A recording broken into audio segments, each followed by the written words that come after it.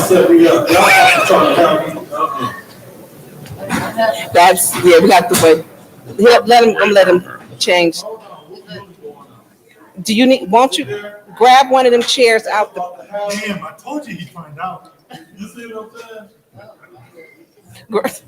grab what, you may have to switch one of the chairs from with the back.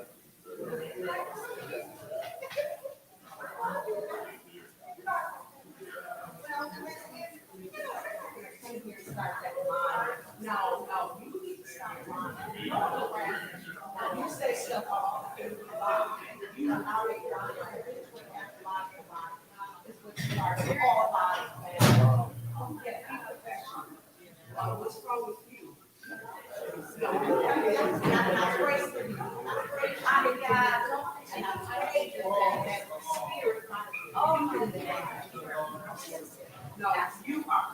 Okay, you are one. Just so you know.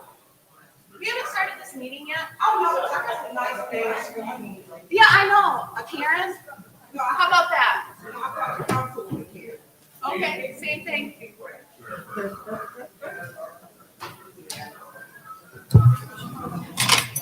She's gonna call me a narcissistic asshole. She lost her mind. Quincy, are you set? Are you set with your chair?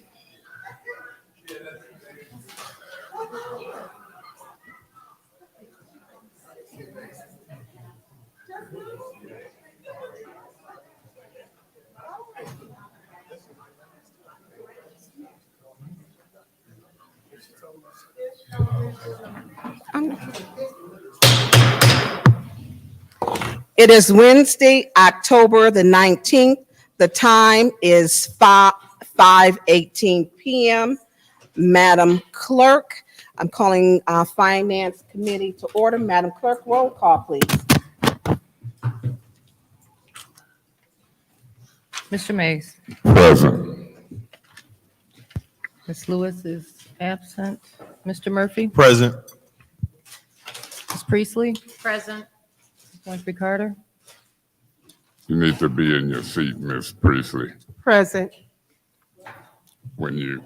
operate, Burns. you need to be sitting Present. in your seat, or you ain't Ms. there. Roder is I absent. understand, but Mr. Pfeiffer? it's a serious matter. Present. Ms. Worthing. Present. You dispute me? You have 7 members present. Keep trying to. get There are me- seven 'cause I members deal with it. present. Reading of disorderly persons, City Code subsection, Section 31-10, disorderly conduct, assault and battery, and disorderly persons, and will be subject to arrest for a misdemeanor. Any person who prevents the peaceful and orderly conduct of any meeting will be given 1 warning. If they persist in disrupting the meeting, that individual will be subject to arrest. Violators will be removed from meetings. Public speaking. Are there any public speakers? Please approach the podium and please state your name.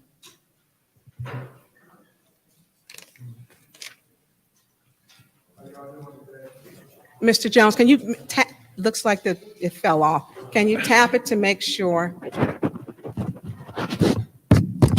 You're good. Yeah, we good now. How y'all doing today? This the finance committee meeting, right? My name is Richard Jones. This the finance committee meeting, right? Okay. Only thing I want to say about that is please remember us, the residents of the city of Flint, and add to wherever y'all doing, or however y'all come up with, make sure that affordable water rates plan come into effect. And that's all I have to say about that. Thank you, Mr. Jones. Next speaker, please. My name is Pastor Clarence Lee. I'm the pastor of the No Greater Faith Missionary Baptist Church at 778 East Holbrook. And why I'm here is we've been having some consistent problems with some property next door to our church. The address is 774 East Holbrook. I previously spoken with Councilman Murphy about that, and I've also spoken with the land bank, and we can't seem to get any movement on the issues that continually plagues us. If you would, I have some pictures of some destruction that is causing our property. This is my truck where, Pastor, did you just, would you like to, you have enough for all the council members, sir? I'm sorry? Do you have enough for all the council members? I have two sets. We can make copies. There's two sets of those. And again, I've been trying to get some movement on this. Again, I've spoken previously with Councilman Murphy. Also spoke with Mays on this issue too, which he's not a part of the. Pastor, hold on just a second, Mr. Jones. Thank you.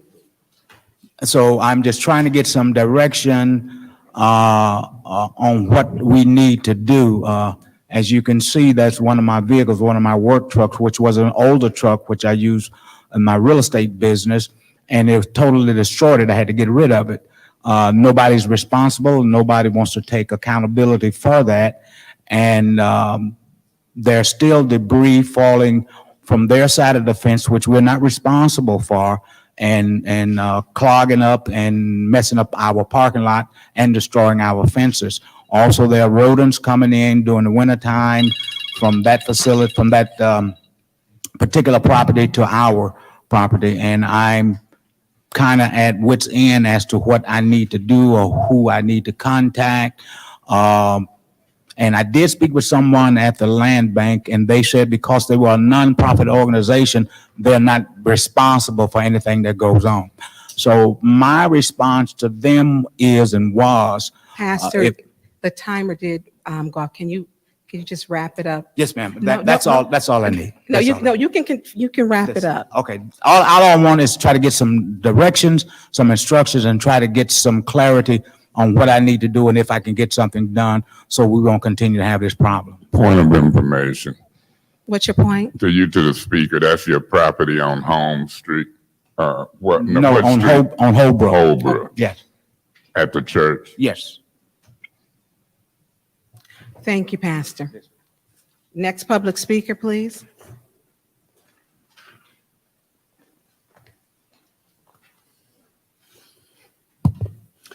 Hello, esteemed City Council representatives. My name is Anthony Pachorik. I live at 1122 Berry Avenue.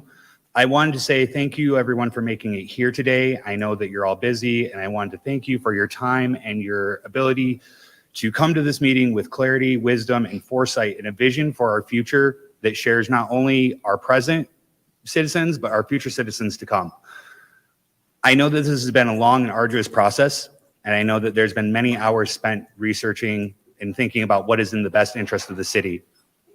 I just implore you today during this meeting to think about what is best for the city and what is best for the vision and the future of the city, and when you go about your amendments and your proposals today. I wish you the best of luck in your decisions, and may you stand with the community. Thank you. Thank you. Next public speaker.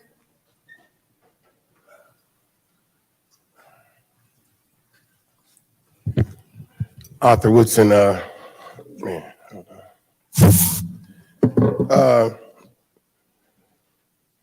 Today is an important day. We're going to discuss some things later on, but this is finance. I spoke to Mr. Pfeiffer, Councilman Pfeiffer, Councilwoman Burns, Councilman Mays, and, you know, Ashley in the city is talking about doing a cleanup. So I spoke to Racer Trust. Racer Trust say they have money to do a cleanup. Why is Ashley in the city asking for $17 million, but they're not telling you what they plan on doing with that $17 million? What is the plan? Racer Trust told me that all they did was sold the property. They not included in the cleanup part, so they couldn't tell me the cleanup part. People start getting titles around here and they swear they somebody now. They swear that they are above, or they forgot where they came from, Mr. Councilman Murphy. You know, the naysayers and all that. You know, people just try to talk to you, your constituents. But see, when you start thinking like you temptation and all that, you know what I'm saying? Sing for the Temptations and all that, crusty velvet red sports coats and stuff, you know. People tend to not want to pay attention. And then you have Councilwoman Worthing, who told me to shut up last meeting without me even saying anything to her, running around here trying to make it seem like somebody doing something to her. Instead of trying to figure out why are we continuously spending ARPA funds without plans. Ms. Priest, Councilwoman Priestley, you said that you will not vote on anything else in pieces, but they keep on sending pieces up here. When are you gonna say, hey, you know what, I'm done? You got a Councilman Mays with a whole stack of applications that might not be the full application, but did y'all consider looking at those to see if some of that money should be put somewhere else in that budget? Maybe 2 million should be moved over into this over here, because those are constituents that's not included in your data. But that 3.2 million, you need to find out what is the plan before you give it to them. I mean, you can give it to them, but find out what the plan is first. Was that my time? All right, I'll be back, because I Thank know you, somebody Mr. gonna say something smart. Thank you, Mr. Woodson. Next public speaker. Next public speaker.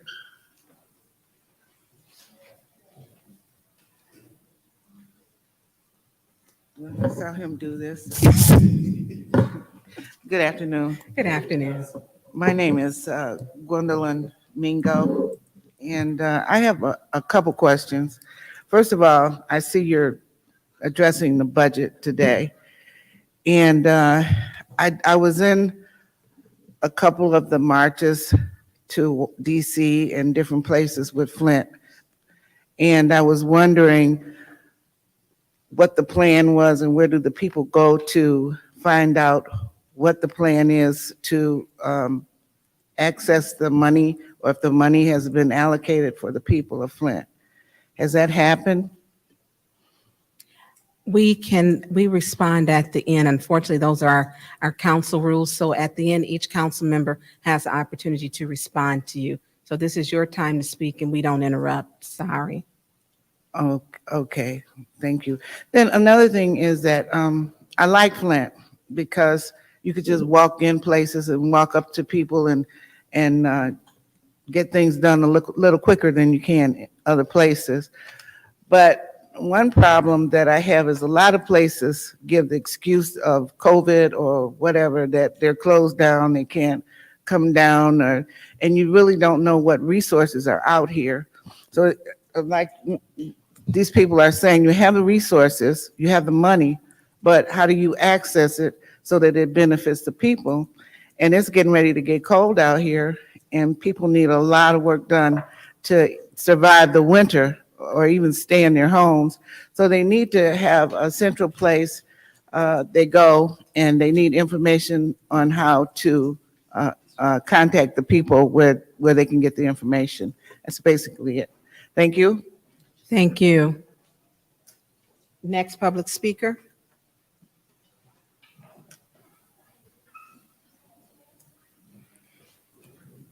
Hello, my name is Jasmine Cooper. Ms. Cooper, could you step a little closer? Hold on just a second. She's past, we do have your. The Ready? floor is yours. Yeah, can you start? What? Are you doing the time? Can you start it over? Okay. My name is Jasmine Cooper, and I have recently got an ARPA application, and I wanted to know how long does it take for you guys to respond? My house is kind of like going through, the roof is really bad, and I was seeing if you guys had the funds still or what was going on. And also, my street is very dark. You can't see anything, and I'm on a corner, and it's very dangerous. So my property taxes that I'm paying, I don't feel like it's being put to use. And that's all I have to say. Thank you, Ms. Cooper. Next public speaker. Next public speaker. Are there any more public speakers? This.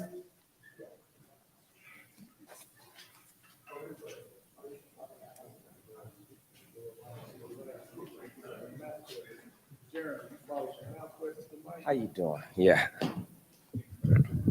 This afternoon, evening. Good evening.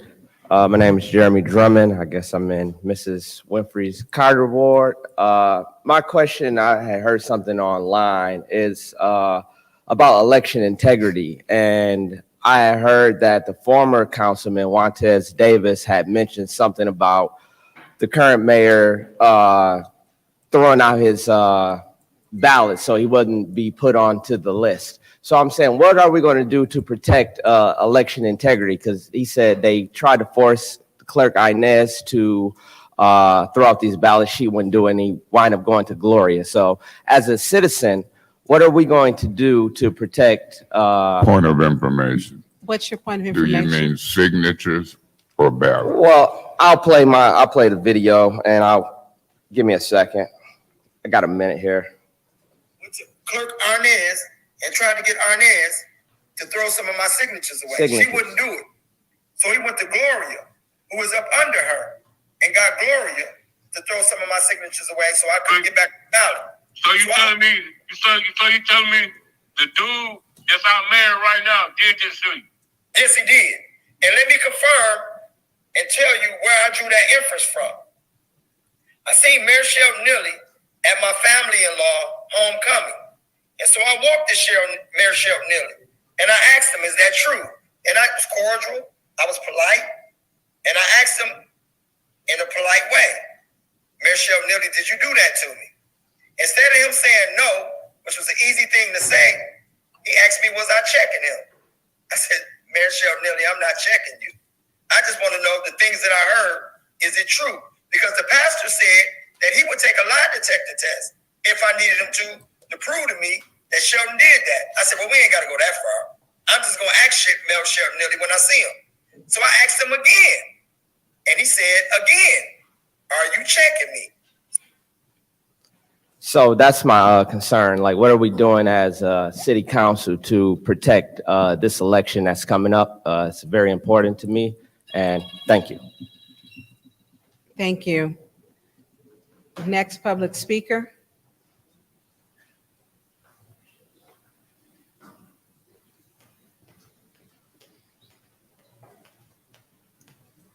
Hello, esteemed council people. My name is Reverend Kate Maratok. I'm just going to be really honest. My husband and I just moved up here to Flint and are trying to get involved in the community. And one of the things that we keep hearing over and over is there's supposed to be all these funds available for us. Where are they? Where are they? Where are they? And so I know that you all have a lot of decisions before you tonight. I know that we are praying for you and praying for our new city here, because we do very much love Flint and we want to see the well-being of all of the citizens taken into account tonight. So please, please let that guide your decisions. Thank you. Thank you. Madam Chair. Next public speaker. Next public speaker. Are there any more public speakers? State your name, please. My name is Darius Hollins. Represent Black Lives Matter, Urban Peace Corps of Flint, amongst a few other things. We have a few concerns. Of course, the ARPA fund and the way the money being spent, that's a bother. We all know how the community is looking right now. We understand that. We've asked the mayor here of this city to do something about the officers that was negligent, that caused a homicide for one of our young brothers. We asked about that. The young brother that was just up here that was asking about protection of the way the votes get done this election. That's very important. I probably won't vote. I'm a firm believer. It would be nice if Mr. Dennis Pfeiffer would put his phone down while I'm speaking. I don't appreciate that. Maybe I'm not important to you. But anyway, I'm not a big component on putting the same people back in that we have. I know a lot of you guys have sat in these seats as council for time in and time in again, and the city is still in the position that it's in. This is one of my first council meetings going to. I've watched it. It's laughable. That's confusing. If y'all have any concern for the people here in the city of Flint, let's get it together. I'm a face that you probably didn't want to see come up in here, because when first I come talking, next is action. So I'm really saying, you get it together or we're going to be marching up in here. That's all. Thank you. Any more public speakers? Any more public speakers? Well, this closes public speaking. It's now time for council response. Any council members would like to respond to the public speakers? Madam Chair. Councilwoman Jerry Winfrey Carter. Thank you, Madam Chair. First, I would like to thank all of the speakers. Thank you for being engaged in the process. Thank you for your insight, your concerns, your opinions. I just wanted to give the pastor who got up and spoke first. I believe he talked about the property next door to his, the land bank property next door to his property. And I just wanted to give him a little bit of information. Maybe he should call his county commissioner. And I know that a couple of the county commissioners, particularly the one for his district, I do believe that they sit on the land bank board. So maybe you can get something, done that way through that county commissioner. And I can speak with you after comments and give you the information I know of which county commissioner sits on the board. And that's it. Thank you, Madam Chair. Thank you. Anyone else, council response? Yes. Councilman Murphy, you have the floor. Thank you. Let me talk about the Holbrook situation. Yes, you did reach out to me. I do sit on the land bank board. This is the issue that you have, and it's not just with your particular area, it's all over the place, even on Rosedale. We just had a meeting where the resident came to the land bank board and talked about the same situation. What's happening is when you send that to me and I send a referral, it go to the administration, then it go to the blight department, then it get transferred to the land bank. What was told to us was that structures was a priority and not the trees. So we went back and forth, and Jerry, your dad, Mr. Winfrey, and I and Brian Olden, we talked about trying to deal with this. I just had a conversation with the foundations today. They reached out to me because I've been talking about non-structural blight. This problem that you're talking about is not just next door to your church. It's all over the place. It's beyond the whole neighborhood need a bulldozer to just go through one end and go to the other end and just clean it all the way up. They not addressing this issue. It's a concern. I'm working on it, but it's almost bigger than me. If it was left up to me, I'd probably just go out there with a chainsaw and just cut, but it's all over the place, and I'm getting multiple complaints, but I'm working on this. Keep on coming down here, and I'll do what I can to try to still work with you on this. I still try to follow up. To Art Wilson, I take pride in how I look when I come to city council because I take my job serious. So if you see me dressed nice with a haircut, because I take my job serious, and I think it's important how I look when I come to city council, and you'll never really see me coming down here looking like who did it what for. I make sure my hair grown, I make sure my clothes is nice, and that's just who I am. Thank you, Councilman Yeah, Murphy. Madam Chair. Councilman Mays, you have the floor, sir. First to the pastor. Pastor, whoever sits on the land bank board, just like we sit on this board here, if a tree fall on my car, I ain't got but one car. All the money they get, they should have a fund to pay people immediately, like we've got in the city, a damage claim. I don't care how many board members it is.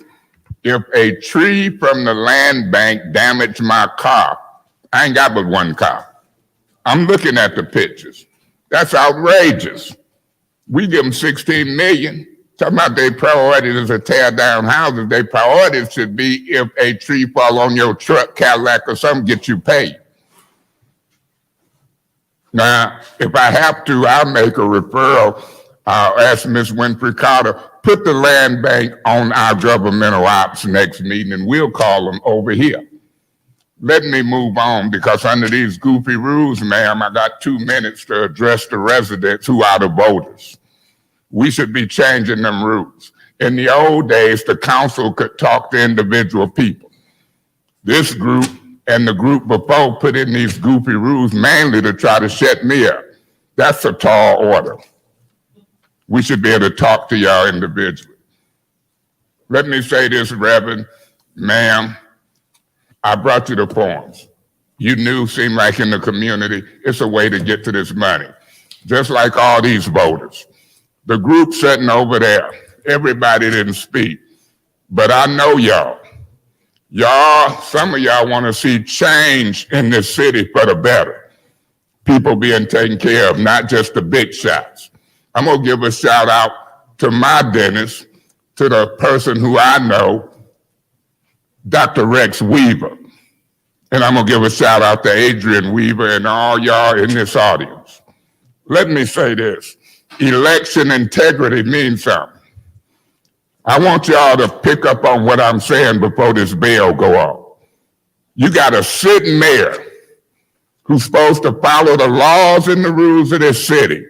Everywhere you look, you got Neely and killed these signs in between the sidewalk and the street. It's illegal. It's illegal to have these signs in between the sidewalk and the street, and he's the elected city official. Folks supposed to pick them up, inspectors, police, pick them up. They trying to cheat. Ain't no integrity. Madam Chair, I'm finna wrap up, but when you got two people talking about election integrity, and I'm riding around seeing all these signs, do the hard work. Knock on folks' doors. Don't just stick signs illegally between the sidewalk and the street. And as city officials, we supposed to speak up. And he's supposed to be put in check. Trying to fool people, cheat about degrees, sticking signs everywhere. It's illegal. Thank you, Madam Chair. I'll get into some of this other stuff as we get through the agenda. Thank you, Councilman Mays. Is there any other council member would like to speak? Council response. Any other council member would like to respond to the public speaking? Well, I'm always going to respond because you take the time to come out, and I respect that you've taken it out of your day to come and express, because this is your council chambers. It's not ours. It's for all of us in the community. For the residents who spoke about the ARPA funds are important. And being distributed, they were first given to us, to the city, May of 2021. The new council, we didn't start, but the ad hoc committee, which two of our council members serve on it, were appointed, I believe, in December. They were working on it for 10 months. The administration had what they wanted, and then the ad hoc committee gave us what they wanted on Monday, 10/17 at 7:15 a.m. We have not had a time or session to where we have all collectively sat down together to say, what is it that we all want together to form an idea? I'm not going to take 10 minutes to go over something that our ad hoc committee spent 10 months on. I'm not going to do it. It's important that we know how those funds are used in this community, and how they came here was because of a pandemic. I'm not going to give it 10 minutes when the funds have been here a very long time. To each and every speaker that came, we only get 2 minutes. To the parents that came to talk about, Mr. Hollins, about the police chase, or the alleged police chase. I think the mom is in the audience that lost her 2 children. My heart goes out to the families who are suffering, because it's unfortunate that we in our community, we can't even come together to grieve. And it shouldn't be that way. It's things that that a lot of you don't even see at the beginning of our meeting, that we as a council, we don't get along, and we're divided. We're divided. And we have got work to do, and it should be doing the work of the community. And it's not. It's not, and it should be. We're going to go on to our next, wow, that's my perfect timing. We're going to go on to special order 220399, Councilman Mays, that is your special order. Municipal Retirement, the MERS System Pension Fund. Madam Chair, That one. No, I would, beg your pardon? No, you're fine. Go ahead. Okay, in light of time, I know it's some people here that was interested in the Pulaski Street special order on governmental ops. We'll see what we can move around. But I'm gonna ask that this special order on the pension fund be postponed for 2 weeks without objections. It is so ordered without objection. We're going to go on to the special order for the House of Esther. That one was one that I had, is 220423. I'm going to postpone that without objection for 2 weeks to make sure that we're time sensitive to deal with some of the other issues. I'm going to order that without objection. We're going to go on to special order for the Flint proposed item, item number 220459, special order Flint proposed American Rescue Plan, ARPA budget.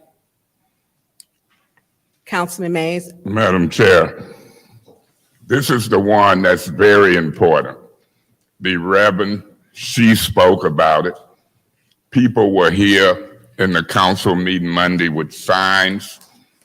I had, whether it's my fault or whatever, but I don't think it was. I got this proposed budget a little bit before the council meeting. $70-some million. And people was in the audience with signs, a little misguided, talking about pass this budget. And the people who called the meeting, Ms. Priestley and Ms. Liddell Lewis, had on the agenda that we get 5 2-minute rounds. It ain't no way, as a trustee of this city, board of director, councilman commonly known as, am I going to pass a $74 million budget with only 5 minutes of public discussion?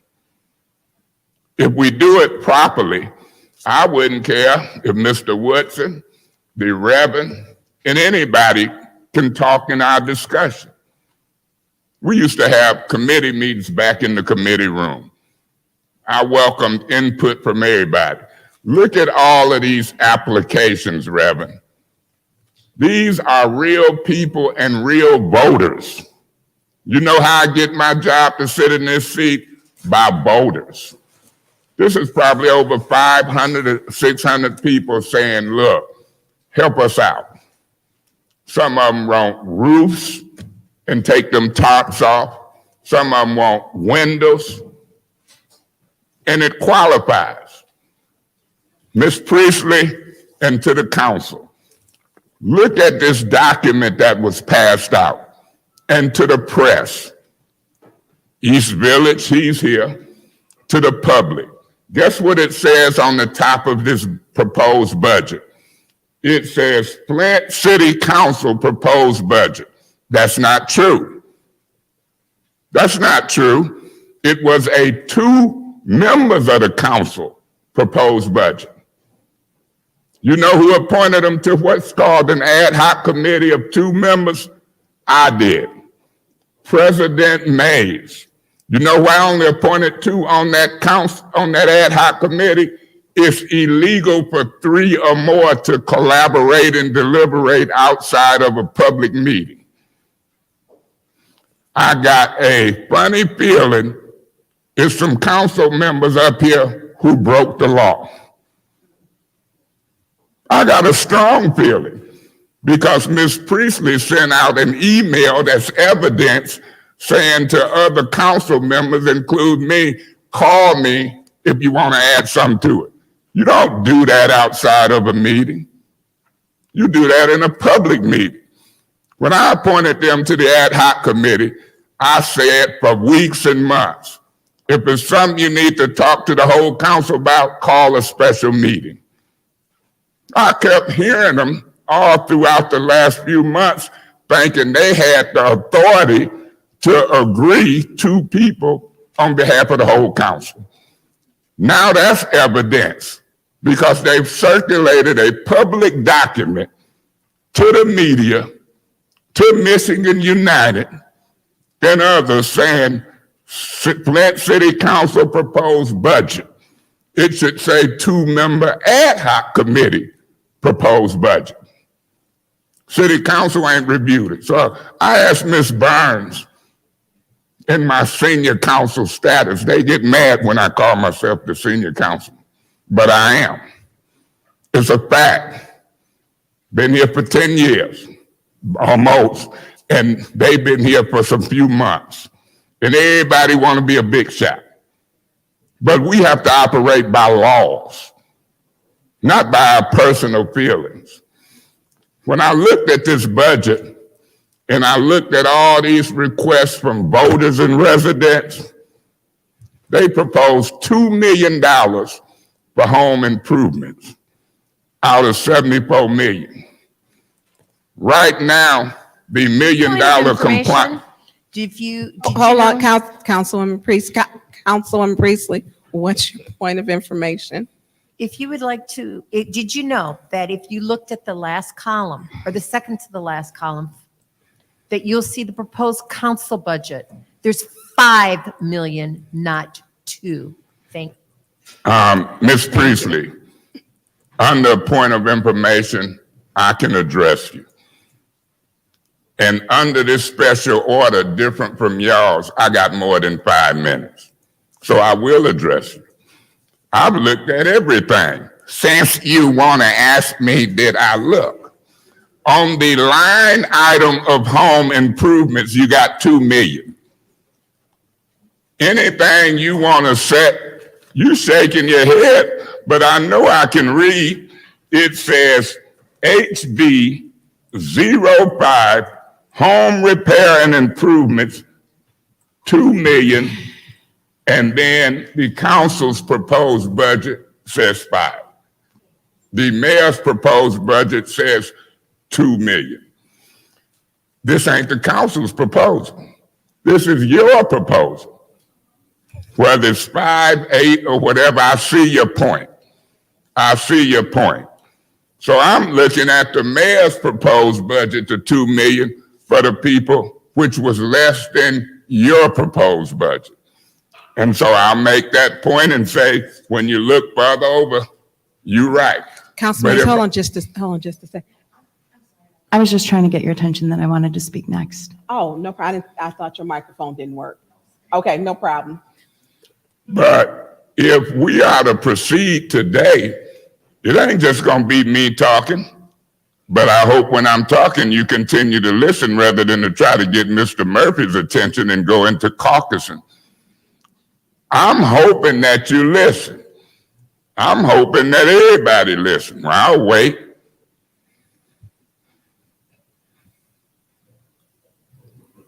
Because it ain't but 9 people. And when y'all caucusing, you're gonna miss what I'm saying, in my opinion. But you might can multitask. Do you know, Ms. Priestley, what the figure is for all of these applications? Well, I want the public to know. 2 days ago, I met with a Mr. Bryant Jarzyski.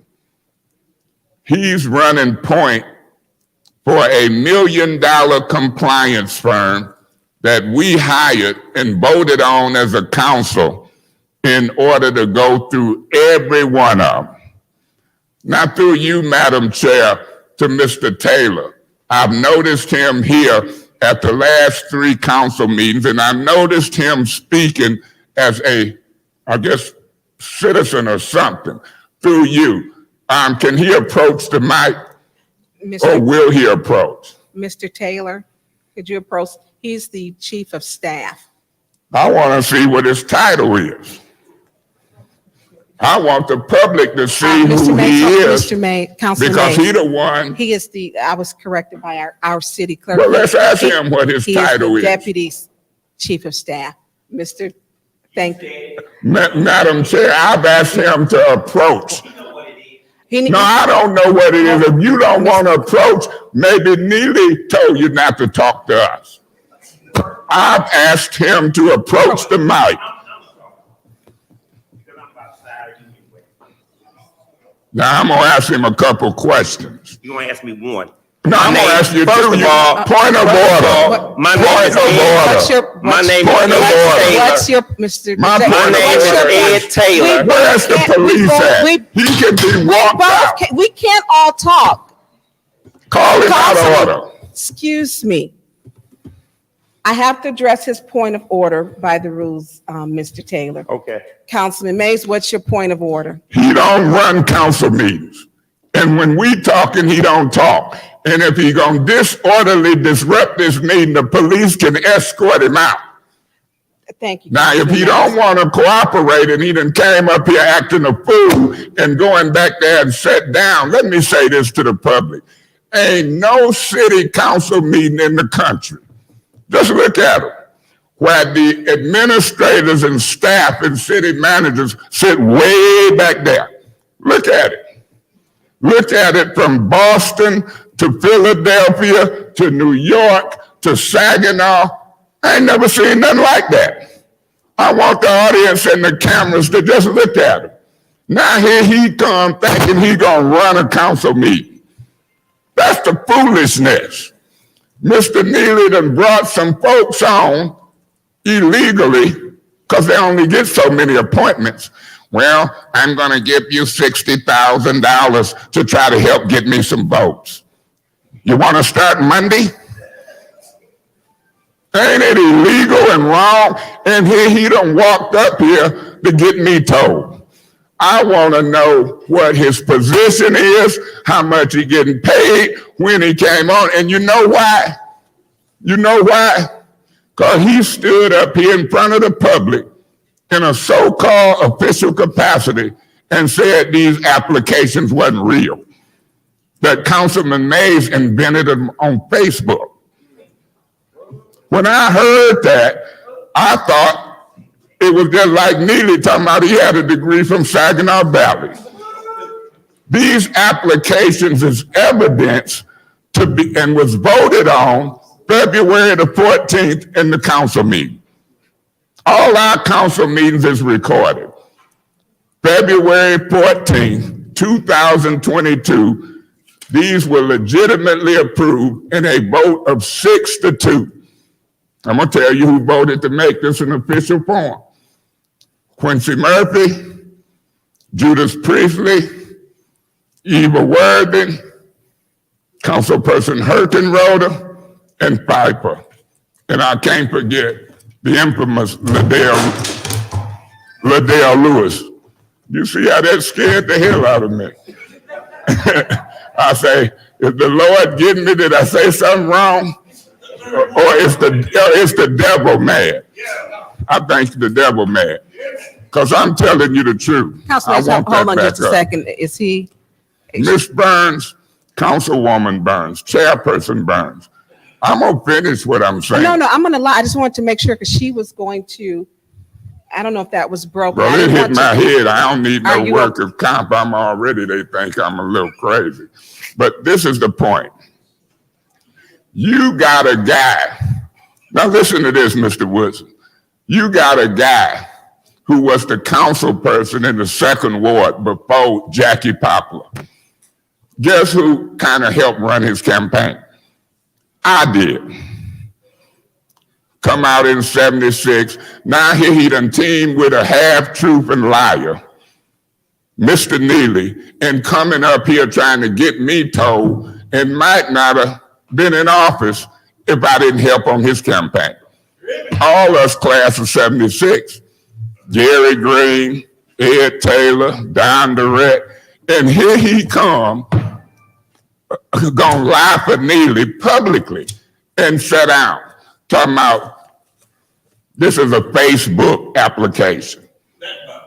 That's embarrassing. You couldn't give me 30 pieces of silver and 1 coin of gold to sell my soul for no election.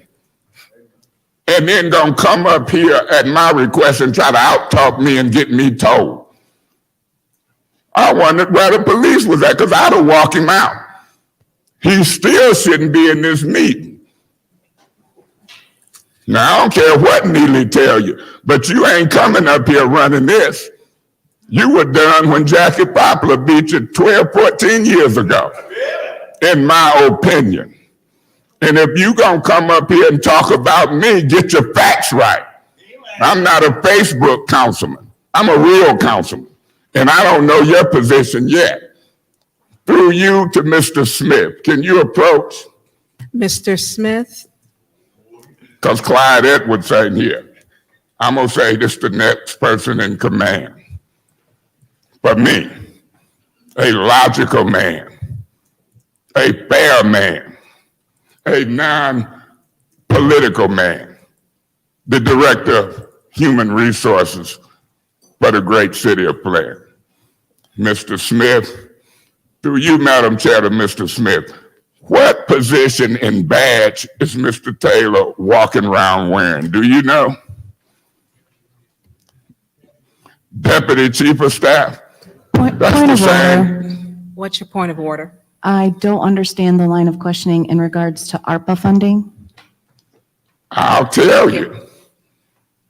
The line of questioning is when you got a lack of staff, Mr. Whittaker, when you got department heads sitting way back there. Madam Chair, What is she trying to block me from I'm saying? asking for a ruling on my point of order, please. I'm gonna allow him to, Mr. Smith, it actually ties to, I don't think you. I appeal the ruling of the chair. I didn't finish, excuse me. I'm gonna finish first. You weren't here when Mr. Taylor did state the time that the ARPA funds were not of appropriate form. And he was calling Mr. Taylor up, I'm assuming to address that form, and he's got that very large stack of forms. So that's how it would tie to the ARPA funds, because Mr. Taylor did address the ARPA funds as not being a form, and 6 council members did vote on that form initially when we had those meetings. So it was, what is this line of questioning going to get us to? Well, he's talking about, we have to finish it to find out, but Mr. Point of order. What's your point of? If you rule, she can appeal it, but she's not going to take the I vote. appeal the ruling of the chair. She appeals to, Councilwoman Worthy has appealed the ruling of the chair. It's in regards to the form, and I am stating I'm allowing it because the form, Mr. Taylor did address the form. He came and spoke publicly and stated that the form that residents in the city of Flint. Mr. Smith, you may want to have a seat for a second. I'm sorry, sir. Madam Chair, Excuse, point of order. What's your point of The order? proper next step is to ask for a second. Oh, thank you, thank you. And Mr. Smith, it'll be a minute. Is there a second to her appeal to the chair or to the ruling? Is there a second?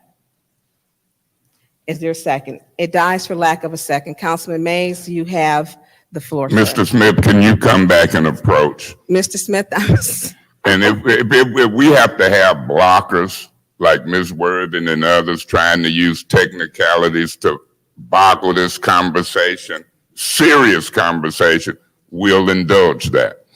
Mr. Smith, as I was asking you, what is this man's title who keep coming up here and then think he running council and don't want to cooperate on questions? Mr. Ed Taylor, what title does he have? Deputy Chief of Staff. That same title Murdoch had when he beat me up in Roots. Let me ask you this question. How long have he been with the city? hold on. Is this microphone not working? Hold on just a second. I'm just Mitch, Paul let us state do that he this couldn't hear serious it. business. Can you tap it? Hello, there you go. Okay, it's on. So could you repeat that? His title, you human resources, you know everybody hired and fired. His official title is what? Deputy Chief of Staff. Deputy Chief of Staff. And I bet you the record will show that's the same title that his brother-in-law Murdoch had when he beat me up in Roots and the prosecutor wasn't prosecuting him till he swung at them state police. Now he gone. That might be a position that they hold for folks to try to attack me. And here they done went and got somebody who I know discredited him. How long have he been with the city? He's been on staff about 2 weeks. 2 weeks. Correct. 2 weeks, and thank you, Mr. Smith. Right. 2 weeks and gonna prance up here and try to out-talk me and won't cooperate in the middle of an election. What type of a hiring city official is that? Oh, Mr. Smith, Madam Chair, sorry about that, Mr. Smith. Hold on, The- just Mr. The Smith. charter allows for 5 appointees that don't allow council approval. Do you know how many is in the mayor's office now? Could you approach? I want to know if it's 5, 6, 7, 8. Have he put new staff on to try to illegally win election like them signs said everywhere illegally? Do you know how many appointees without council approval he got walking around? I think there are about 4 on staff. I think there's Name a total of 5. Name them. And If you know, if not, I'll give you I'd have to time. get them all. That's what I want you to do. Between Okay. this meeting, finance, and governmental operations, see if you can pull up how many it is. Because if it's 6, it's illegal. If it's 7, it's illegal. Okay. And so I know the game. People so desperately want to win an election, they'll bring henchmen and people out and give them 30 pieces of silver and 1 coin of gold to sell their soul. And it's illegal. See if between now and governmental operations, the next committee meeting, you can tell me who walking around this city on this payroll. All right. Well, do. Because, thank you.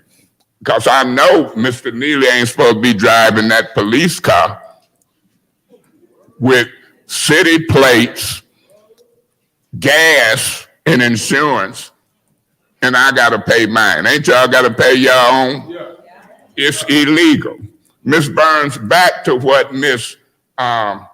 Worthing want me to be relevant about. These forms and the voters.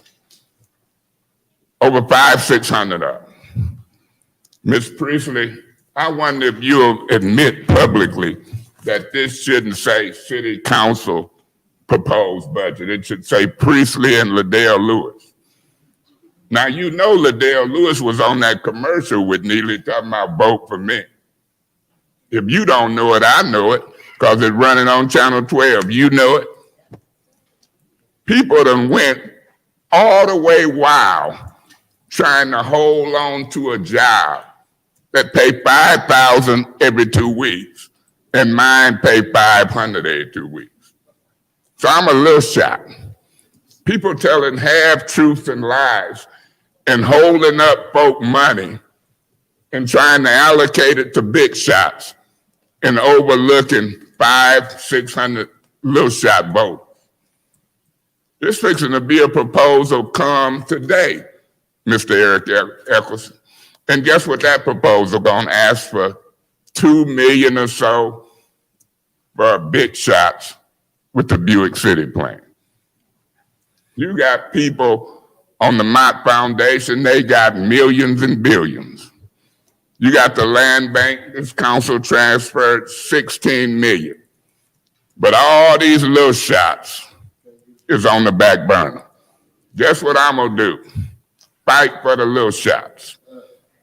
Mr. Neely, you and them people sitting in the back, then sat back there for over a year. I'm finna get into my preacher's board. Then sat back there for over a year. Ain't brought a proposal into 3 weeks before an election. Trying to shove it down some good council people's throat. You got a few council people never been in a mayor's office before. I worked under 3 mayors and 3 council people. I don't get excited with half-truths and lies. I've been elected by the people of the city of Flint overwhelmingly in my ward. I'm gonna tell you this, when it comes to the little person, the people like me, the people who need roofs, porches, ain't driving city cars and gas, I'm gonna fight for them. They can talk about me all they want. I'm gonna set the record straight. I worked under the Neely administration with people acting like Ed Taylor, from the legal department to finance. I really don't want to do that anymore. I need honesty, truth, and integrity in city government. If God is my witness, that's what I need. They can lock me up, take the presidency, but I'm gonna say Weaver. Weaver worked with me. I didn't experience people telling me off. I didn't experience finance directors who won't come to council meetings. I didn't experience lawyers giving bad legal advice to some rookie council people. We had order. We got the emergency managers out, returned the city to democracy of the people. We fixed a $12 million deficit and turned it into a $24 million surplus. In less than 3 years, we facing a $15 million deficit. Point of order. What's your point of order? We are not here to be a campaign commercial for either candidate, for or against. Councilman Mays, could you say germane to the ARPA budget? I am, because the ARPA budget includes a way to fix the projected $15 million deficit.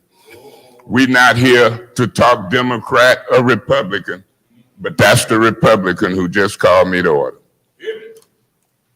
Sits on the board of the Genesee County Republican Party, Ms. Priestley does. I'm a strong Democrat in a predominantly black city that votes Democrat. I ain't gonna let her do me like Herschel Walker and them doing all around the country. I ain't studying her, I ain't studying Trump. I'm gonna talk to the Democrats, and I'm gonna talk about deficits. What's your point of order first, Councilman Murphy? Here come another. There's 2. Councilman Murphy had a point of order first, then Councilwoman Herkenroder. Hold on just a second, because it's hard to hear. Okay. Go ahead, you have the floor. Thank you. We are in a special order to deal with ARPA dollars. You have allowed the councilman in the first ward to take the floor with no limited time. So therefore, we have to sit here and listen for however long for him to deliver his interpretation of the opera dollars, and in the middle, in between that, he throwing shots at people.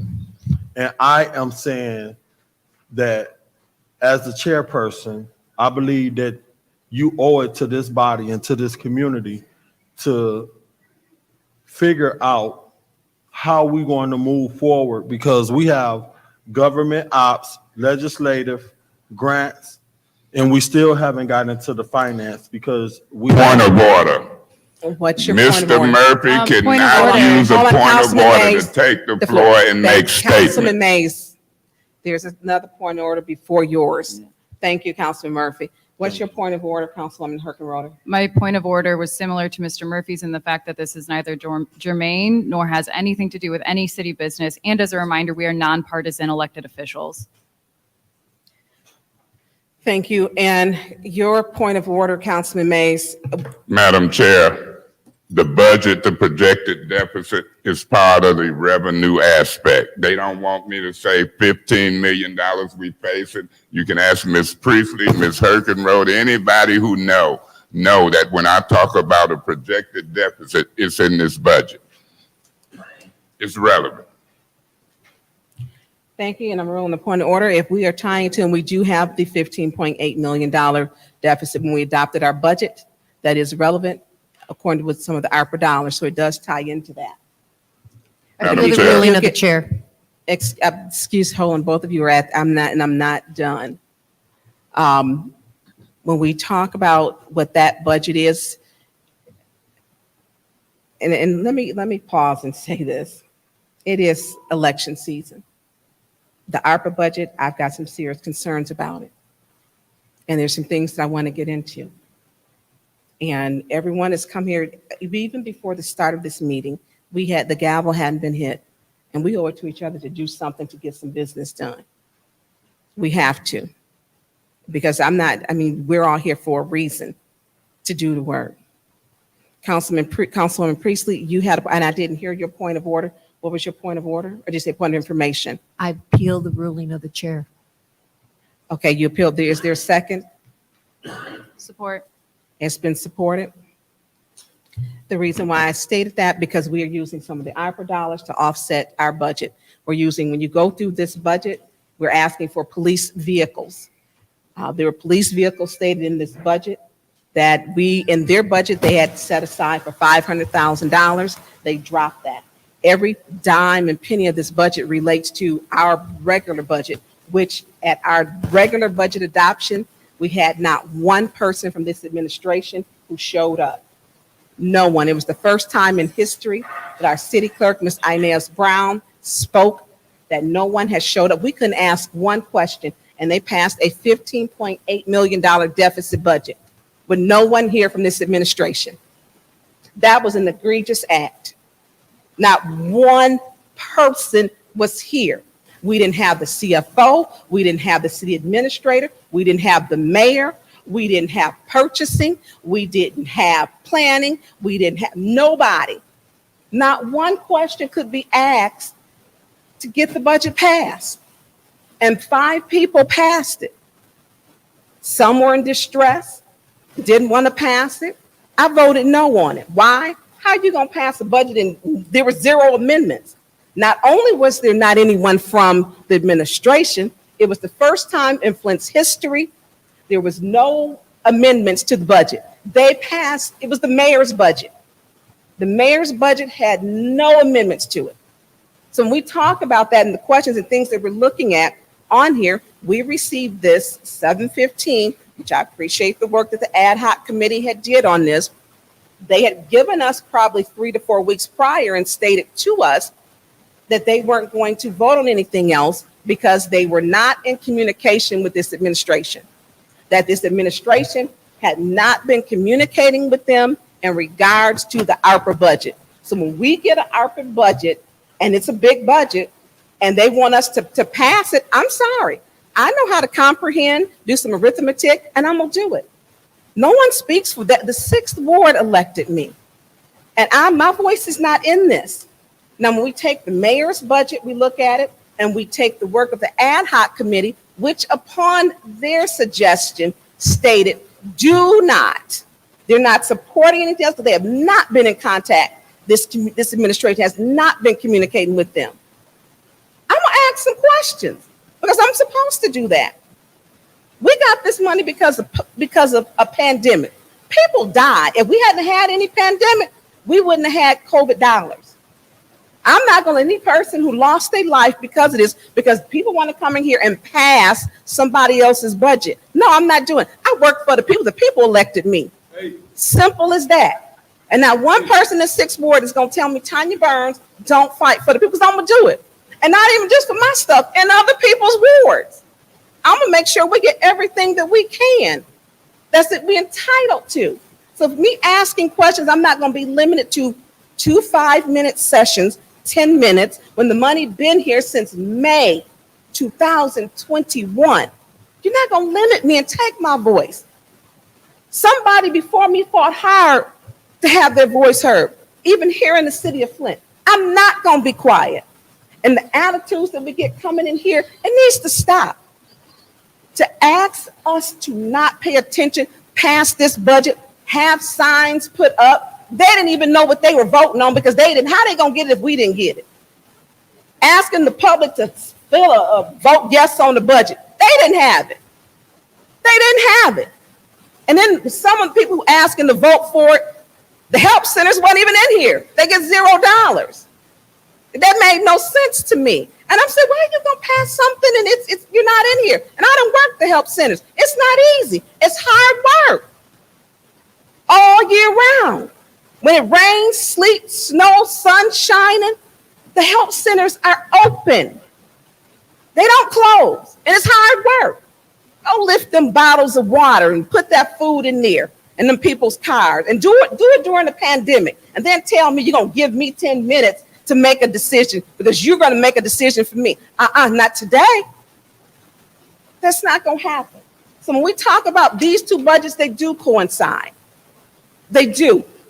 Even down to when we talk about the mayor's budget, the $500,000 that we didn't use for those fleet vehicles, that when it came up, that there were some discrepancies because somebody's husband worked in the finance department. They claimed they took them bids around and asked and solicited bids, and it came back they didn't solicit the bids. Somebody lying Point up of order, here. Madam Chair. What's your point of order? We got two meetings going on. Murphy and Priestley has distracted me. If they could keep it down a little bit, I can concentrate on what you're saying. So when we talk about how this budget relates, it matters because when that $500,000 Al Sarah bid was pulled back, when Councilman Murphy brought it to our attention, something strange was going on, and it was. Yeah, I'm gonna absolutely take my time on the budget. I'm gonna do it every single time. Madam Chair. Councilman Mays. Madam Chair, I want the public to watch this vote. This is an appeal of the ruling of the chair. They say, don't let Mays talk about deficits. The mayor who in charge was half-truths, and it don't connect with Ed Taylor's salary. It connects with everybody's salary in this city hall and in this city. The tax money, the general fund budget, is roughly around 54 million a year. This is 94 million. This federal grant money is almost double what the general fund is from property tax and income tax. This 94 million can cover everything from putting more police on the street, cameras, speed humps. It can give young children summer jobs. I was glad when I was 16 and had a summer job. Bought me a stereo, listening to the Ohio players. Was glad. This budget can buy garbage trucks. It can clean up mattresses and bags thrown all over the various wards. Now see Ms. Herkin wrote over there, who's second the motion to silence this. If you ask her, she was probably in a block club meeting in her ward over by the cultural center, more white than black in some cases.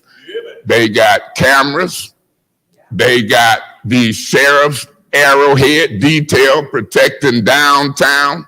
What we got on the north side? Waiting for police. Calling and waiting for police. Don't let them fool you. Miss Priestley can't deny she from a Republican philosophy. I'm a strong black Democrat. I'm gonna let them tell you who they is. Miss Priestley can't deny. And what is Quincy Murphy? Why he rolling with him? Well, we got names for that too. We got names for that too. Here we sitting in a majority black city, and we under the leadership, president and vice, of folks who might not be as sensitive to us. Now, I ain't mad at white folk. I went to Beecher, Mount Morris, Northern, and Michigan State. Flew through there with A's and B's. But I look at folks. I look at their philosophy. I have a duty and a responsibility to talk to the residents of the city of Flint about Democrats, Republicans, budgets. It's a different philosophy. The Republicans, in some cases, they might want to spend money on this, and the Democrats might want to spend money on that. It's relevant. It's germane. We fought hard in the city of Flint. When Floyd McCree and them was on the council, black folks couldn't even live across the track. We enacted the first open housing law in a city this size or bigger than anybody in the nation, and blacks could live off of Pearson Road and where they wanted to. That was major. Woody Ethel and them slept on the line in City Hall. Reverend Robs was my pastor, had baptized me. I was 4 years old in remembering. Now you got a couple black folks and some other folks trying to keep us from talking about $94 million. They don't want it hooked to who's in the office and been sitting on this money for over a year. They don't want you to say, Neely and them ain't here. They don't want me to say, when I worked in the other administration, Mayor Weaver and them would be here. They don't want me to say we started the secondary water source under Weaver and the pipe replacement, and Mr. Neely ain't finished it up yet. They don't want me to say we got emergency managers out and returned it to democracy, because it's a little too heavy. Point of order, can you shut him up? What they should have said is point of order. Will he yield the floor and let me get a word in edgewise? I'll be voting yes on the ruling of the chair. We've come too far and too long to stifle our conversation. We've come too far and too long for Ed Taylor and Neely and all the other cronies to try to shut me up. It is election time. And elections has to do with budgets and who gonna get money. The big shots or the little shots. I'm gonna fight for the little shots because I'm one. Thank you so much. I'll be voting yes. The chair's right. They'll get a chance to talk, and they talk longer than me. But don't tell me I don't know what I'm talking about, because I do. Thank you, Councilman Mays. Councilwoman Herkenrode, you have the floor. Thank you. The reason why I seconded this appeal is because not only did Mr. Mays request Mr. Taylor to come up, as well as Mr. Smith, not for an ARPA-related question, but for personal vendetta that is entirely inappropriate and a waste of everyone's time. Secondly, I want to address a lot of the misinformation that was just shared. So regarding the help centers in this budget, We have already, as a council, appropriated the $450,000 that the help centers have requested. That is why there is a zero in that column. Secondly, the $15 million spending deficit that Mr. Mays keeps referencing is not a deficit in the coffers. It is a deficit compared to the income versus the spending that the city was anticipating this year. We were never going $15 million in the red. Thirdly, that has been alleviated as a result of a $170 million influx from the state of Michigan as a result of our pension to be able to support us. The misinformation is absolutely obscene.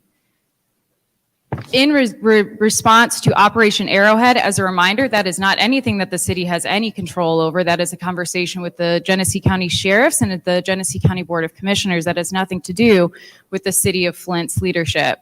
I will be voting no on this appeal. I believe that a lot of the comments that have been made this evening are not applicable to the special order regarding the ARPA spending, and I think that we need to hold our members accountable.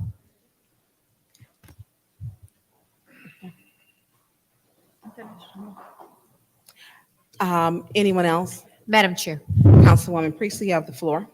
I appeal the ruling because this is being used as a campaign tool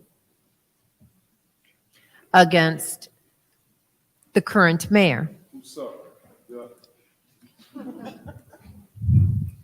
Point of order. What's your point of order? Can the chair please remind the audience they're not allowed to shout out? Thank you. If the, Madam Chair, I ask that this person be removed from the meeting. I'm going to give them, he gets a warning, first of all. So if you could please. Thank you. Thank you. Councilwoman Priestley, you have the floor.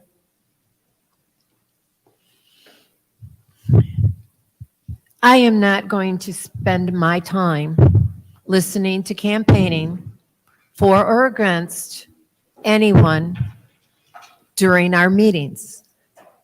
This body has to work with whomever is the mayor. That's our job.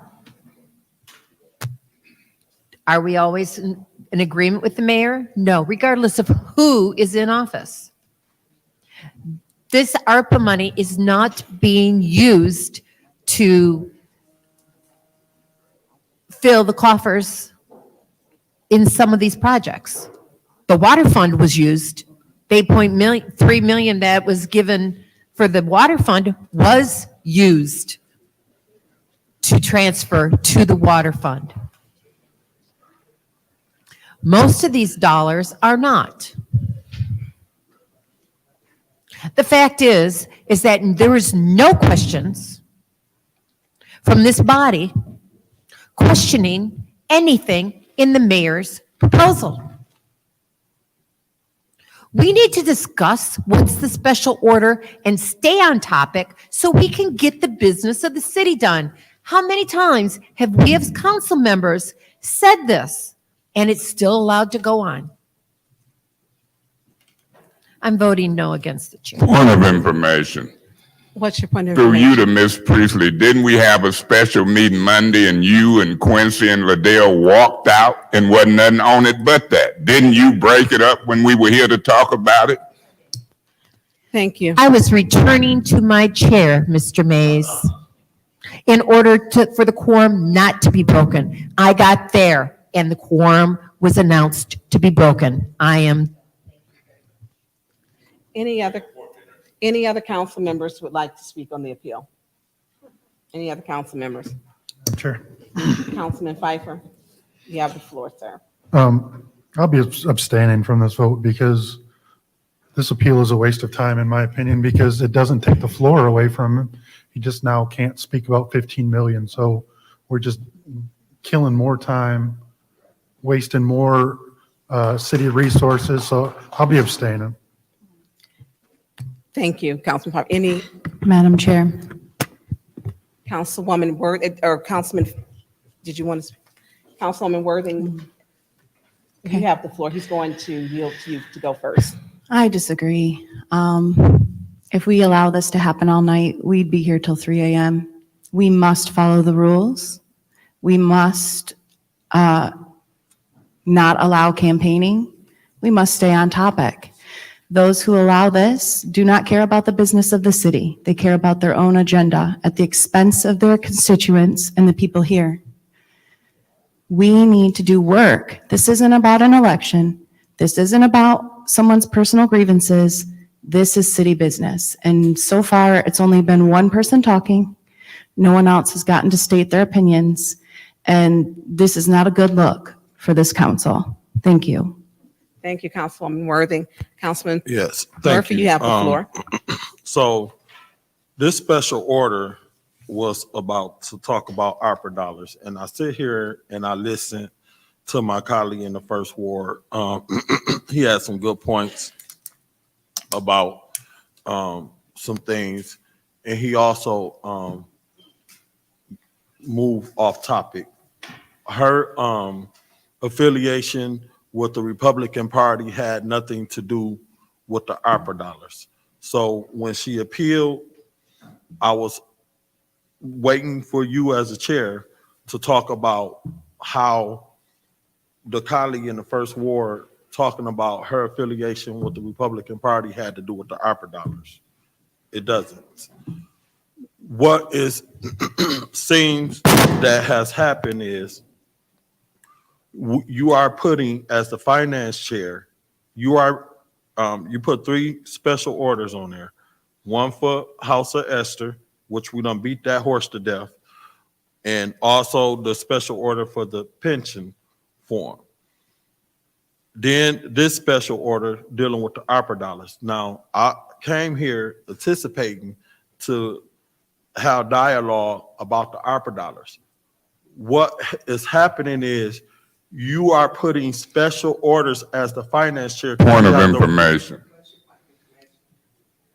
Through you to the speaker. Mr. Murphy, don't you think I came here Monday to talk about the ARPA dollars with nothing on the agenda but that, and you and Liddell Lewis got up and wrongfully broke the quorum and the meeting was over? You did it on purpose, didn't you? So back to what I was saying before I was. And I'm going to point information to you now. When we talk, the House of Esther was rolled over. The other one, it was for 2 weeks. So those were, we never discussed one of those that was on there. So we had actually had last week, we had 4 special orders. So I'm not the only one who uses special orders, and they didn't have time limit. Okay. But the other one was on there. We never discussed the MERS pension. So it has been carried over. I believe this is the second or third time it's been carried over without objections. So we had not discussed it yet. So I stand corrected on the special orders. What I am saying is, for majority of this special order, you have gave the floor to one particular person to dominate the meeting. It's 9 of us here.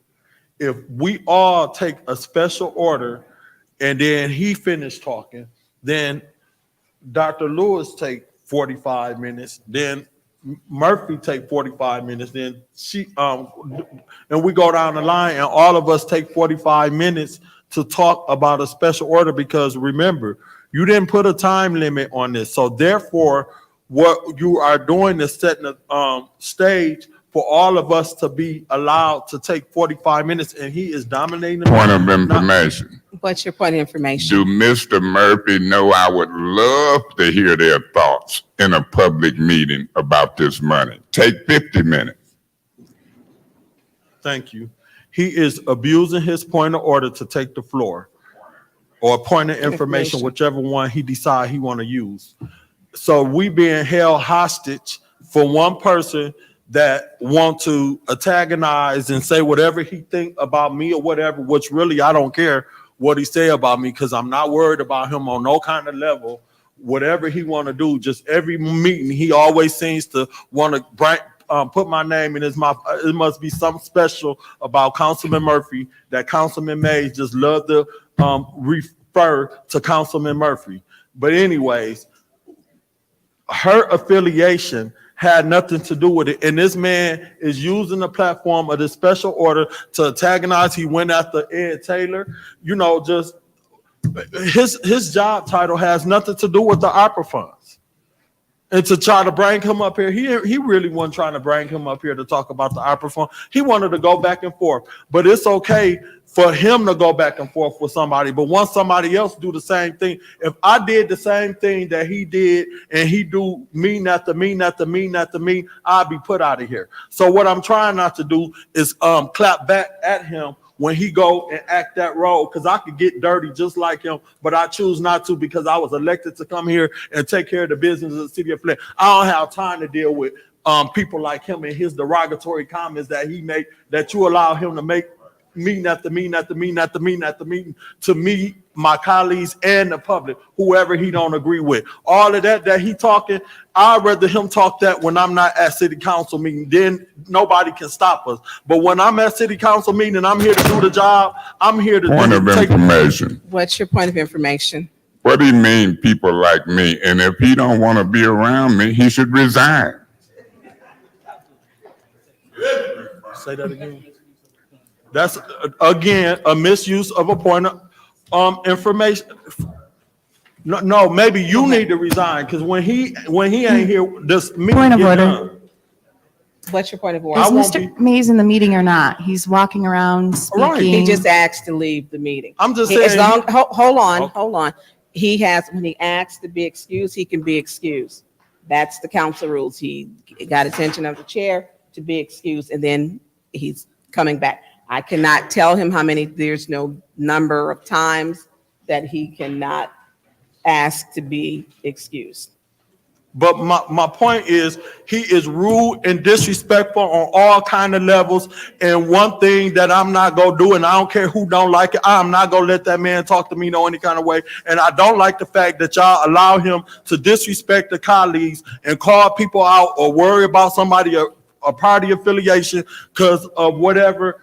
This special order was about the opera dollars. We ain't even getting no work done by on the appeal because of something. This man done been out of order all the time. I'm done. Thank you, Councilman Murphy. Is there anyone else? Madam Chair. Councilwoman Lewis, you have the floor. So as I was listening remotely on my way here, it looked like the same thing is going on. We need order. We need to abide by our council rules. And you say that he has to be excused, that's understandable. But as the rules are manipulated, you're being excused to walk around the auditorium, speak to people, eat Cheetos, and then come back and obtain the floor illegally by using privileged motions. And when they're called out on that, no warning, nothing happens. We just act like that it doesn't happen. Now, if it was okay to abuse a privileged motion, I wouldn't have anything to say. But when you take the floor, when you gain the floor through using a privileged motion, you're breaking council rules. So are we going to be lawless or are we going to follow the rules? Point of information. He's allowed Councilman Lewis to ask to leave. Now, the number of times that he chooses, we have to change the rules. It's about council body. No, thank you, Councilman Burns. And point of information. What's your point of information? Ms. Liddell Lewis, don't you realize this meeting would have been over Monday if you and Mr. Murphy hadn't have got up and walked out and broke the quorum? We was ready to take care of it. Didn't you get up and break the quorum Monday? My memory ain't that short. You caused this meeting today when you broke the quorum Monday, didn't you? Councilwoman Lewis, you have the floor. Thank you. And just outbursts like that. And so I definitely would answer that question. When business is not being handled and this is turning into political theater, I would not subject myself and also the people in the audience here to that. There is no need. Point of information. What's your point of information? Will you do us the pleasure of leaving again then? Councilman Mays, you have the floor. Madam Chair, can he get a warning? Since I've been here for the 10 minutes, this is the third time that he have taken the floor and misused a privileged motion. I'm not going to warn him. Okay, well, Well, Chair, We you're already- in we are- violation. We're already in an appeal. I understand, but you And I are know in and I violation. kn- Well, we're in the, I'm not going to warn them in this decision of the chair. Now, we're in this, you're, I believe. So the last- Jess, so Jess, Excuse so me, so excuse Jess, me, what, no, excuse, no. no, Well, no, excuse hold me. on, I have, wait a minute. I'm answering your question. You asked the question, I'm answering your question. Okay. You asked him directly, you referred to him. He did a point of information. I answered his point of information. Mhm. I didn't have to rule, it wasn't a point of order. So I'm not asking him to leave, He obtained the floor illegally. and I'm not going to warn him. Okay, you're not going to warn him. So according to our rules, this is our rules. I didn't make this up. It states that you cannot use the privileged motions to gain the floor. Point of order. What's your point of order? Madam Chair, she arguing that a point of information ain't a quick inquiry. It is. It ain't taking the floor, that's a quick inquiry. The quick inquiry was, if you feel a certain way, would you leave? That's a quick inquiry. That's a point of information. She can answer it or she don't. Now here she trying to argue that a quick inquiry took the floor. She's out of order arguing with you and should proceed with her own argument. Here's where we get into and it gets the back and forth. Because now when it gets back into your point of order, his point of order, and then she was actually speaking on the appeal, Councilman Mays. She did have the floor to speak on the appeal. And I believe she was the last council person to speak that hadn't spoke. So you want to finish, Councilwoman Lewis, what you were stating? Councilman Burns, I would love to finish, but if I keep getting interrupted by the violation of the rules, what's the point? And that's why, and as he continued to mumble and say what is not. I can't control how many times he asked to leave. We need to work on our council rules. But what we can control is people that violate the rules and giving them a warning according to our rules and our charter. That's all we're asking for.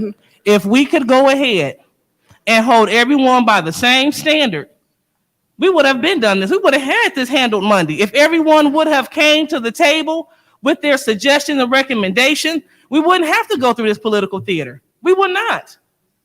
Now, we might as well pop popcorn if we're going to make it a show, because that's what it is. And I'm with Councilperson Pfeiffer. Yeah, this is done. We should have been gone. But guess what? As long as we allow this to happen, we will not. And we will stand here. We should have been done. This is almost 2 hours in, and we have not got to the business.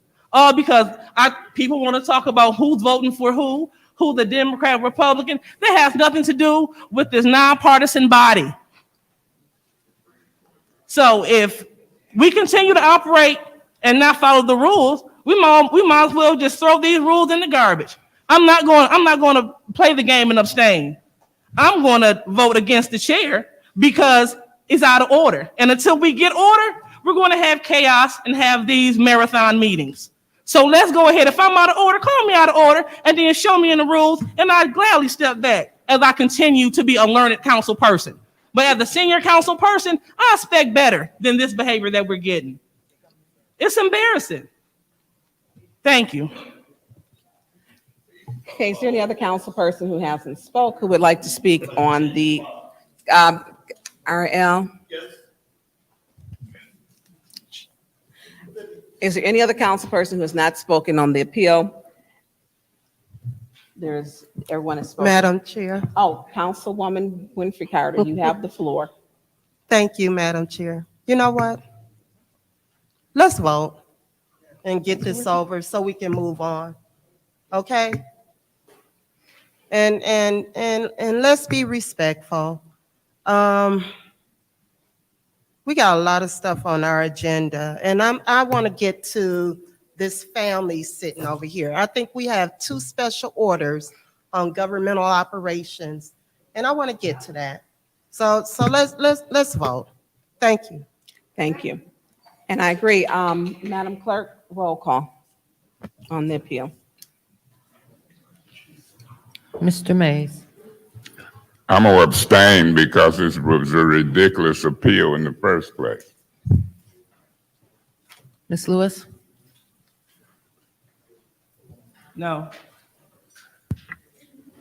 Mr. Murphy. No. Ms. Priestley? No. Ms. Winfrey Carter? I abstain. Ms. Burns? Yes. Ms. Herkenroder? No. Mr. Pfeiffer? I abstain. Ms. Worthing? No. The vote is 1 yes, 5 no, 3 abstentions.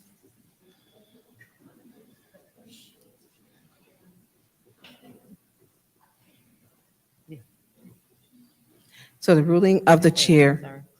She-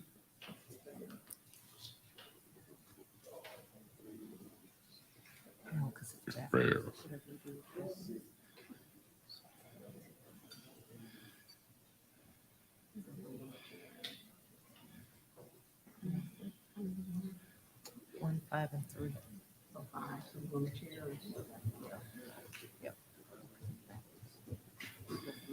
Okay, so the ruling,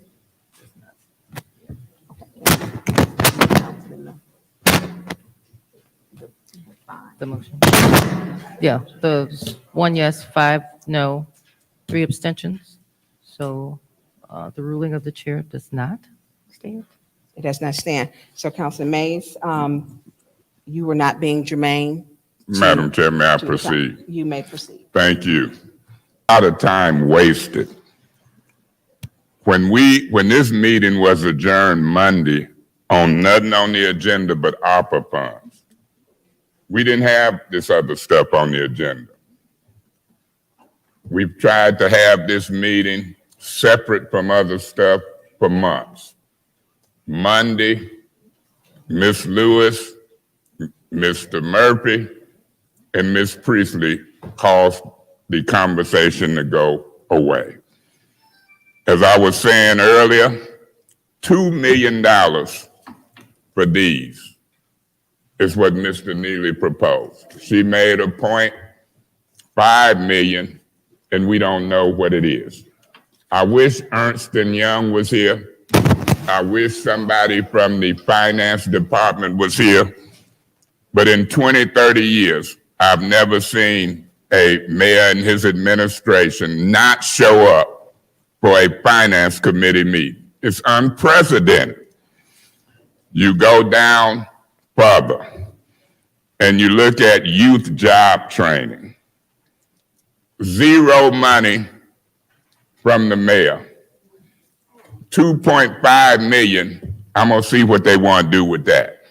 But I can assure you 100%, Ms. Priestley and Ms. Liddell Lewis don't make these budgets and don't have the right to pass out to the media and the public that this is a city council proposed budget. It was two folks with a different philosophy than me. And I can talk about that. They shouldn't even have the nerve to sit here arguing when this form that was voted upon was real. This budget that they passed out that's titled Flint City Council Proposed Budget ain't real. It's a lie, it's deceptive, it's untrue. It was two people's proposed budget. Now, if they tell you they talk to others outside of a public meeting, they admit to illegality. Because 3 or more can't put nothing together outside of a meeting. The max that can talk to each other outside of a meeting under state law is 2.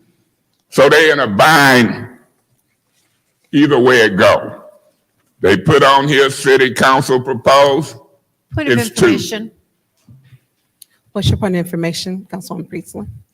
Mr. Mays, did you know that the meeting of more than 2 council members is by charter and not by the Open Meetings Act? You have to post it. If you look at your charter, Ms. Herkenroder, through you, Madam Chair, to the city It's Ms. attorney, Pri- while it's I Ms. continue to talk Councilman with the Mays. new folks who don't know. Councilman I Mays, hold want on. you- That wasn't Mr. Hercorn, that was Ms. I Priestley. mean, Ms. Priestley, he gonna read to you that if 3 or more gather, it have to be posted. And when it's posted, guess who get to see the posting? Me, the public, and everybody else. So while you think you telling me something, Some of this stuff I know with my eyes closed. I've been here 9, 10 years, so you interrupted me. Now, if I was Ms. Liddell Lewis, I'd be mad. She interrupted me to take the floor. You got a legitimate question. You don't Point of know. order. What's your point of We have order? a member mocking another member. Councilman Mays, could you please not mock? Okay. Thank you. If I had been Miss Lewis, then I might have said that you interrupted me with a point of information to take the floor, but I'm sensitive to you. I think you really didn't know that a meeting of 3 or more have to be posted. I'm telling you, if you did gather with 3 or more and communicate, it was illegal. It wasn't posted. The meeting was posted. Do you see it, Madam Chair? The attorney. Get the city attorney read it for the hearing Hold on just a of second. Ms. Priestley. Councilman Mays, there was a point of order, but Point of the information. point of information. Through you to the speaker, do you know that, do he know and can he name the 3 people that met? Okay, Councilman Murphy. I'll answer his point Hold of on, look. information. And then we also have. I don't attorney- have to name them. I know that you and Liddell talk. I know that Priestley and Herkenroth and them talk. It's called the round robin. You don't have to meet in the same place to deliberate and talk outside of a meeting. So, Mr. Murphy, don't try to defend them with that. She thought 3 or more could gather and meet. The city attorney is going to tell you what I'm saying. Thank you. He is getting ready to, could you put it on the record, please? And then say your name so that they'll have it. I'm Assistant City Attorney Joe Cups. Section 3201B of the charter, the second part of it says, all meetings called for the purpose of discussing City of Flint business and all gatherings of 3 or more city council members in which City of Flint business is discussed shall be public, and public notice shall be given in the manner provided by statute for meetings of public bodies. Now, I'm gonna proceed, but I do y'all different. You do interrupt me with a point of information. My job is to help the city and to help educate you. It's illegal. Y'all knew. Y'all talking to each other, trying to make budgets and policy outside of the law and the rules, and you're illegal. And you evidence it when you're coming in here questioning me, this senior councilman that just happened to be from the north side and is black. Now, let me say this. Black lives matter, white lives matter, and other lives matter. But when I represent a ward that's in distress with 8,000 people, I'm gonna represent them. I got the right to advocate for them. And I got the right to fight for dollars for them. And I don't have to let the land bank, who ain't taking care of trees, falling on pastors' trucks. I don't have to let the Mott Foundation, Tim Herman, and Ridgeway White, and Phil Schultz and them get all the money downtown. Point of order. Where are we at on the agenda? We are still on the ARPA fund. No other member has had a chance to speak in regards to the ARPA funds as of yet. Ms. Burns, if I may, I'm gonna wrap this up and see what they dying to talk about. Because when I go from the home improvements, all these stacks of individuals who we know, our neighbors, asking for money, and they steady, like on page 1, giving Miller Road 2.7 million. And look at their project, it's underway now, blocked off. Won't give the North Flint Food Market on Pearson and Cloud Road 600,000. And it's the same people, Priestley, Quincy Murphy now. So I got the right to go through this list. Miller Road is on here. Point of information. Through you to the speaker, are you aware that I supported the food market? We didn't have the votes. Mr. Point of order. What's your point of The order? point of information is to the speaker. Now, Ms. Lewis should say he's taking the point of information to take the floor. Mr. Murphy and them don't bend more know these rules than the man in the moon. He done asked you a point of information when I'm talking. I don't know who he talking to, but I don't have to answer it. May I proceed? I was talking about the Miller Road project versus a North End project for 600,000. Miller Road was 2.7 million. I voted for it for Piper and them in the 8th Ward just to see what they do with us. Then we come with the House of Esther, and the man sitting back there now say, I'm gonna give 108,000, and they voted not to take his money. Ain't that a hoot? So what I'm seeing on these proposed budgets is a different treatment for certain projects. If you're a big shot with the ability to do certain things, oh, they falling all over each other, approving it. When I look at this proposed budget and look at all the little folks, they trying to stop the conversation. They want to limit it to 5 minutes. They get up and lead a meeting in the middle of it. Quincy Murphy, Liddell, and then we get in a meeting with other stuff and they try to say we're talking too long. We've been trying to get this meeting and this conversation for months. And then they don't want me to tell you what'll happen next. Now, I put a motion on the floor to approve this budget Monday. Ms. Hergenroder was setting up where Ms. Burns sat. She refused to ask, was there a second to the motion? Now, everybody with sense in Flint, black, white, young, and old, when an elected person put a motion on the floor, the chair's job is to ask, is there a second? Did you see Ms. Worthing do that? Ms. Hergenroder got out of here without asking, was it a second? And they condoned it, getting up laughing out of their seat when we had the whole day Monday. Now, had we made a second, I would have amended this proposed budget to put money in the right places.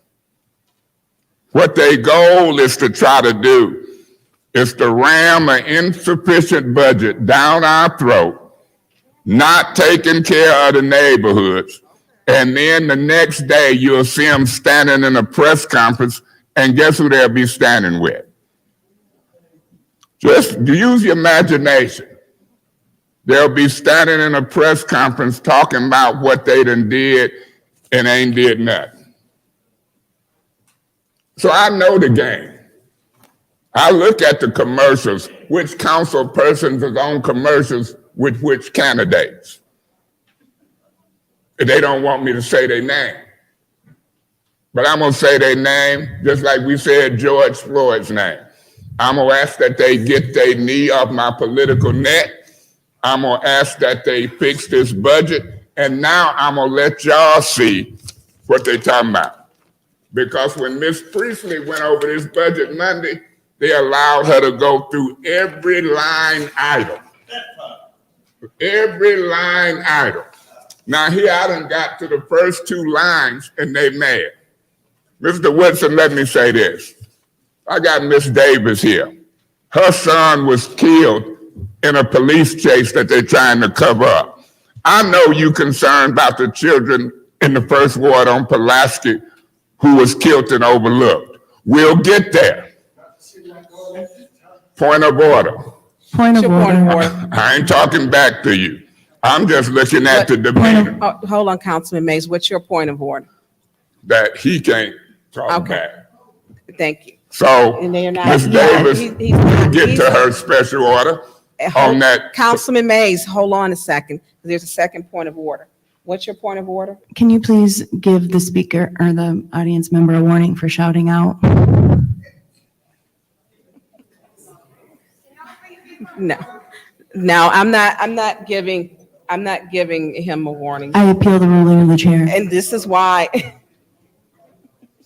Is there appeal to the ruling of the chair? Is there appeal to the ruling of the chair? I'm sorry, is there a second? Is there a second? It dies for lack of a second. The audience, I know it's been long, Councilman Mays stated he was wrapping up. Yeah. So we can get to And let me say this. If the audience don't understand my passion, my detail, my attempt to try to move millions of dollars, maybe you will. I understand it's a method to my madness. I understand when you're fighting the powers that be for millions of dollars, you have to do it in any way you can. I asked that this be put on finance committee meeting, or you wouldn't have had nothing come Monday. They'd have tried to push it through. No discussion. They didn't do it this past Monday because Worthing wasn't here, Piper wasn't here, and they didn't have the votes. This is the only opportunity to move money to the right places. We'll see if it's done. I guarantee you I'm concerned about Miss Davis and the son and the cover-up that I'm calling it of a police chase on Pearson Road. I'm very concerned about the 2 children in my ward that some folks overlooked in a house on Pulaski, and they might could have lived. I'm very concerned. That's why in this budget, when it comes to public safety, police and fire, Mr. Woodson, all I'm saying is I'm watching folk demeanor. Sometime I cater, but then sometime it's time to stop to take care of business. I can't let Liddell and Priestley and them set the agenda, and I can't let you and others as well. Sometimes you have to do what you have to do when you get a chance to do it and take it from there. We'll see if they say something. We'll see if a motion is made to amend this agenda, and then we'll see if they admit to the cover-up of the police chase. We'll see if they admit to the details of what happened to those children on Pulaski, and we'll see if they get mad because I say Mr. Neely and his crew is trying to cover it up. I wouldn't care if it's an election or not. I'm hearing attorneys been fired because they told folk we want to wait till after the election. I'm not waiting till after the election for a police chase and a death. I'm not waiting till after the election for 2 kids getting burned up. Councilman Mays, you need to stay germane to the topic, please. I'm gonna stay Jermaine, Jackie, and Tito. Let's see what they got to say. Thank you so much. Thank you. Does anyone else want to have some questions about the budget, the ARPA budget? Does anyone else? I do. For Councilwoman Lewis and Councilwoman Priestley, I have a couple questions. I don't know which one of you want to answer because we do have to talk about the budget in a public forum. The PAL program, we didn't appropriate any money to the PAL program. Can you tell me why we didn't do that? Sure. The PAL program was $3.5 million to service only 500 children. And for $3.5 million, we have a lot of youth organizations throughout the community that are doing great things for the youth. They have different programs. So why invest in a pilot program that have not been proven to work? Hence, it's a pilot. And then we'll be giving more money to PAL than we are going to give to the water affordability study. So we're just trying to make sure that we spread the dollars around to the various organizations that's doing the good work. Okay, do you realize PAL is not a pilot? It's been in Flint. It's hold point on, of information. Let me. What's your point of information? Did you know that the PAL program that they were referring to is a pilot, and that's what it says in the coming from the budget. Okay, and this is what I want to say. PAL has been around in the city of Flint, and this is why we're having this discussion. I assume PAL was getting something. PAL actually serves out of a Haskell Center in your ward, and it has been there for forever. PAL is a program that the police chief, whoever the sitting police chief, he's over. We haven't had a she yet. They are over that program, and in that area, it is a definite need. Not only that, but the Haskell Center needs to have some work on it. I mean, their children used to be there. I used to take my daughter, my kids there. I mean, her dance group also used to go there. So I couldn't understand why we would not have a center and put money into this program, whether you consider it to be a pilot, because PAL has been around. So I don't know why, I know they would be calling it a pilot. I don't understand that because it's not a pilot. And it's been around. There were 2 PAL programs previously, and actually we had one who won a football tournament or championship. So to have the young boys in our community have some place, and then actually they went to Florida and won under Chief Tim Johnson. They won a championship. So I didn't understand, and you know, with me with that, because PAL is important.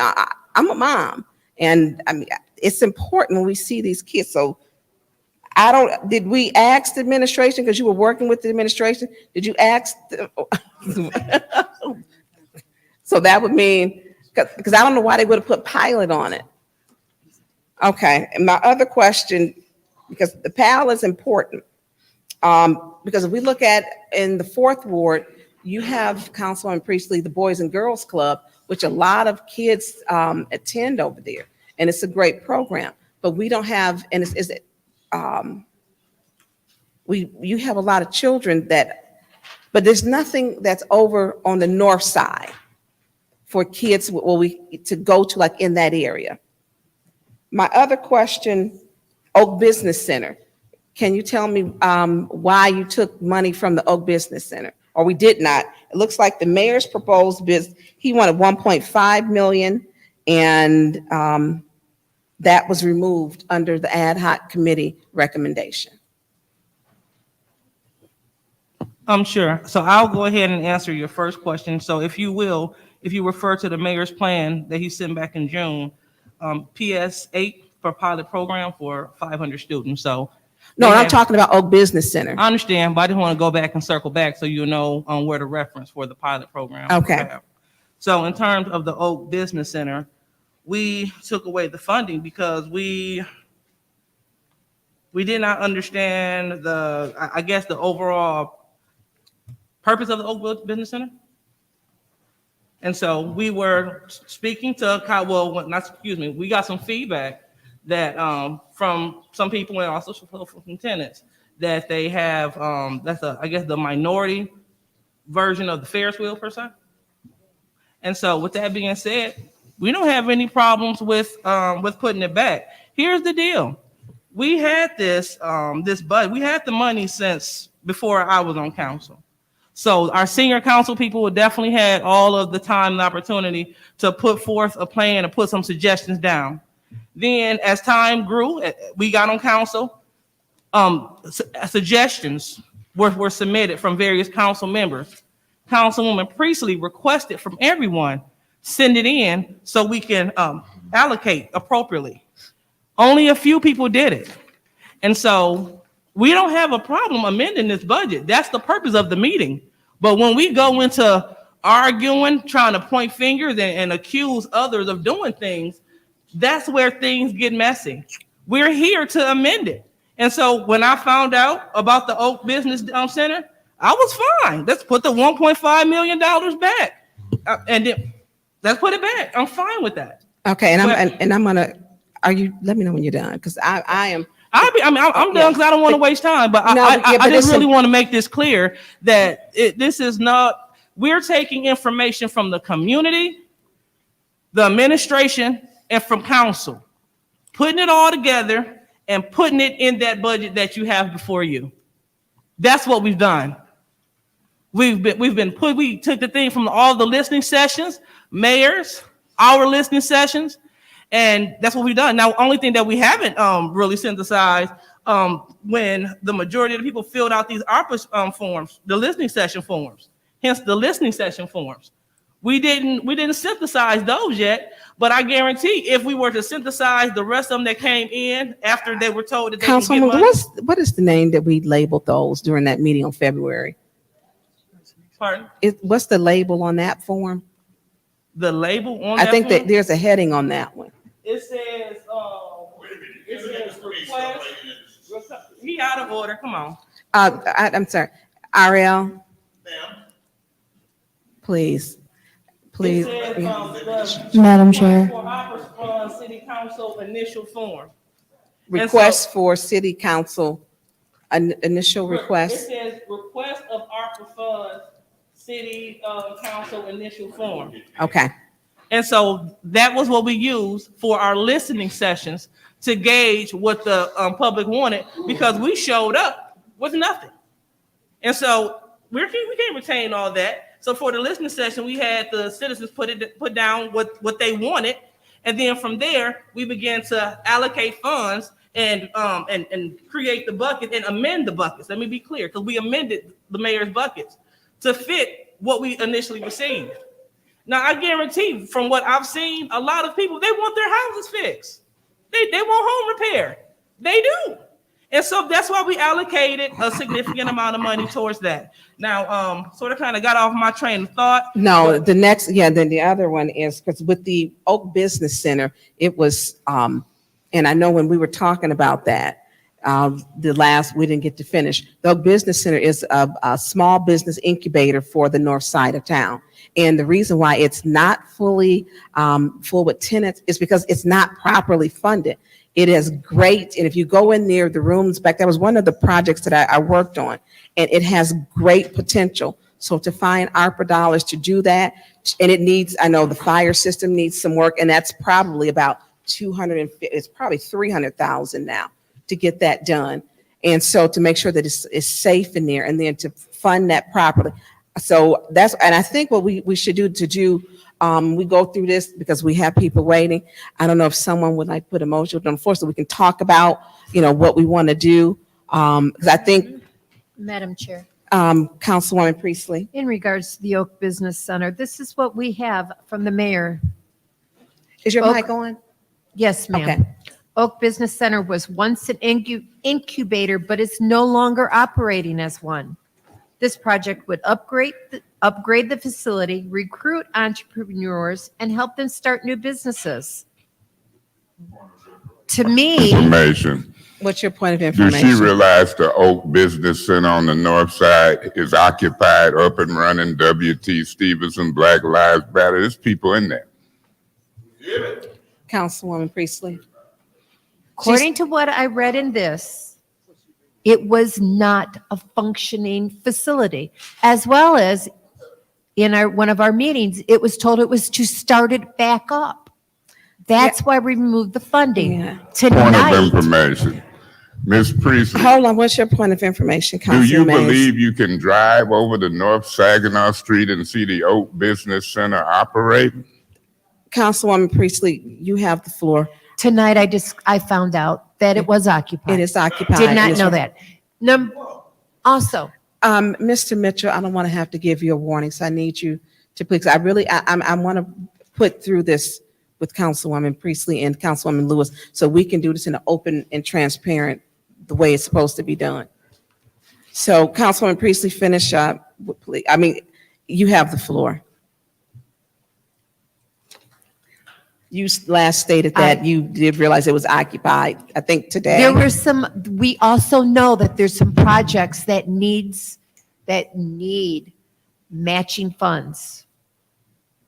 We knew there would be changes. This was never presented as a final budget. This was the ARPA committee's proposed budget to the council. Point of information. What's your point of information? Why didn't you label it the ARPA Madam ad hoc Chair. committee Thank with you, two people I versus city am afraid I council? am going to lose my cool, so I'm going to step away. Point I of will be back in a information. little while. What's your point When of I information? ask a point of information, all talking should stop until I finish my quick inquiry, and then she can answer or not answer. That's what Okay. happened the other day. They got mad and left. Madam Chair. Councilwoman Lewis. So just also want to talk about this too. So another thing that we took into account was in today's economy, a lot of people are working from home. So in terms of it being feasible, we didn't know if it'd be feasible to even keep open, to invest in that space when a lot of people are working from home. Because a lot of office space, they're shutting down. And so those were the things that we were considering. And so again, not opposed to it, but we just want to make sure that we're being the best stewards of the money. Just because something worked back in 82 does not mean it's relevant in 2002. So we just want to be relevant with the funds. Okay, and then people, with it being the old Summerfield building, actually Wendy Braun's father gave it to the city, and it can only be used for business. So it can only be done, used for certain things. We do need to put money into it. And as far as people working from home, a lot of people, when you start up a business, they need an address. They need an address, and then it's like a satellite office. And those offices have the conference rooms. I've used them before in Chicago to have like a satellite office. So they'll have a basic mailing address, and then they have conference rooms, just like, well, the Ferris wheel was kind of behind Chicago and other larger cities, to where they would put your name on it and you can schedule a time for the conference room. Now, their conference rooms do not look great over there at all. They need some work. I think it's a good location. It's right on the bus line. It's right off of I-475. So I think we need to reconsider that. And that I do. But I am definitely for, when we talk about economic development, a lot of these startup ones will do for the soups, or to try to, I forget what they call it, where they put in and go to get the money, like 1,000 or 1,500, 5,000 or 10,000. A lot of them need to have a basic address, and it's affordable for startup businesses there. We need to put, I feel it needs to be properly funded, make the necessary repairs to make sure it's a safe building, and invest something in the north side. I used to live on Baker Street with my parents, so walking up to Chevrolet, walking up to Saginaw Street, Summerfield, it was right there. And it's right by Job Corps too, so it's access. You know, I think we got some great things working for that. Putting that money would be important. But I know we have, and I want to move on from Councilman Murphy. You want to speak? Yeah. Go ahead. I just wanted to speak briefly on the ARPA dollars. I am interested in seeing the applications that Councilman Mays received. I think he's been working with the compliance firm, so I just wanted to see what those categories is. Also, we did have dialogue. I'm for putting the money back into the old business center, not only adding the $1.5 million. I think once we finalize this budget, we also need to put a request into the compliance firm to look for additional matching funds. So for instance, one of the requests I added that I really didn't see, I think, was infrastructure for Welch. Because Welch really need to get done. I'm sure once we get the street done, we're gonna have to do the plumbing like we did with Miller Road. So I'm interested in seeing that done. And with the old business center, I would like to see the 1.5 million put back to the old business center. In addition to the 1.5, I would like to see additional $1.5 million funding lobby through the compliance firm, because not only is they over making sure that we dot our I's and cross our T's, they are responsible for going after additional dollars. So I would like to see them match the 1.5 to bring it to $3 million to do the renovation of the old business center. Let me see, the other one that I had a concern with was the home repair improvement grants. I think I requested 5 million to go in. No, I think 6 million. You guys allocated 5 million. So I would like to see the compliance firm go and look for additional $5 million to add that to $10 million for the housing renovation for the City of Flint residents. 5 million is a start, but we want to try to leverage some additional dollars. So once we finalize this right here, I would love to see us put together a list of acts for the compliance firm to go and get additional grant dollars for the funds that we allocate. We don't just want to allocate and that just be it. No, we're going to make them work for the money. Thank you, Councilman Murphy. Dr. Lewis, did you and Councilman Priestley talk about ambulance for the city of, did you talk about that? We did. Is it in here? Or I didn't see it, yeah. No, because it wasn't a priority of the fire chief at the moment. Okay, I did speak with Fire Chief, and I spoke with the 911 center. That's why I would like for us to have like a working session, because I would like to get into details. We have been without ambulance service in the city of Flint for over like a 12-hour period at times, even though we're using STAT. STAT has not, there's some issues with STAT. And then I believe we were using Banks, and Banks had, I believe they have 2 rigs. I think one was an accident or total. And so we have been without ambulances at a time. All of our EMTs or the firefighters are, they are actually certified. And I know you actually, I believe you were also. I don't know if you still are, but when we look at our revenues or income, I had some concerns that I had about stat, but I would like to have that to me is important, because when residents have to wait and you don't get an ambulance and you're calling 911, it's a reality and it's a fact. And I'll email all of that information to all of you so that you can have, because I've been to the meeting. I was at the last meeting. I was late because we had another meeting. And they're in Grand Blanc. I think the next one is December 13th at the Grand Blanc Police Department for the 911 consortium. But I don't want us to just be, we need to address when you call in 911, you get an ambulance there. Not have one for 12 hours is inexcusable.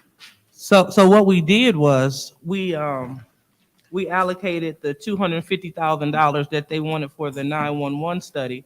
We allocated that to the fire department because we were informed that the firefighters union would look into, will conduct the study. So that's $250,000 that we don't have to spend on a study, and it can go straight to the firefighters' coffers. Moreover, the ambulances, they range between $125,000 and $225,000 a piece. So that's putting them in a position where they can buy at least 1 or 2 ambulances with the money from that study, if he chooses to do that. All right. And Councilman Mays? Yeah, Madam Chair, I'm prepared to make a motion to table this and keep it in the Finance Committee meeting until we can change these figures properly. It's not a city council proposed budget. It was 2 members. Ms. Lewis, I would have thought that you could have told her that Oak Park was up and operating. We see it every day. I would have hoped that when I heard y'all, because I seen you when I was downstairs, I was looking on my phone. You were looking over here to see something. I like my desk. And so I'm looking at all that. And so what I would like to do, I got Ernst & Young, the $1 million compliance firm. They're going to tell us how much the residents and the voters have requested. He should have that figure any day now. I want to see if this group will table this. Let's get on with the business of what they here for. The fire issue on Pulaski, Ms. Davis, what I'm calling a cover-up on police case. Let's see if we really want to move this agenda, because I done went through every line and I know the amendments that we can make. Now, if I put a motion on the floor again to move this stuff forward and to get it passed with amendments, I hope y'all don't walk out. Point of information. What's your point of information? So Councilman Mays, if you know what to add, give it to us so we can add it. I'm gonna give it to this council and we can vote on them one by one. You wanna do it tonight, cause y'all walked out Monday. I was ready Monday and I'm ready now. You wanna go through it one by one and make the amendments? I'm ready. But if y'all ain't ready, then we'll table it and spend the time. You can't do it in 5 minutes. You had a special meeting, only thing on it. Y'all walked out. Now we're here today. If you wanna do it, I don't care. You want to vote to see how many want to do it now? Or do you want to table it to the Finance Committee meeting and do it in a special meeting or a Finance Committee meeting? I've been telling you that for months. When I turned my back, you said that the senior council people should have done this. Well, guess what? I got news for you. I am a senior council person and we couldn't do it because we had people on the old council. Kate Fields, Maurice Davis, and others. 1 or 2 council people can't do it. You have to have the political will to meet, spend the time to do it. And let me say this, we hadn't even hired Ernst & Young, the compliance firm, till y'all got here. Do you remember that? So don't put it on the senior council person. I'm gonna take responsibility now. Should we say all in favor to change it around and amend it now? Say yay. You ready to sit here for an hour or 2 and do the amendments? Say yay. If you want to table it until the next meeting, say yay. If you want to try another special meeting that y'all want to sit in without breaking the quorum, say yay. Because I was here Monday and I was ready to go all night. But when you didn't see Piper and Worthing here, I think y'all got up and left. Now that's what I think. I could be wrong, but they sure wasn't here. And y'all sure got up and left. And Herkenroder sure didn't allow my motion to approve it to be seconded. You didn't second my motion to approve it, let alone amend it. So what you want to do now? I'll be quiet again, but I tell you where I want money in every category. We can amend it, sit here and do it, and be ready for Monday. But I'll be doggone if I'm gonna turn my back. Y'all gonna have illegal meetings and try to ram it through without our input. What you want to do? I move to table it. Are you putting a motion on the floor? I won't say nothing. Let's see what they want to do. So you're not putting a motion on the floor to table? No, since she's so intent on getting it done right, let's see if her and Herkenroder and them, when they want to do it. Today is what, Wednesday? I'll show back up Friday. I'll table it, call a special meeting for Friday. We can spend all day, get it done, but I'll be doggone if they gonna quit making excuses and think that I'm gonna agree with them when they don't even know Oak Park is up and operating. They ain't, she done admitted they left all these voters and people out. I want them in, and I wanted them in yesterday. Can you get your crew to vote to amend the part of the budget? Mr. Neely didn't do it. Y'all, even Quincy Murphy don't agree with your figure. You said while I was gone, I'm looking at you. You were leaning over here and you said, oh, we left these people out. I want them in. You know what my priorities are? Fix that police department. I'll put $12 million for police, so when you dial 911, you ain't got to wait 2 hours. Public safety is a top priority for me. So police and these people, I'll amend it and set the rest of the money there. Because soon as we start voting on this budget, see that group of folks sitting there? The big shots. They here for $2 million for Buick City. And y'all gonna politely hop over these people and try to approve that. You did it with the land bank for $16 million. So when do you want to do the work? Today, table it, tomorrow, Friday, Saturday. I'm ready. But I'm not agreeing with what y'all brought. So, Madam Chair, let Ms. Lewis and somebody tell me when do they want to do the work? Because I'll do it tonight, I'll do it Friday, or I'll do it whatever. Madam Chair, They were both at the same, Councilwoman Worthing. I just have a question for the ARPA committee. Why, Councilwoman Priestley's not in here. Did you? well, you Ms. didn't need Lewis her? says she might have an idea. Well, I was just, you said the committee, that would mean more than that's the two people. Well, So I'll ask yeah, no problem, not at all. Go ahead. Ms. Lewis, why was the money not allocated for security cameras? For secure camera? Yeah, under budget. Infrastructure? Yeah, so we moved that to another place Oh. because we had to recategorize things so it'll make sense. So we didn't take away any camera funding at all. Yeah, we just. Point of information. What's your point of information? Do you believe 20 cameras is enough for this whole city? Is that states? Councilwoman Lewis, you have the floor. Thank you. So what we must understand here is that we do not have an infinite amount of money. If we had a never-ending account, yes, we can give 12 million for police. Yeah, we can fix everybody's home. Yeah, we could, but we do not have an infinite amount of Point of money. information. I didn't ask for an infinite amount. I say, do you think 20 cameras can cover this whole city? That's all I ask. Councilwoman Lewis, you have the floor. Councilman Mays, that was improper point of information. Councilwoman Lewis, can you continue, please? Thank you. So we cannot fund every single thing in every single body, but we can make an attempt in addition to the ARPA funds.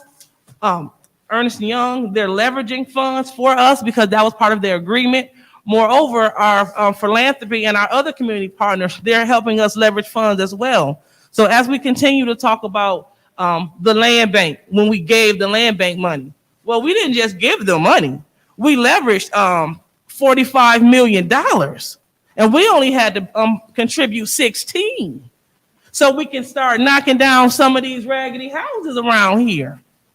So we're trying to leverage these funds. I wish we had an infinite pot, and I wish that I was all about politicking while doing this budget, but I'm not. I want to make it clear that we are doing the best that we can with the resources that we have.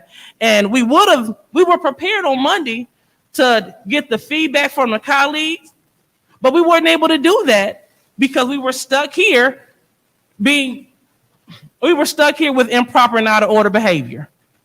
And so when we're not getting the business done, why stick and stay? So I appreciate the questions from Councilperson Burns when she asked about the Oak Business District. Yes, okay, we got that clear. We did some research and background work. Guess what we're gonna do? We're gonna add that. We don't need to sit here and go line by line and waste time. We just need for you to do the work so we can put it on the budget, then we can present it to the community. We can talk about it, and then we can get it passed. But we're wasting time trying to go through the line one by one. But again, let's note that we were well prepared on Monday, but we were unable to do it because someone kept talking about people's party and everything else they wanted to talk about, the mayor, the potential future mayor, everything. And that's not why we're here. We're here to discuss ARPA. So let's just keep it ARPA. Thank you. Councilwoman, did you get your answer to the question about the cameras? Yeah, I see it now. Purchased 20 cameras. I just didn't have a note next to it, so I didn't catch that at first.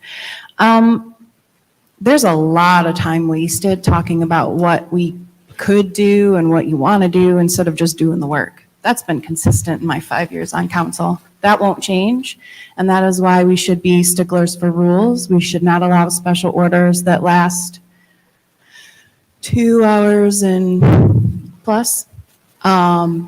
And nothing really, we've gotten a few questions answered. It's unfair, not just to council members who are here, but to our constituents who are here to have us get work done.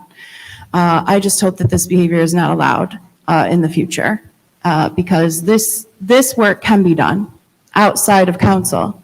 There was no illegal meeting. There were 2 members that were on a committee. That is allowed.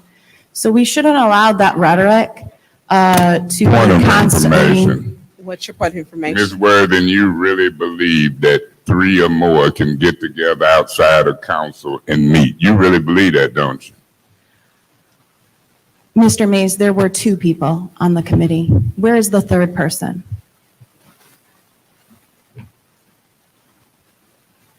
Mr. Mays? Who is the 3rd person you speak of?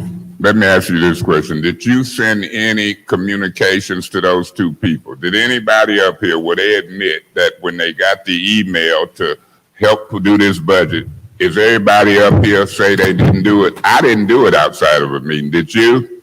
I'm sorry that you still do not understand the Freedom of Information Act and the rules that apply to this council 5 years into my term.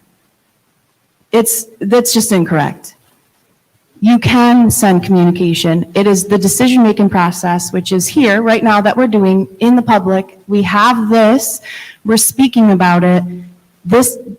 We have wasted 2 hours of this is illegal, or I wasn't involved, or we could do this, and not one thing has actually got done. It's very sad. Thank you. Councilman Pfeiffer, Make a motion to end the special order. there's a motion on the floor. Support. It's been properly supported. Madam Chair, Councilman Mays, yeah. I don't mind ending the special order, but when do we try to proceed again? Friday? Will Ms. Worthing show up? She wasn't here Monday. If we try to proceed Friday, do Mr. Murphy and Liddell Lewis get up and leave? We was here Monday. We had all day Monday and one thing on the agenda. Ms. Priestley went through this line by line, and we politely sat and waited for her. Now we want to go line by line, and we don't have the same opportunity. It don't even make sense to me. That's how you do a budget. You do it together. You don't do it behind the scenes against the law. 3 or more talking. Ms. Worthing think it's a waste of time. No, it was some ground made today. Publicly, it's been stated that these 500-600 voters or residents been left out. It was publicly stated that one lady thought Oak Park Center wasn't even operating, and the other lady didn't correct her. It's been stated by me that there's been no money budgeted to the police department to get faster response time, and I'm willing to allocate a few million to fix the police department for the city of Flint. Ms. Burns talked about the fire department. 20 cameras will not cover this city. 20 cameras will not cover this city. And Ms. Worthing think it's been a waste of time. No, it ain't been a waste of time. But had we not looked at this budget and tried to fix it, you'd have seen Liddell Lewis and Miss Priestley and them on TV with a mayor bragging that they had did something. See, people want me to be naive. Now, he done put a motion, and he wasn't here Monday. Mr. Priestley, he wasn't here. I mean, Mr. Piper, he wasn't here. When I took this job 10 years ago, I show up, unless the Lord got me in the hospital or something, I take it seriously.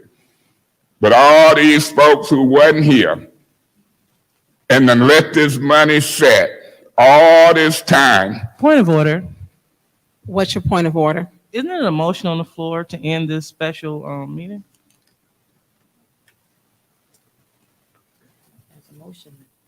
There's discussion with the motion. He's in discussion. Yeah, thank you. Ms. Liddell Lewis, you've been here almost a year, and you don't know when a motion is made, each council person get 2 rounds of 5 minutes to discuss whether they want to vote to postpone it or end it. And y'all holler when I do a point of information and a point of order. It's hypocritical. Point of information. What's your point of information? So just being clear, so when there is a motion to adjourn, so this is separate from a motion to adjourn? That's correct. Okay, thank you. Councilman Mays, you have the floor. And that's my point, Ms. Lewis. It takes time to learn this stuff. You can't come here in a few months and be a big shot. Some of this stuff I know after 9 or 10 years and don't even have to look at the book. I don't have to ask her. I'm a council person. It's okay for you to not know, but don't try to talk about me and look around on my desk when I get up out of my seat. Learn it. Take time. Say when you know and don't know. Now, somebody can make a motion to end discussion on the motion, and if it's 6 votes, we vote immediately. But I done learned that trick from y'all. That's why I asked to get the floor. My 5 minutes ain't no longer than y'all's. But what I say in my 5 minutes is different from y'all's. Because you want to meet behind the scenes, be on TV commercials trying to get somebody reelected. I just don't agree with you. Don't agree with you, him. Look back there. You don't see the finance director. You don't see the $1 million compliance firm. And it's embarrassing. It's outrageous.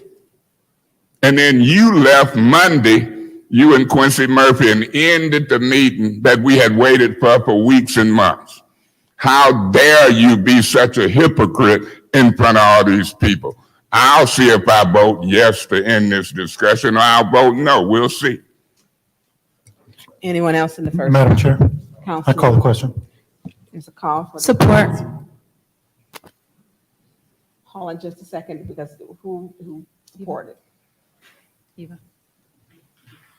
No. Councilwoman, Wharton, you supported it? Okay, there's a call for the question to end the meeting.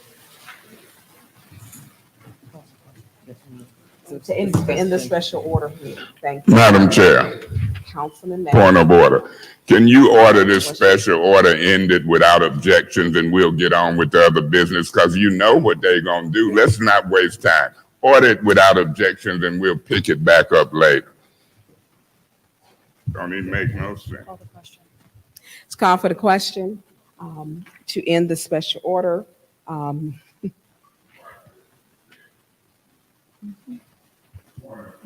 Madam Chair, What's your point of order? when they call for the question, that means 6 of them can vote yes, and we move on. Watch the 6. Point of order. What's your point of order? Our colleague is taking the floor to make his point, and he is out of order. We're getting ready to call the question. Councilman, thank you. You We're want getting ready to call the question. Stop. Ms. Lewis? This is on the call Yes. question. Mr. Murphy? Absolutely, yes. Ms. Priestley? Point of order. Point of order. We're in roll call. Point of order. Point of order. Hold on. Councilman Mays and Council, we're in the middle of roll call. Point of order. What is your point My of order? point of order, if you look at the rules and the law, he can say yay, nay, or abstain. He can't say nothing that adds to discussion. So he's absolutely wrong, and he needs to learn that. Councilman Murphy. Ms. Winfrey Carter? This is on the No. call the question. No. Ms. Burns? Yes. Ms. Herkenroder? Yes. Mr. Pfeiffer? Yes. Ms. Worthing? Yes. Mr. Mays? I will abstain because they won't set the meeting, and I abstain because they ducking these issues on amendments, and I abstain because it's something that's pressing that's got to be done. Let's, vote is 7 yes, 1 no, 1 abstention.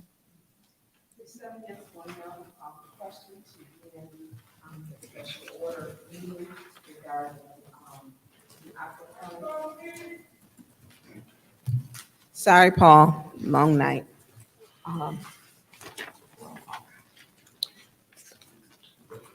And this is to end the special order. end- Mr. Murphy? Madam Chair.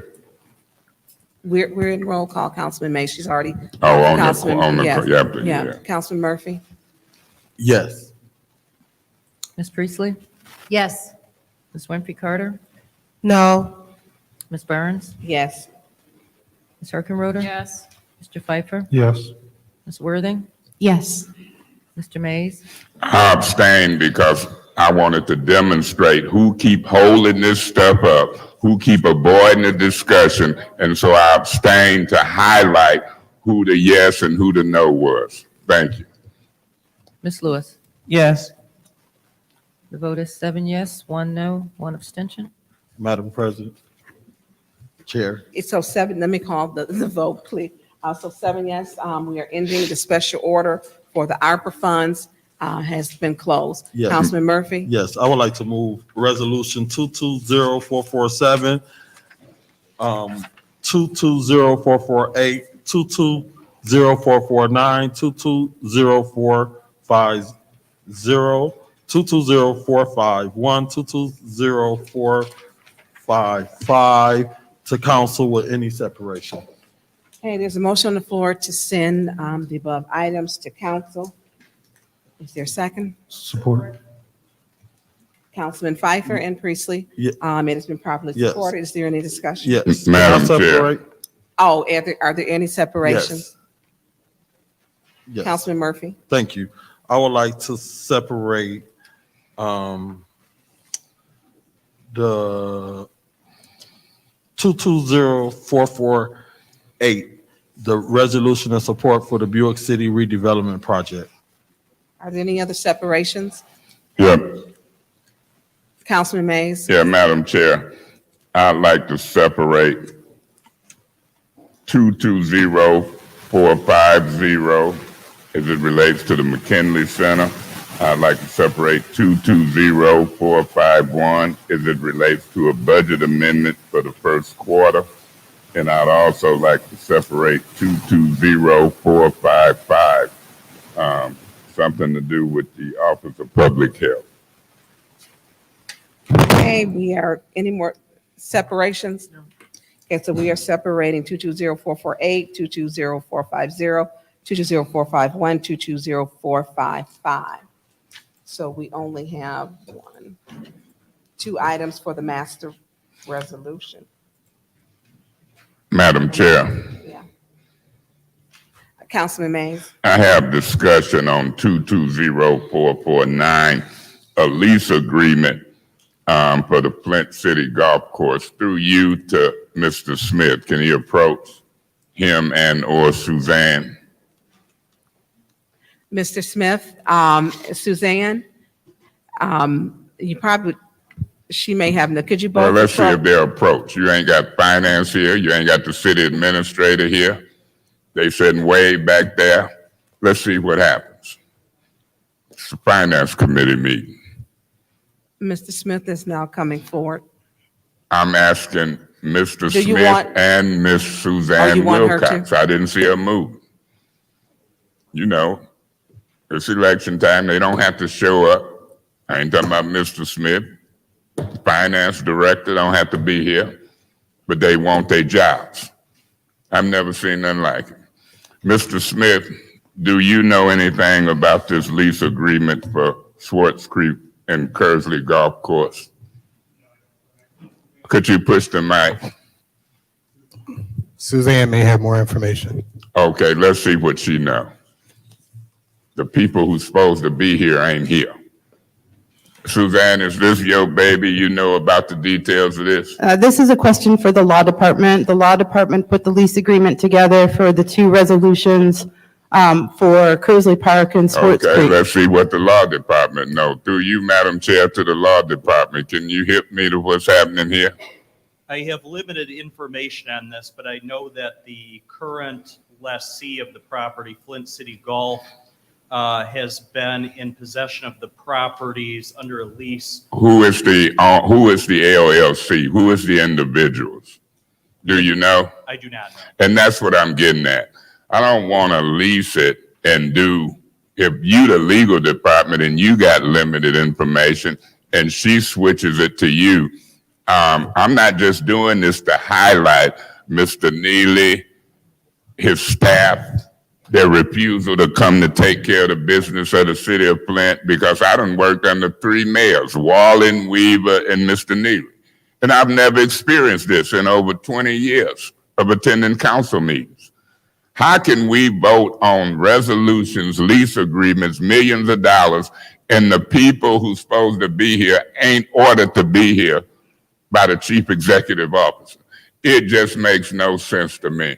Madam Chair, I would like to make a motion to table 220499, the lease agreement of Swartz Creek Councilman Golf Mays, hold Course. on just a second because I can't sit here any longer. So I have to go move my leg. And whose hands you gonna leave me in?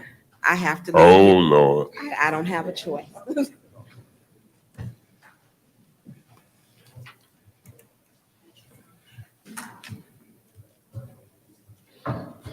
I don't blame you, Ms. Burns. I have to get up back and forth. I'm probably the oldest member up here, maybe. By a few days, I might be younger, but I ain't the same as when I played football at Michigan State, Satara. I used to be captain football, basketball. Anyway, my motion is to table 220449 into this finance committee meeting, and I so move. There's been a motion to table resolution 220449. Is there a second? Madam Chair. Yes. I support. It's been moved and properly seconded to table resolution 220449. Mr. Mays, I'm sorry, I did not catch. Was there a timeline as to tabling or just forever? No date. date? No, I said to the next finance. Oh, to the committee next meeting, finance I'm sorry, committee. Okay, I'm till we sorry. get some I did answers. miss that as I was moving around. So is there any discussion on this motion? Madam Chair, Yes, Ms. is Worthing. Ms. Wilcox knowledgeable? Didn't she say? Can we bring her up?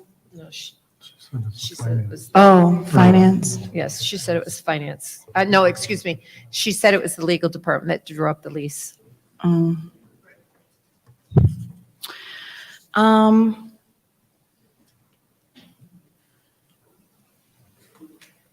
and to the attorney, is he just not the attorney that was part of this? That's correct. I was not the one who drafted the resolution. What I do know is that the current occupant lessor of the property has been Yeah, speak closer to it. in possession of the property since at least 2013. This is essentially a new lease or an extension of that lease. Okay, I don't really have a problem with that. I'll be voting no. Thank you.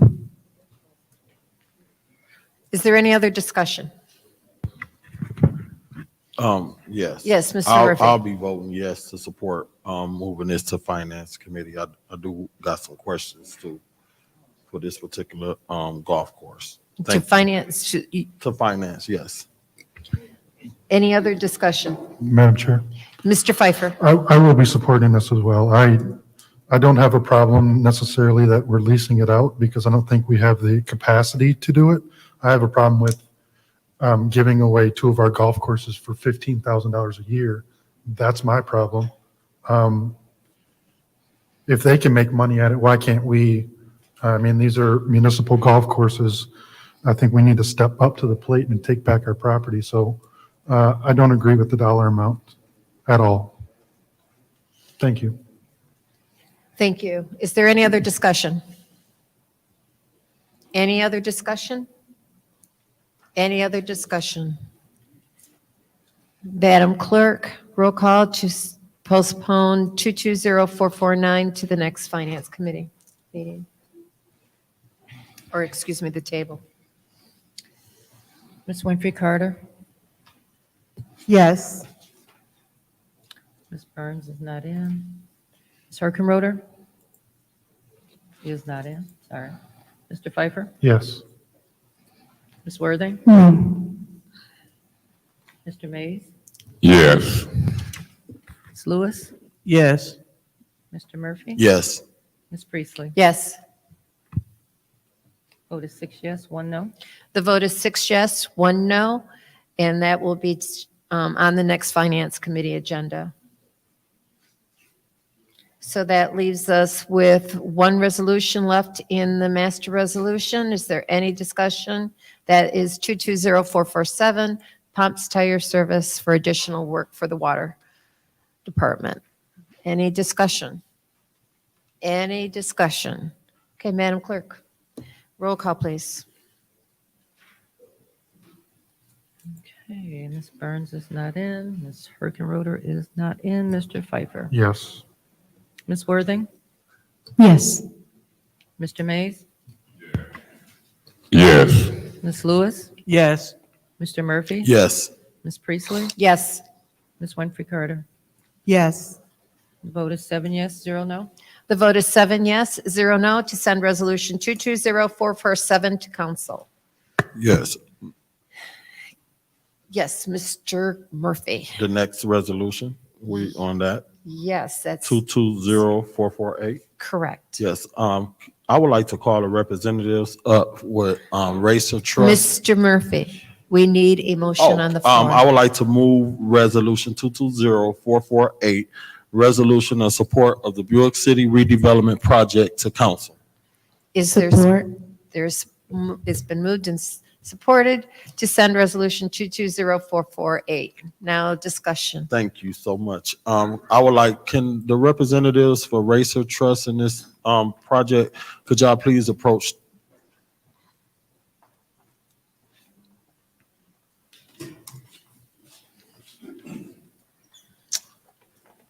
First of all, I would like to say thank you guys for all the hard work that you guys has been doing with this, Buick City site. I met you guys when I first got elected, and I believe have through you to the speaker, could y'all introduce yourself, who y'all representing name? Steve Black, Operations and Transaction Manager for the Trust. There you go. Steve Black, Transaction and Operations Manager for the Trust. Good evening. My name is Patricia Spitzley, and I'm Director of Government Relations and Deputy Redevelopment Manager for the Trust. Thank you so much. Could you clarify, and I know we talked about it, we know that there are some environmental issues that's still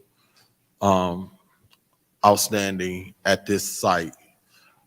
Could you explain to the public what this $17 million, and I know this is only us approving 3.2 million. I believe the county and the state help the Mott Foundation, look like they're giving 2 million, which is going to bring our total to 5 million if this get approved. What is the $17 million? If we approve this tonight, what is that going? I know, because you guys have talked behind closed doors with me, and hopefully you guys had a discussion with my colleagues. I'm not sure who all you guys met with. I know when I met once with you guys, it was with me and Councilman Worthy. I'm not sure how many of my other colleagues that you guys have met with to discuss the logistics of what it's going to take to bring this Buick City property up with Ashley Capital, the potential buyer for this particular site. I am excited to see something moving and shaking. I grew up over there in that particular area. My mom's and sister and brother and them still live in that particular area. So it's good to see some renovation going on in that particular site. Once we approve, if we approve this and send this to council and all the funds is obtained, what could you talk about what this will help us do? Well, I'll start. That's a lot. I So know. good evening, and we appreciate the opportunity to present before the council. And so again, my name is Patricia Spitzley, and as you know, we are part of the Racer Trust, and the trust was created in 2011 with the bankruptcy of General Motors. At that time, the trust was formed. We have property in 14 states, approximately 348 individual pieces of property. We were funded for redevelopment and remediation of those sites. Approximately 2/3 of those sites have distinct environmental budgets, one of which is the Buick City site. So we work with the community to discuss what the economic development vision is for those sites. And we've heard loud and clear from the community that you want jobs and redevelopment, and that's what we've been marketing the property towards. And we've been fairly successful. We have Lear there at one part of Buick City, and we also have American Spiral Weld there. We are operated under 6 criteria that we have to consider when we're entertaining offers: job creation, property, purchase property. We look at needs and wishes of the community. We look at additional benefits for that sale, reduction of blight, increased property taxes.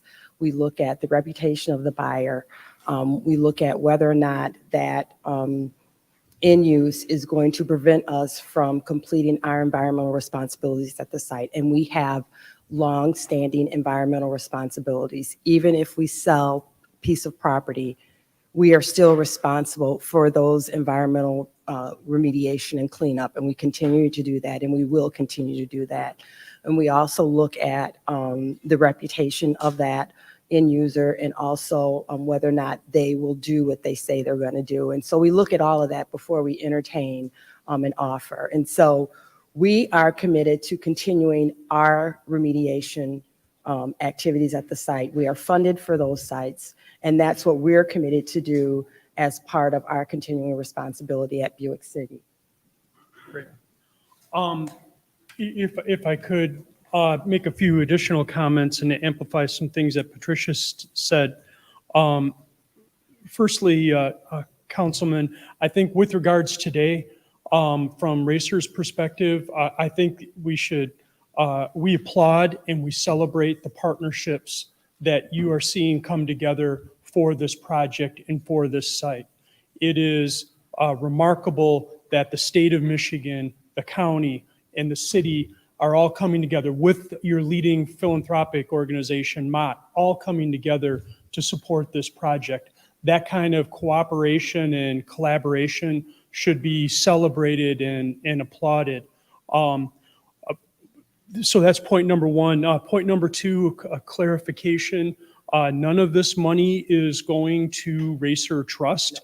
Racer Trust, as Patricia said, and I'd like to amplify that, we are funded for our environmental mission, and we will continue to follow through with that. I'd be happy to defer to either the city or Ashley or the economic development leaders to talk a little bit more about exactly how this money is being programmed. But bottom line, it is not going to be used for our environmental mission, which we're funded for, and we are going to be carrying out. And lastly, I would observe that Patricia and I are not the environmental cleanup manager. It's our colleague Grant Trigger. We try to over communicate when it comes to all the environmental issues that we're dealing with on site. We've had numerous public meetings, and a dedicated website, and we will continue to communicate as we carry out that environmental mission, what we hope alongside Ashley Capital as they realize their vision for the site.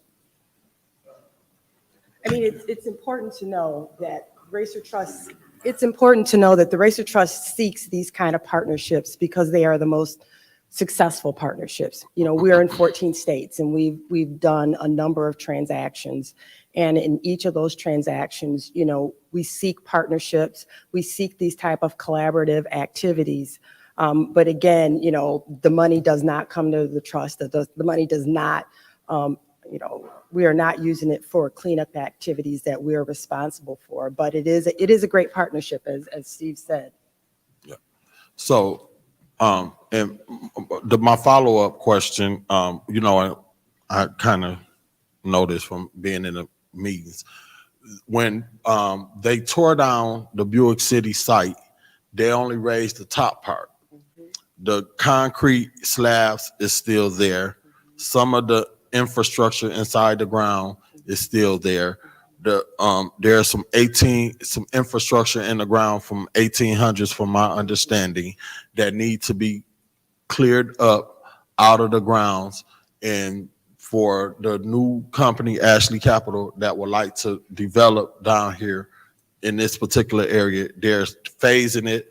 Phase one, starting from Hamilton Street, going north all the way across to the other side of Stewart Street. So that they brought all of that particular parcels. Buildings will be built as they move forward longevity wise. The first phase will be on the corner of North and Hamilton Street. The rezoning that we did in the residential area, that will be the first parcel which is not on contaminated land, because there used to be houses in that particular parcel. So they're able to build in that particular area first, because they don't have to deal with any kind of environmental remedies in that particular area. Correct me if I'm wrong. So the first phase will be there. You are correct. Thank you so much. That's all I have. I'm done. Thank you so much, and congratulations. And hopefully my colleagues will support this initiative. I look forward to you guys finishing the remedy and the environmental cleanups of that site. I'm watching, and we'll stay in contact to be able to continue to clean that site up for future development. Madam Chair. Yeah, Madam Chair, through you to the economic development person sitting there behind them. What strikes me is strange. Racer Trust is like the real estate end, but you got Ashley Capital. Nobody from Ashley is here? Okay, then let's hesitate with you. and I want to hear from Ashley Capital. Those are the recipients of the money, not Racer Trust. Thanks for clarifying that. I was just going to say it was strange nobody from Ashley is here. Introduce yourself. Thank you, and we are glad. I'm glad you called us up. My name is Susan Harvey. I'm with Ashley Capital, and my colleague, Mark Quimby, is also here with Ashley Capital. And you're right, the Racer Trust is, Can you pull that mic up a little bit? sure. We are under contract to purchase the property that we refer to as Buick City. And I'm sorry, the question was, what if we receive the $17 million, which again is a state and a county and a Mott Foundation and a city collective amount of money. If I could just take a minute and tell you about Ashley Capital, we've been developing in the state of Michigan for 30 years and mostly specialize in the redevelopment of older, and we only do big facilities, so we only do big industrial. We've had a successful track record with Racer and otherwise, which is why the Racer Trust selected us to be the ones to go under contract. Some of our other projects, the Steelcase campus, when they downsized in 2007, they had 4 million square feet of buildings that they didn't know what to do with, didn't have any use for. They did a national search who was going to put these buildings back into use, bring life back to this part of the community, 200 acres. And we redeveloped that site very successfully. We've also done another couple projects with Racer, and these were former GM facilities. They've been redeveloped and put back into use. So for this site, the whole site is about 350 acres. 300 is what's under contract now with an option to take down the next 50 when the cleanup is to a point where it's suitable for us to do that. And what makes this site unique from other brownfield sites that we've done, so we've done lots of brownfield redevelopment. We've never come to a city, a state, a county for grant money. This is the first time we've ever needed to do this. And that's because when GM demolished the buildings back when they did, they left all the slabs and the foundation and the underground utilities in place. And the cost to take all of that out and get it up to what I would call a normal brownfield meaning the contamination, the stuff that was there before, is about $17 million worth, which is one of the reasons why this site has sat for so long and not been developed. The state, we talk a lot in the state about needing shovel-ready sites as companies like Ford, go to Tennessee and Kentucky because they say there just wasn't a site ready that we could have a building in a timeline that suited us. Buick City, because of the size of the site, because it's got great expressways, it's got rail. I mean, it's just really well located. It's got the community of Flint. It's got a labor force. It's really an ideal site to make site ready. So somebody from another state, if they want to relocate their business here, can say, that site's ready to go. We can do something on that site. But getting these underground utilities and concrete slabs and foundations out is the first step in that process. Let me say this. As I served as president of the Flint City Council, that's when I met Ashley Capital. Ashley Capital gave me the respect. We met and we communicated. At this point and at any point, when businesses, particularly of this size, come in, I like to look at the contracts.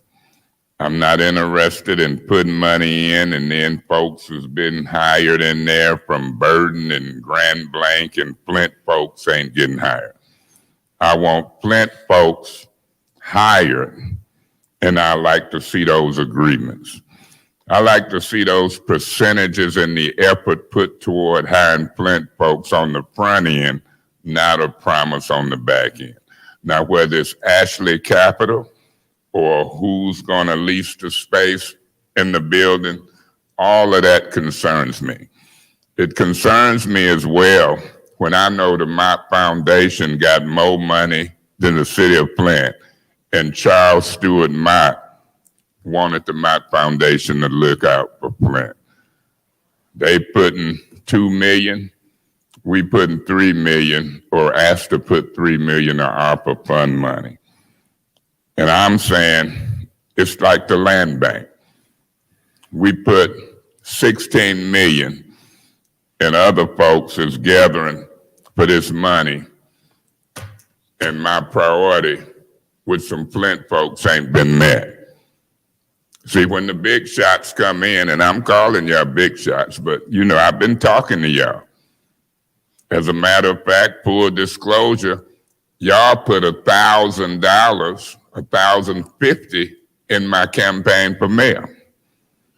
Y'all put money in, well, y'all also met and dealt with the mayor at the time, me, city council president, and from what I understand, the chairman of the board of the Genesee County Commissioners. $2 million, I got a call, was passed unanimously with the county board this morning. You familiar with that? Yes. Unanimously. I'm all for jobs on the Buick City site. The figure that's been thrown around was something like $300 million investment in how many jobs? Somebody remind me, I just don't have that number. This is, first of all, this is over years. So we build a building, we fill Can you it up. speak a little louder? So the project is going to be one building at a time. I just want to Right. make sure we're not Right, misrepresenting. one building at a time, we- not the whole complex. Right. And then that building and structure will try to lease out to certain companies, whether it's Amazon or whoever. Y'all will build a structure and then they will lease out from y'all space inside the structure, correct? That's right. And our jobs estimate, what is it, one per 1,500? So the way we estimated the jobs is because we have in the state of Michigan 22 million square feet of this product, we have a list of all of our tenants and how many jobs are in each building. So we just average that, assuming that that average would hold true for this site as well. I think it was one job for 1,500 square feet, so 2,000 to 3,000 jobs was. That's what I had heard about, was an estimate. 3,000 jobs. But I want y'all to say it on the record as we unveil this project, because Racer Trust been involved with that property for a while. And I'm not going to sit back and let somebody say in the mayor's office, I brought them. No, it's a lot of people who is involved in this project. And that me, 2-3 weeks before the election and the timing of it, I'm gonna speak on. This thing is being asked to move from committee to council for Monday final approval. I'm asking that between now and Monday, somebody, legal, Ashley Capital, somebody give me the formula to look out for Flint folks and Flint jobs. Anybody got that formula tonight? Any commitments? What's being said? Thank you, Mr. Mays. Your time is up. My time is up. See, Madam I don't Chair. like, I'll wrap up. Y'all see, public and audience, how hard it is to discuss multi-million-dollar projects in a 5-minute rule. Didn't it seem like my time was Mr. way up Mays. quicker than Quincy's? Mr. Mays. I'll wait and see what we can do. But when Excuse my me, time is can I up on answer these the particular question? projects, that means my vote. Mr. Mays. Thank You ain't you. allowed me to wrap up. No, Okay, God bless you. Thank you. Ms. Worthing. Really? Is that me? Yes. Oh. Don't touch it. I don't really have any questions. All of them were answered when I met with everyone. But I just want to say that this is a no-brainer. The site as it is cannot be used, and it's just been sitting there, and we cannot profit off of it. It's unfortunate that it was left in such a manner, but we do need to clean it up. So this is a good use of funds to move the city forward for all residents in the entire city of Flint, where we have more taxes for income so that we can operate. It's a win. And I'm looking forward to seeing, this is what we talk about all the time. Oh, it looks bad. There's nothing happening. There's going to be something happening. And it's because of ARPA funds and matching. And this is an amazing opportunity for us to move Flint forward. So thank you. Any other discussion? Madam Chair. Yes, Ms. Lewis. Thank you, and definitely, oh my God, I'll take that. Sorry, So, Dr. Lewis. appreciate it. So, it's all about doing the work. I thank Ashley for looking to Flint, to even invest in Flint. You know, when we talk about what they bring to the table, I went to Detroit, so I can see what they bring to the table. I toured their facilities to see what they brought to the table. And what I saw, they had manufacturing space that they catered to a lot of businesses, especially minority businesses, giving them an opportunity. Moreover, they also were third-party GM distributors. They were filling those spaces, and their space was in demand. People wanted more space, more space. The grounds were well kept, so they were a good community partner because I looked at all of that. I even had one-on-one conversations with the management to see if if they were good tenants. I mean, good landlords. That's the work. And so when I went there and I found all of that out and had offline discussions, it is definitely a great investment of leveraging funds for this community. Because right now, if we don't vote for it, when you look on Google Earth, you will continue to see a dark hole in the center of the north side called the former Buick City plant. They are offering revitalization. They're offering life into the third ward. And who knows? This could lead to more neighborhood development, more home development in the third ward. So instead of having our master plan being green space, we can create another version of the great housing that's going on in the fifth ward. We can duplicate that by the third ward because these people are bringing jobs on all levels. Now, I asked about how many people work at this factory here and there. A couple of factories a couple people I spoke to said that we had like 200 people here, 300 people here, and they were still hiring. They were still hiring all levels of management. So, and then they were starting off at $16 an hour. That's just starting off. So these are the kind of opportunities that Ashley is bringing to the city of Flint. Not because I read about it in the paper, but because I went there to do the work to see what they had to offer, because this requires research. We want to be good stewards of this money. So when we come up with these budgets, this isn't know just how I feel. We're digging. We're trying to do the work. And if we miss a gap, we're here to fill it so we can give you the best research possible so we can spend this money the best way possible. And from what I gather, this, what is this, $3 million that we're leveraging? Thank you.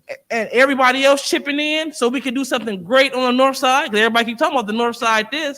This will be a profound way to get started. And I trust that just like in that Detroit area, I know businesses and the relationship that you have with businesses across the country, that they are looking forward to a place to call home. And we know that Flint, Michigan will be a part of this place called home for many new businesses. So thank you for serving us. Thank you. And we look forward to passing this. I know I do. Thank you.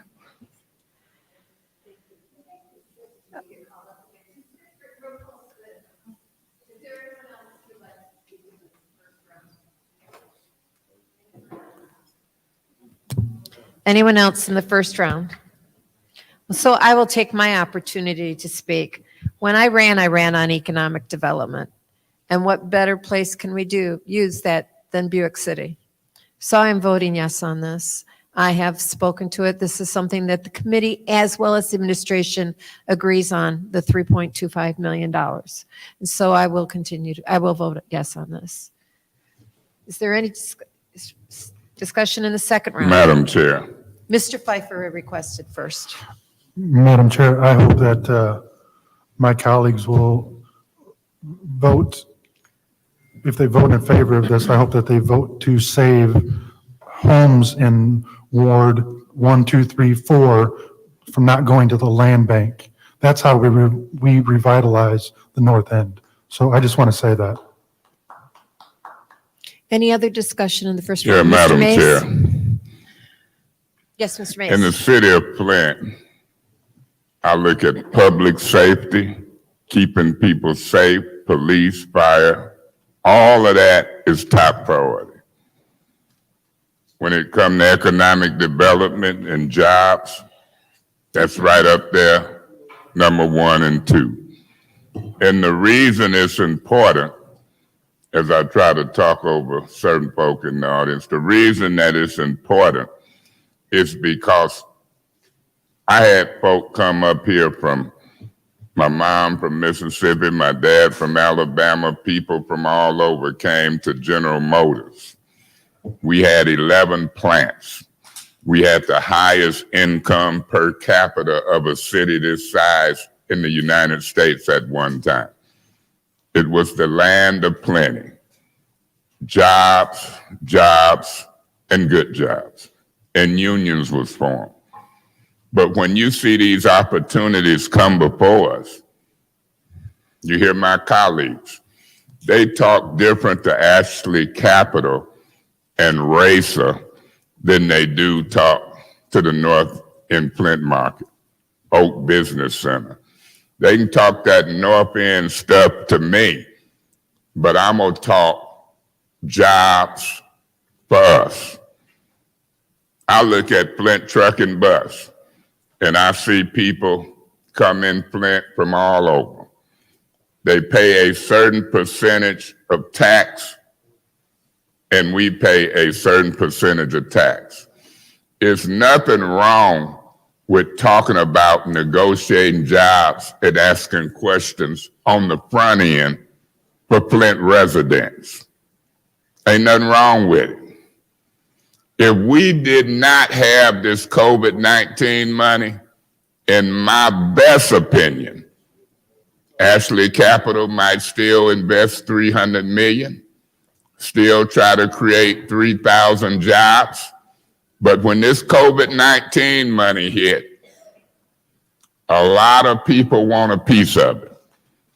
The land bank want a piece. Ashley Capital want a piece. And my colleagues is a little hypocritical because they passes it out to the big shots with less scrutiny than they do the little shots. I'm a supporter of jobs, and economic development. But I'm also a supporter of discussing details on multi-million-dollar deals before I vote. Under what I call the goofy council rules. Just keep watching. You don't have to put a motion on the floor and be locked in to 5 minutes. That's a rule they made up. I don't have to discuss multi-million-dollar deals in 5 minutes. That's a rule they made up. Ashley Capital calls me at home. I discuss everything I need to with them at the highest levels. And I'm here to tell you publicly, we should do business publicly. I don't know who they talk to up here, but I'll continue to talk over the weekend. Have somebody give me a call, if you will. And I want to discuss this formula before Monday as it relates to Flint people. Now, what I'm going to do, I'm going to let these people fall over each other, moving it to council. I'm going to abstain at this point, waiting to see if between now and Monday, I get a call on the outstanding issue that I'm concerned about.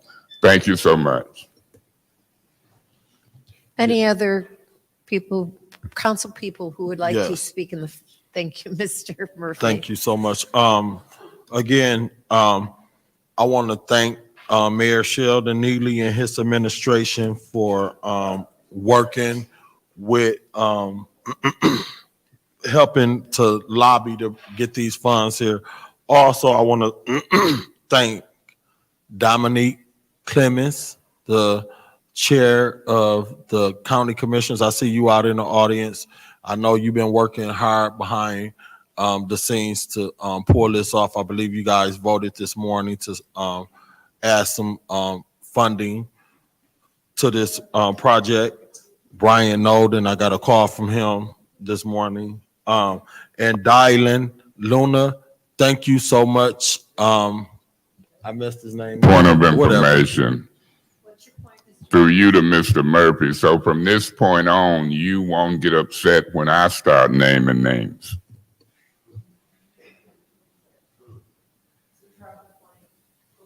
Thank you.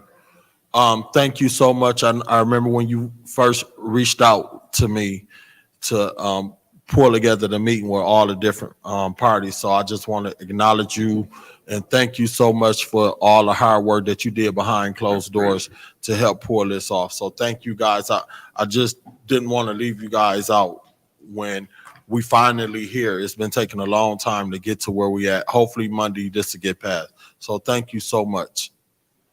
I'm done. Any other discussion in the second round? Any other discussion in the second round? Last chance. Madam Clerk, roll call, please. To send it, resolution 220448 to council. Ms. Herkenroder, Yes. Mr. Pfeiffer, Yes. Ms. Worthing, Yes. Mr. Mays is not in. Ms. Lewis, Yes. Mr. Murphy. Yes. Ms. Priestley. Yes. Ms. Winfrey Carter, Yes. Ms. Burns is not in. Vote is 7 yes, 0 no. The vote is 7 yes, 0 no to send resolution 220448 to council. Next is 220450. Do I have a motion? Madam Chair, Yes, Ms. Worthing. I'd like to move Resolution 220450 to council. It's been moved to send 220450. Is there support? Support. It's been moved and seconded to approve, to send 220450 to council. Is there any discussion? Yeah. Mr. Madam Murray. Chair, through you to Suzanne Wilcox.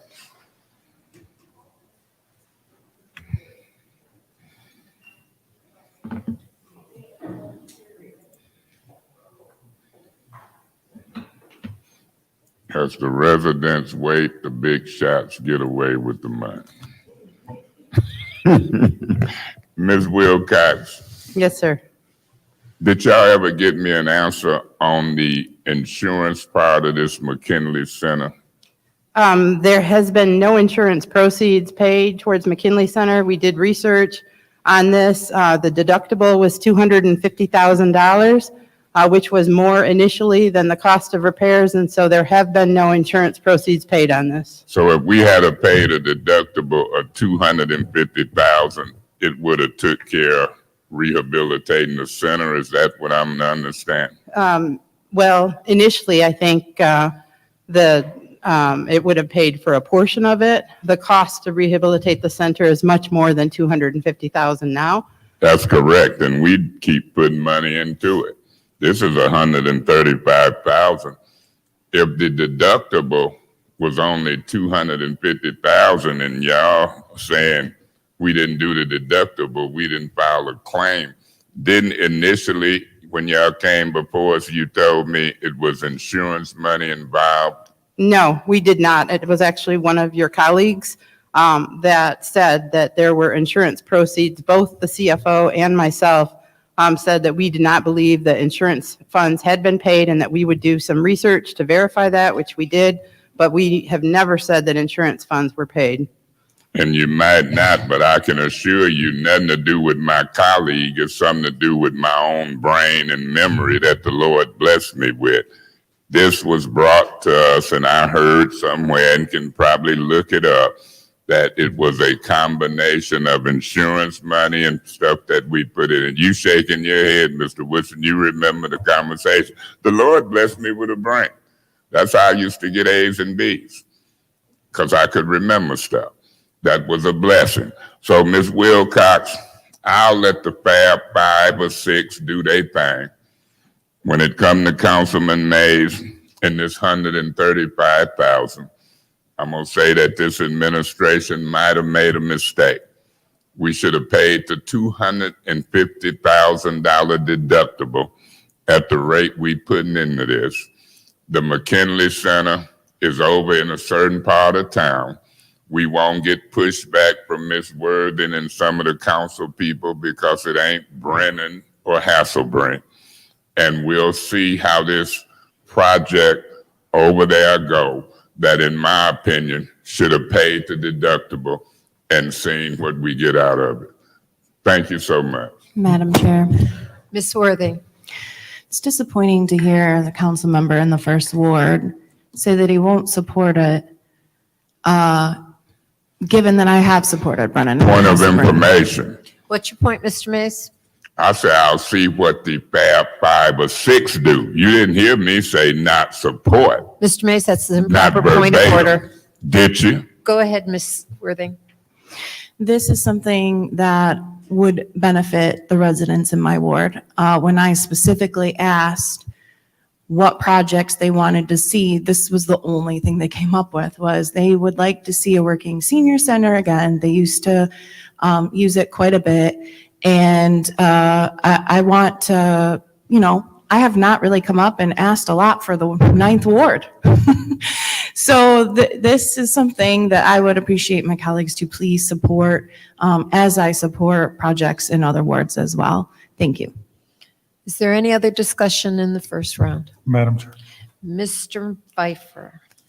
Ms. Wilcox, I have a question for you. I want to make sure that I heard you correctly because my head's going to explode. You're saying that a building that probably isn't worth $250,000, we had a $250,000 deductible? That's unheard of. Is that your question? Yes. Because I don't know the value of the building, but the deductible is $250,000. Well, given the condition of the building, if it's worth more than $250,000, I'd be very shocked.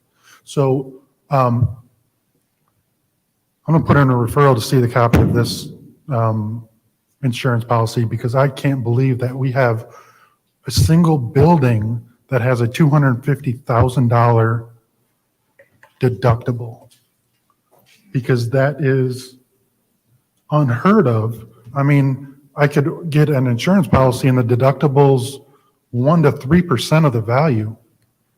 So that's just blowing my mind that it's $250,000 deductible. So that is my question. I know it's irrelevant to this because it's past the time, but what are we doing? If we had an insurance policy that had a $250,000 deductible on a building that's worth half of that, I'm really at a loss here. I have no further questions. Thank you. Any other discussion in the first round? Yes, Madam Chair. Yes, Ms. So, Winfrey Carter. okay. So did the building catch on fire? The building did, yes. Okay, so explain that. So did you guys pay the deductible or what? I will leave the terms of payments on the insurance to someone in the finance department because I don't manage that. But in terms of the building catching on fire, the building did catch on fire. It was, you said, explain that. There were tenants of the building that used the building before. It was the Vista Drop-In Center, and one of the tenants was smoking a cigarette, and the building caught on fire, and it was in large part destroyed. The history, and this is something that I think I have provided before, but in terms of the work that's been done on the building, the reason for the extreme amount of work is because the work started prior to COVID. There was an estimate of how much it would cost to complete that work. That estimate, the work started. There was an architectural and engineering, cost associated with that as well. And then COVID hit. And so when COVID hit, the increased cost of construction, increased labor costs, actually exacerbated and increased the amount of work that needed to be done. We were able, and you approved a resolution to allocate additional funding for this building. And unfortunately, when DTS actually got in the building and started really in earnest, work began in earnest on this, there was additional work and some handicapped accessibility requirements that also needed to be done. And that's what we call phase 2. And so and the resolution that's in front of you right now is not the resolution for McKinley Center. It's actually a resolution, that's something that will have to be introduced either in a motion for reconsideration or in another resolution, because that failed. But this resolution is actually a budget transfer to make money available to do that work. And so I just want to be clear about that. And so this is essentially and hopefully the final funding that would be available, that would be needed to complete this building.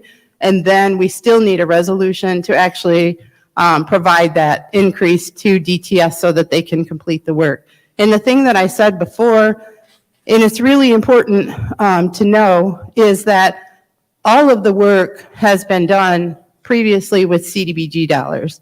And if this building is not completed, we will repay those funds. I said that to this body before, and that was something I know that people didn't want to Point hear. of information. What's your point, Mr. Mays? How much have been put in it so far, CBG and otherwise? I think the resolution in DTS, and I don't have that one in front of me, but I think it's $270,000.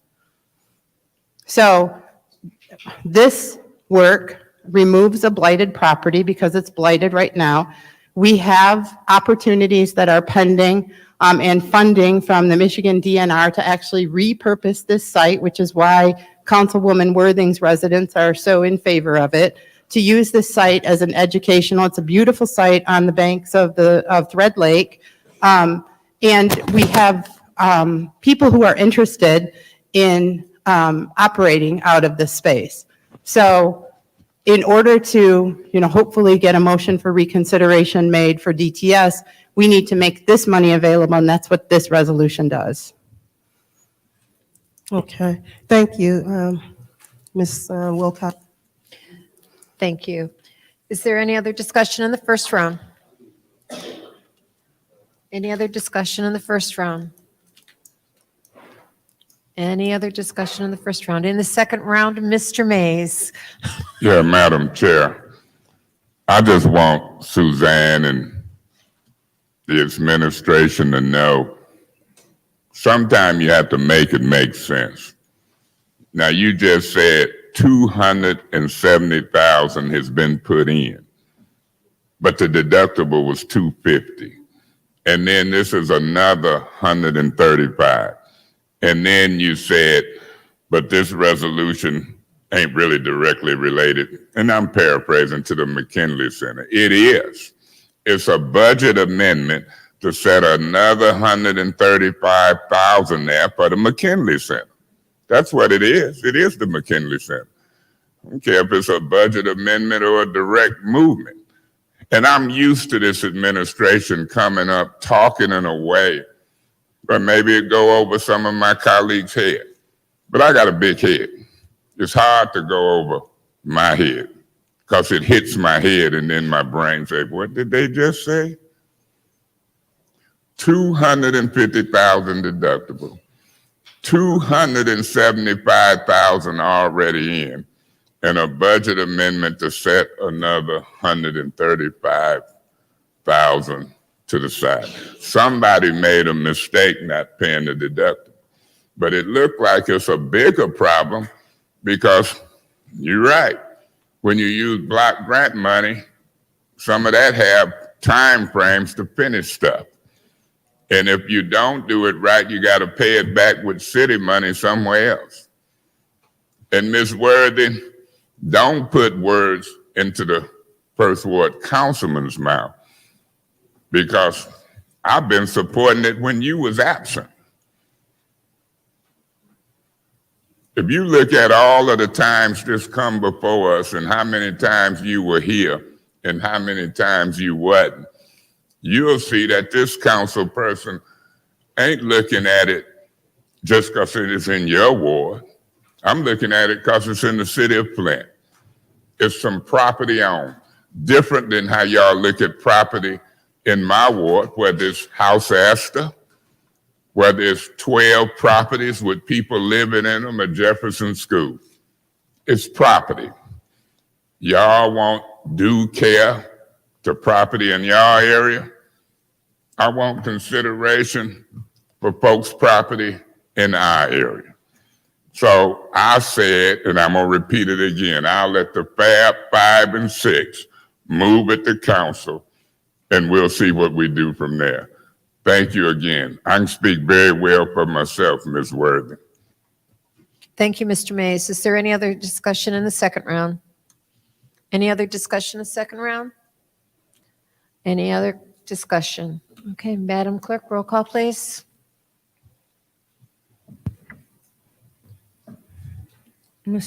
Excuse me, Mr. Pfeiffer, No. Ms. Worthing, Yes.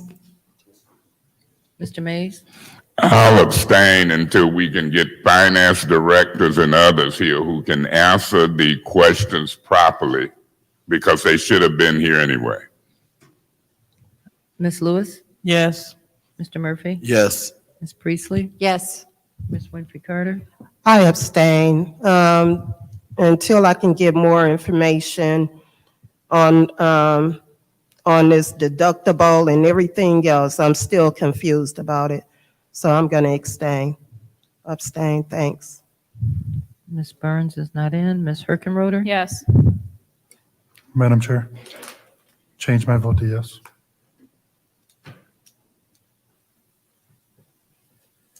The vote is 6 yes, 0 no, 2 abstentions. The vote is 6 yes, 0 no, and 2 abstentions. The resolution 220450, it will be moved to council. Next resolution is 220451. Do I have a motion to send it to council? Madam Chair, Ms. Herkenroder. I'd like to make a motion to send resolution 220451 to council. There's been a motion. Is there a second? Madam Chair, support.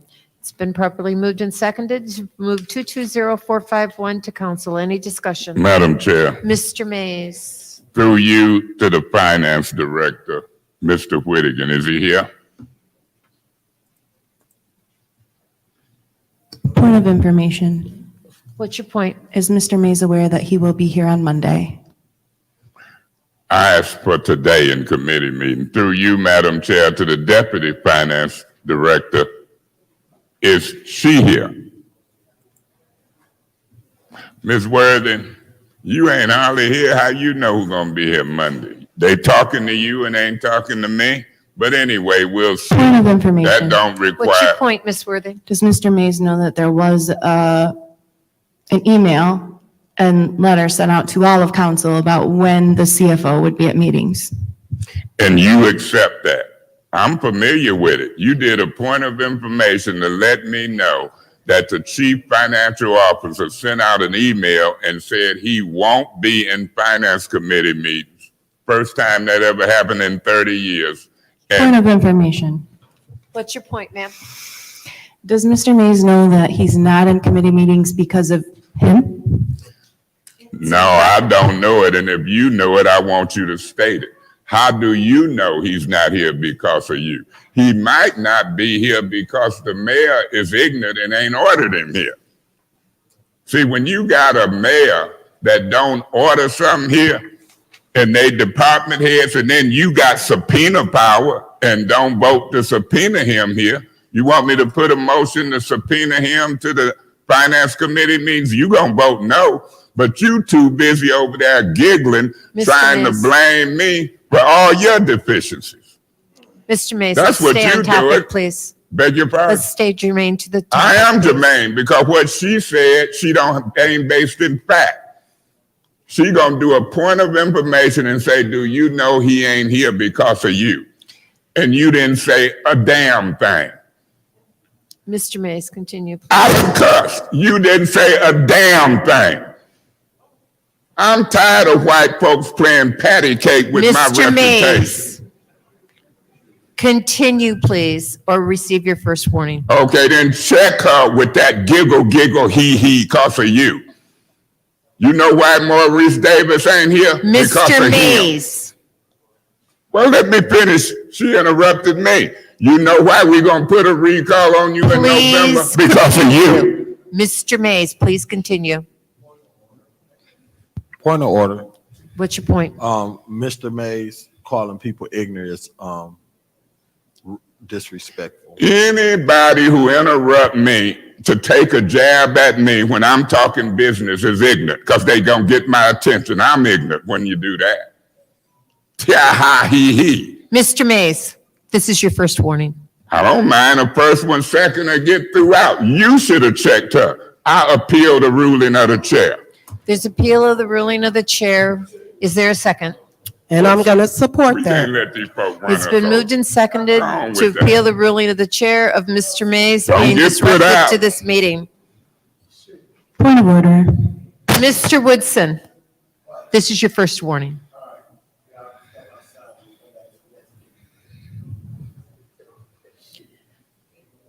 I will rule on make a decision, explain my ruling. Mr. Woodson, please. I'm ruling that this was disruptive to the conducting of the business. I am so sorry for my speech tonight. I've asked you to stay on point 3 times before I gave you your first warning. And you continued and got louder and louder or more disruptive. And that is why I gave you your first warning. Madam Chair, Yes, Mr. Mays. you got me twisted. And I'm going to tell you what I mean by that. When you let the white woman talk to me that way, and I'm trying to take care of business, and then the black man get a warning, I call it discrimination. I call it different treatment. Discrimination is defined as different treatment for the same or similar behavior, attacking somebody.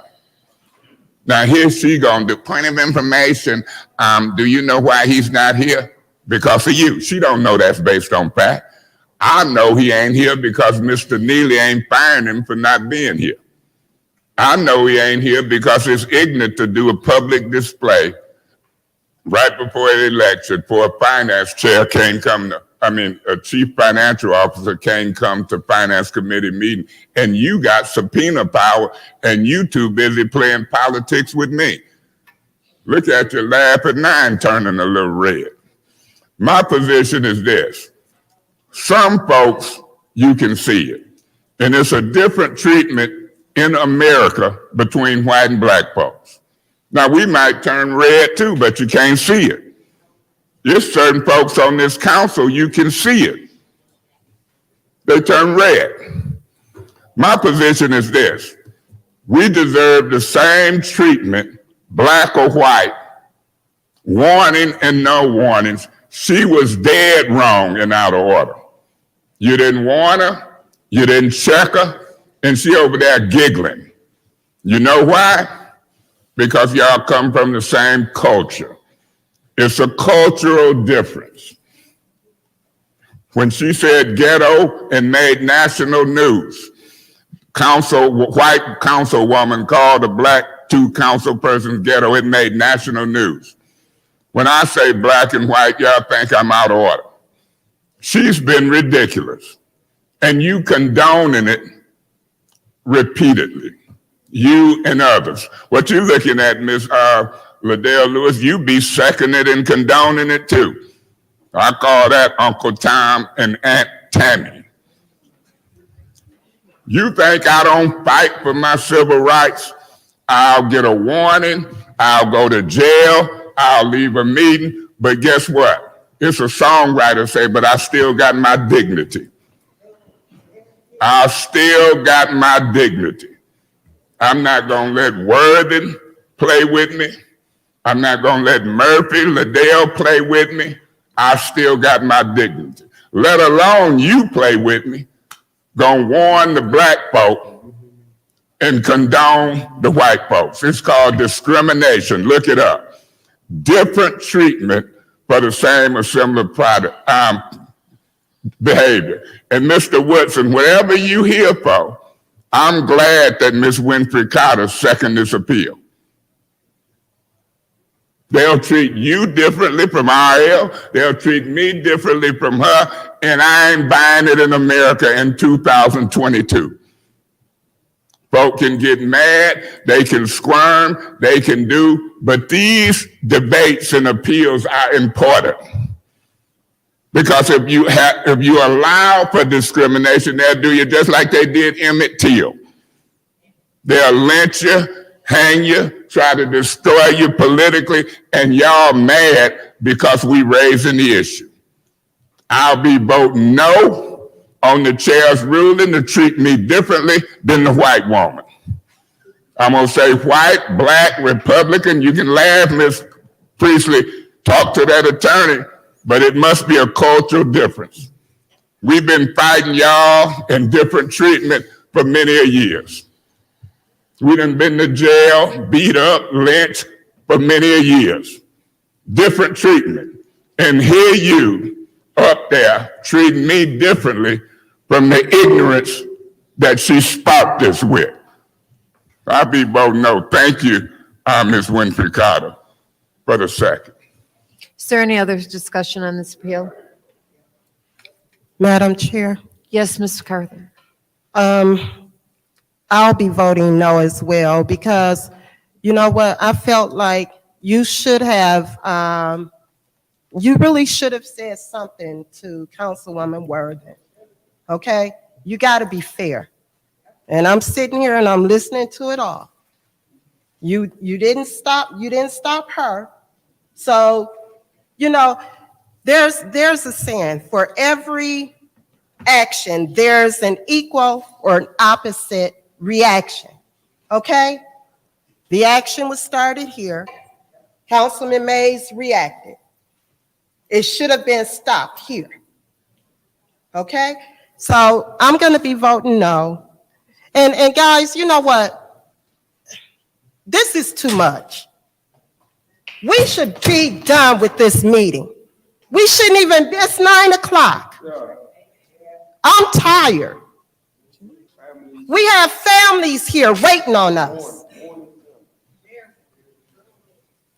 I am appalled. This is ridiculous. I want to get to these families.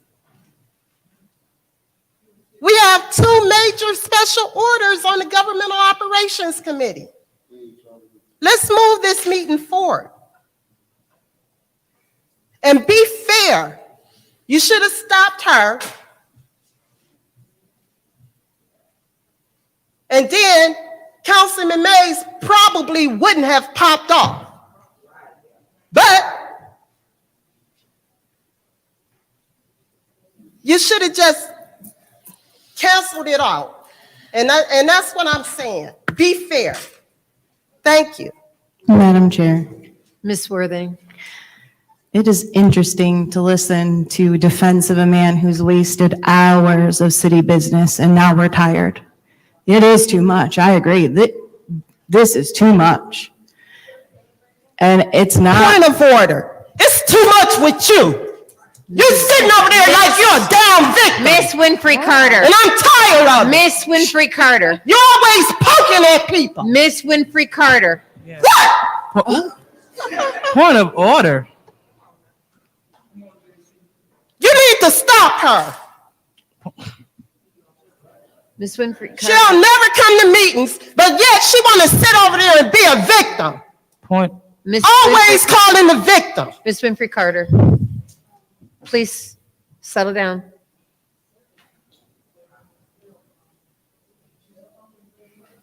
Continue. Thank you. And that's uncalled for. That, if I did that, I would have been removed. It is unfair. There is 2 sets of treatments, Mr. Mays. This right here is proof.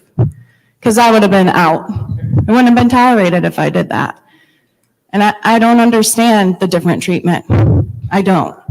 But it's funny to me, Mr. Mays, that you are just so offended when someone calls a point of information and bothers you.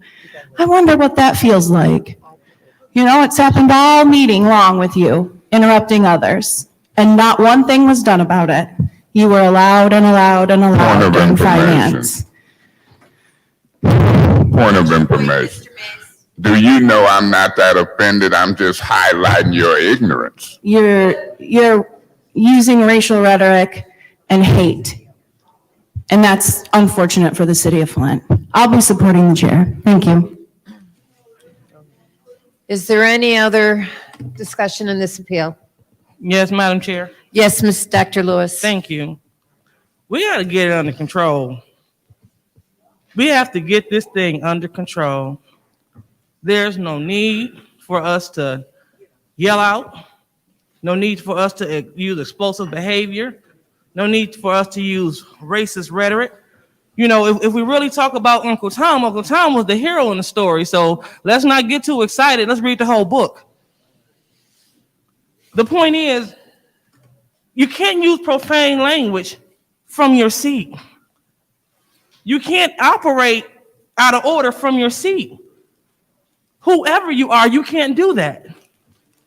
So let's be in order. When you're not in order, you will be called out of order. Let's stop giving people passes. Let's stop giving people passes because we're wasting time. So I'm going to cut it real brief because I don't want to waste any more time, but we must be in order. We all get emotional, but you got to maintain that. Keep it in order. Let's do better. So I will be supporting the chair. Point of information. What's your point, Mr. Mays? Ms. Liddell Lewis, when did discrimination not be serious? That's an improper point. Madam Chair, can he get his warning? This is like the 15th time that he used a privileged motion to take the floor.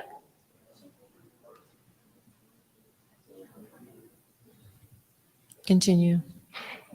I'll definitely continue. I'll continue when we get some order. So when we choose to follow these rules and stop playing games, then I'll definitely return back to my seat. But this is a mess.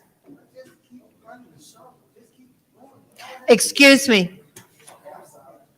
Thank you. Are you through, Dr. Lewis? Yes, I will be supporting the chair, but you, again, if Eva would have made that explosion, if anybody else would have made that explosion, they would have been out of here, especially Eva. So let's just keep it fair. I don't do it because again. Point of information. What's your point, Mr. Mays? You say you don't do it. Didn't you stand up and holler and Mr. do Mays, as that's an Ms. improper Burns? point.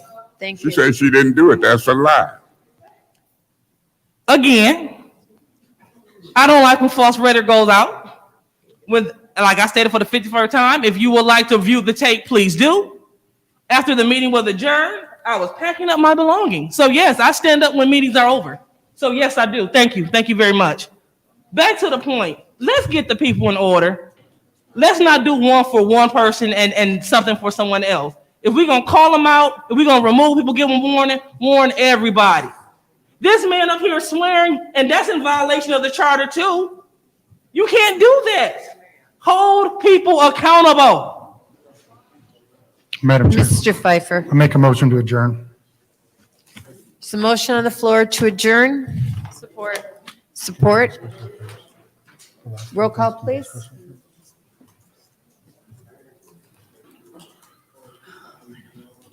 Ms. Worthing.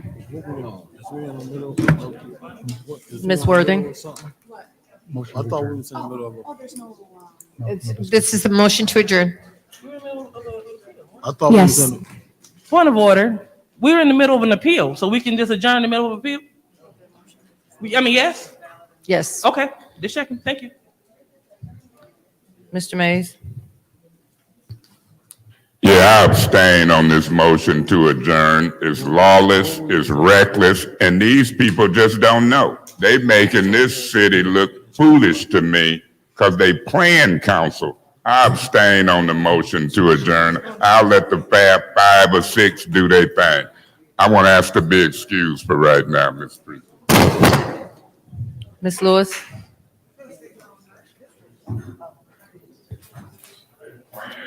No. Mr. Murphy? No. Ms. Priestley? No. Ms. Winfrey Carter? No. Ms. Burns is not in. Ms. Herkenrode? Yes. Mr. Pfeiffer is not in. The vote is 2 yes, 4 no, The 1 vote is abstention. 2 yes, 4 no, 1 abstention. See, we were on, So we still on the appeal? we're still in the appeal, and is there any other discussion? Yes. Yes, Mr. Murphy. Thank you so much. And the outburst of Councilwoman, Jerry Winfrey Carter, if I'd have did something like that, y'all have called me out of order, and I have been. Point of information. What's your point? Do you realize that you have had several outbursts? So you need to stop. Meeting is adjourned for lack of quorum.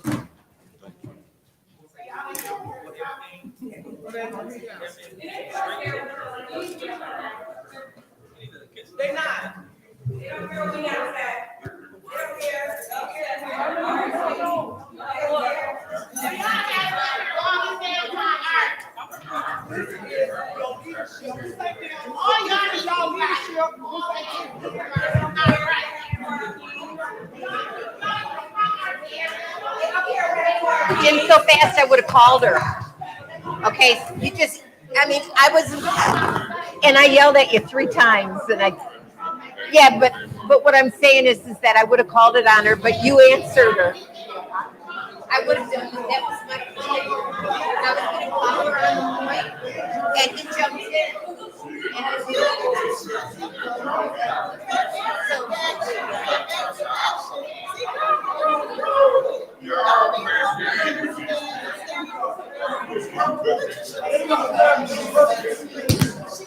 It's 9 o'clock.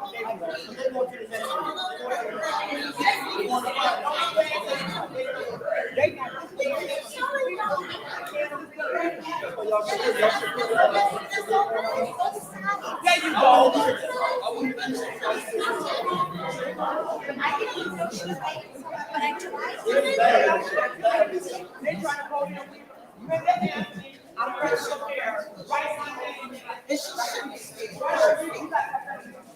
when she did her point, and Eric was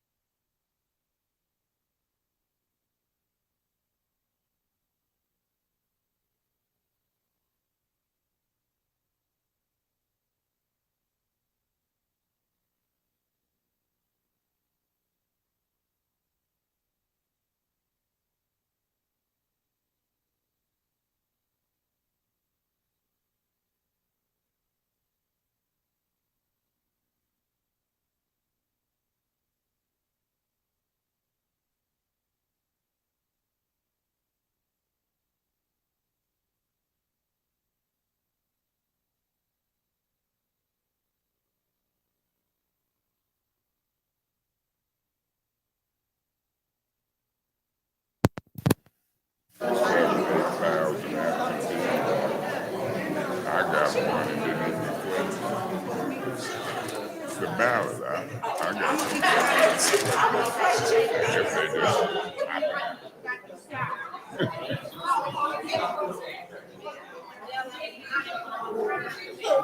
it was better than y'all county clerk.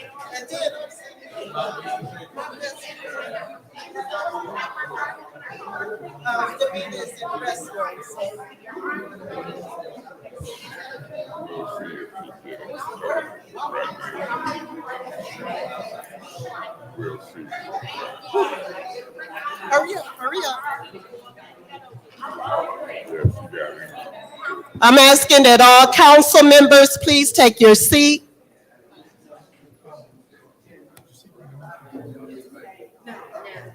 I've been doing it.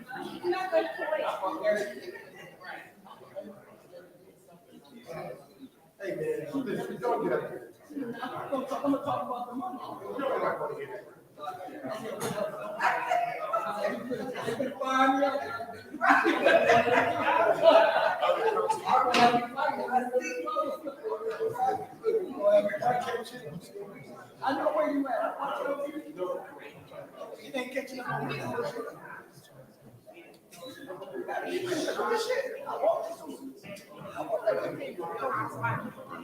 me to kiss her.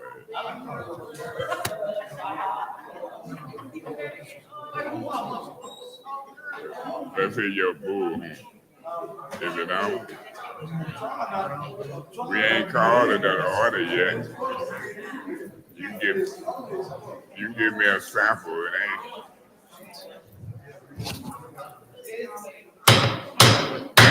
Now don't do it.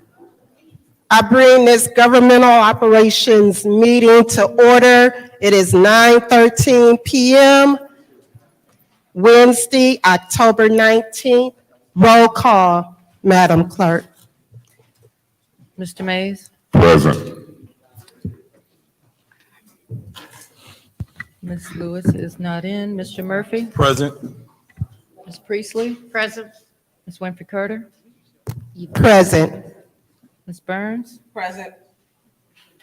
Ms. Herkenroder is absent. Mr. Pfeiffer? Present.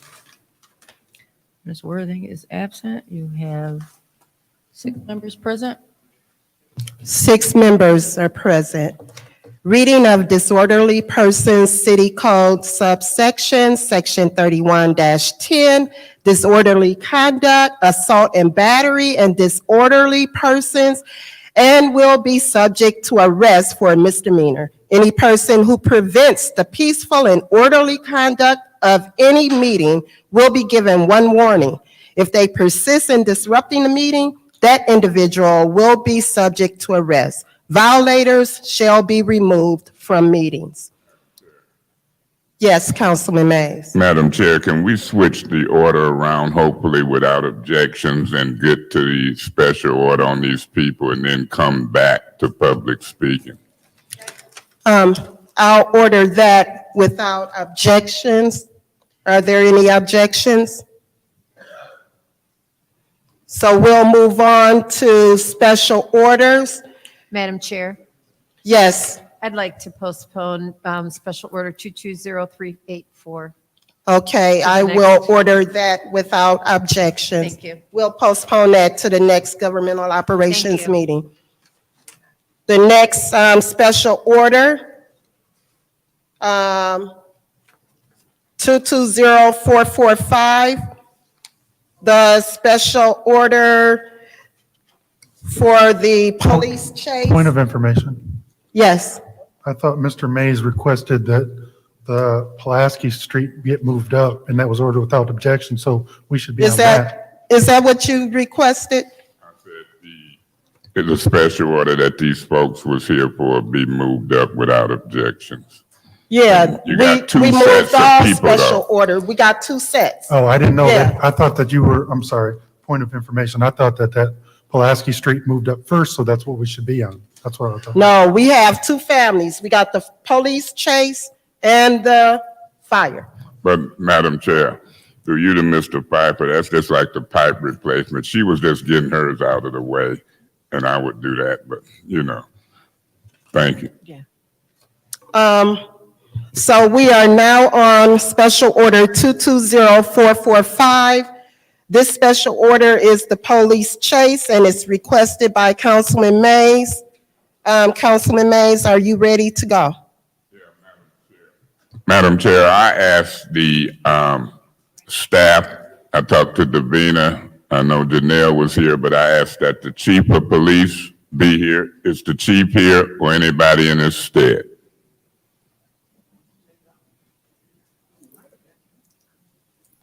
Is the detective or investigating officer here or anybody in his stead?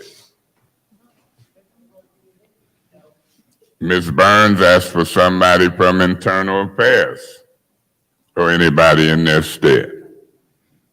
I don't see anybody. Through you, Madam Chair, to our staff, did we get any of those communications out to the folk in the police department? Do we know? Janelle. You did not. Davina, do you know whether any communications went out? Okay, I'm gonna ask Madam Chair to Ms. Davis, the mother of the son who was allegedly killed in this chase that I say folk covering up. And I want to hear from the lady who stayed across the street from the accident as well. Okay. Okay. State your name, please, ma'am. My name is Shantika Ms. Davis. Davis, pull that mic down, make sure it's on. My name is Shantika Davis. And while we been out the meeting, I got a phone call from Quincy. He said the sheriff reached out to him. Can you let us know what the sheriff said? Go ahead. And I had a meeting with the sheriff too on the 12th. Okay, go ahead, Councilman Murphy. So the last time she was at the meeting, I got her phone number and I emailed, not the sheriff, I emailed the chief of police. So I did not have a conversation with the sheriff. So once I emailed the chief of police about this situation, because it's in the 3rd ward now, it used to be in Councilman Mays' ward. So he responded to me the next day. I called her up on the phone. Point of information. You see the chief just walked in. Oh, okay. I mean, anyways, so the chief, Terrence Green did email me back. In his email, he gave me a brief, as much as information as he could give me, because I'm sure with the police chief being under investigation or whatever with this situation, he was limited to what he can tell me. Based on the letter that he sent me, I turned around and called Shanika, is it Shanika? Shanti. I called her up and told her what my opinion was based on the letter. I did not read the entire letter or nothing to her. I got But this to say. I don't want to say no more. I'm just going to wait until let my lawyer do the talking. I'm not going to say no more. Okay, Madam Chair, through you to the chief, can you approach? did she want me to finish? Let me finish. Yeah. I had the floor. She referred to him. I'm trying to get back She the asked me floor. to explain to her. Yeah, but that was on my floor. I'm gonna sum it up.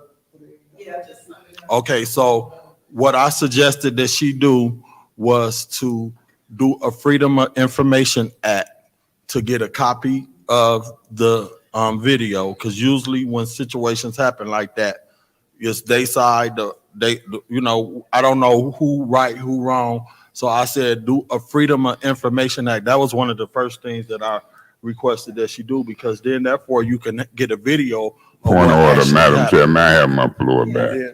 Through you to the chief. Through you to the chief, can you approach? And I want to hear from you, if you choose. Okay.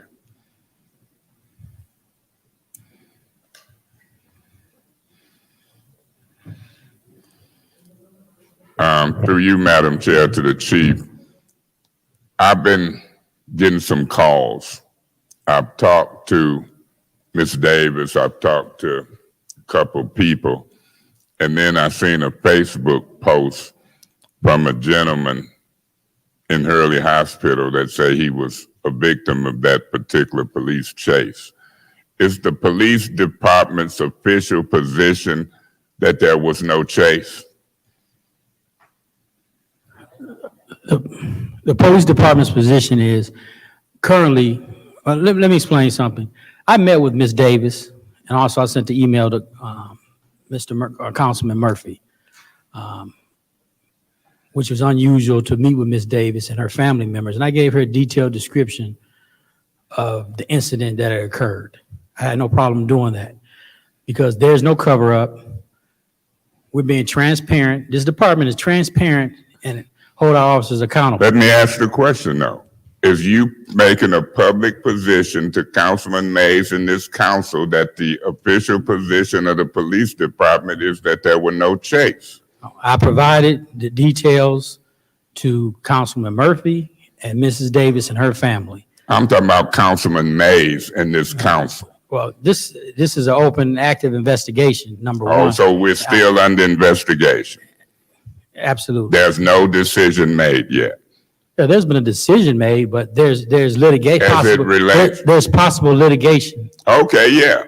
But if the officer was involved in a chase and you and Mr. Neely has said publicly that under certain circumstances it would be no chase.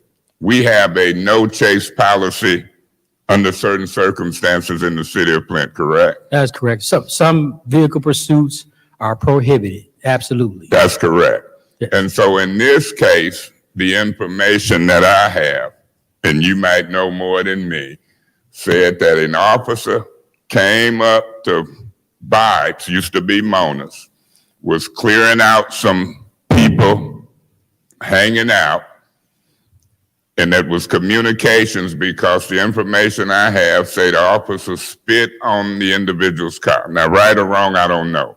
They might have been cussing the officer out. I don't know.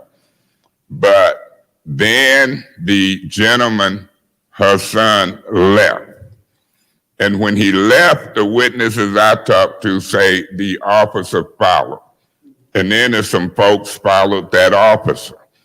And they seen at one point the officer flashed lights and pulled them over. And when they flashed lights and pulled them over, I hear it's alleged that they got out maybe with guns. And whether that's true or false, this was being alleged. And then they took off and they were pursued. Now, where the pullover stop happened, if it happened, it might have happened closer to Saginaw and Pearson Road. But I'm hearing if it happened, and it's a lady here who said that it happened across the street from her house. And I'm hearing that it happened up somewhere near Pearson Road in Family Dollar. And I'm hearing that it might have been no sirens, but lights flashing. Now, if you got a 23-year-old white guy laying in his hospital bed and put on Facebook about his broken bones, he was in the crash and said it was a chase. That's one witness calling it a chase. You got another gentleman calling it a chase. I don't know what the lady is going to say after you sit down. So would it be fair to say at this point it's a dispute between witnesses and the police department as to whether or not it's a chase, or is it just still under investigation? I provided Mrs. Davis and her family with a detailed description of what had occurred out of respect because she lost her son during this tragic incident. Normally, that's not a normal thing to do under these type of situations, but I wanted to be transparent and I wanted to let her know that we hold our officers accountable. If they violate any policy or procedure, they will be held accountable. Have they been suspended with or without pay? No. So they've been working normal while this investigation has been going on? Yes, they have. Is it normal to do that, or should, when it's an investigation of a fatality involved, wouldn't you think it would be normal to maybe suspend them with or without pay? Not under this incident, negative.